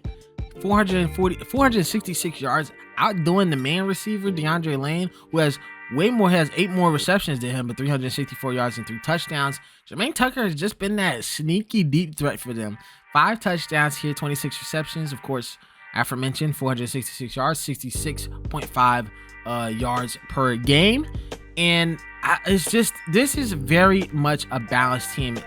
They've been sneakily getting past here because I haven't really been talking about them a lot. But the Revolution, just really good. They're really good on offense. Anthony Vales needs to brush up a little bit on those turnovers, but 18 touchdowns, can't complain. Just under 2,000 yards. A 94.5 rating. What is he, 60% completion? Yes, he is, 60% exactly. 8.2 yards per throw. I mean, they're just doing well. I mean, I can't really talk about them too much here. They're a really balanced team. They have a balanced run game with Corey Smith. Obviously, he won MVP in season 5. 472 yards. I believe he's 32. He's 30. He's only 30 years old, so that's really good. Corey Smith, 3 more years left with this team here on his gold contract here, and he's going to make the most of it. DeAndre Lane, he's playing fairly well here, 52 yards a game, 32 receptions, being that main guy here, but everybody's just stepping up. It's just a next man up mentality with this team here. They remind me of the 49ers of this year, where a lot of guys got injured, most recently Fred Warner, so much prayers up to him and that team here. But Darius Miller stepping up, the rookie. He got 1 touchdown, I believe, earlier this season. These are guys that are just really stepping up here. Marcus Adams, 3 touchdowns. The backup tight end, Joey Knight, who had a really good rookie season last year, 2 touchdowns from him, under 200 yards here. Nobody really just becoming that guy, you know what I'm saying, for this team, for this franchise here. Of course, the guy for the franchise is Corey Smith and Anthony Vales, but nobody really becoming that guy of the season, that guy that, oh yeah, you can point at and say, oh, he's the guy that's really bringing in wins. No, this has really just been a team effort, and the turnovers have really been helping them. Conrad Nystrom, 3 turnovers.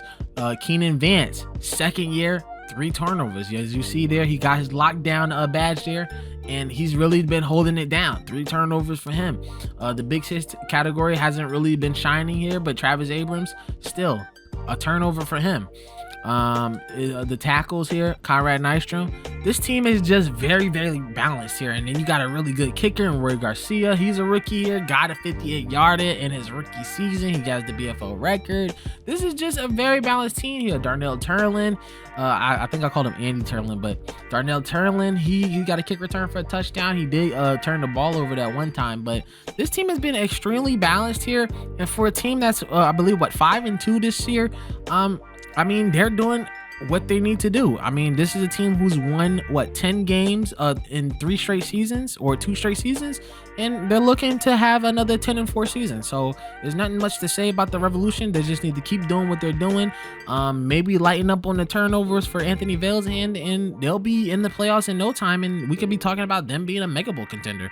They're just one of those teams that are just a team's team. They're just not a player team. They're a team. They're just a bunch of guys who want to win together, and that's what I like in a team like this. And the Revolution really represent that. And then finally, the Kansas City Scouts, and I'm gonna give it to Austin Cole because of the fact that he's really just been holding it down. I mean, this team should be in the bottom tier of the league here, and they've held up to get 4 wins this season. Yes, it was 3 straight wins, and then they lost to the Knight Riders, but they started out 4-1. Of course, they're on a 3-game skid right now, and even though they had a 4-1 start, I really can't blame them. They're really just falling back to earth.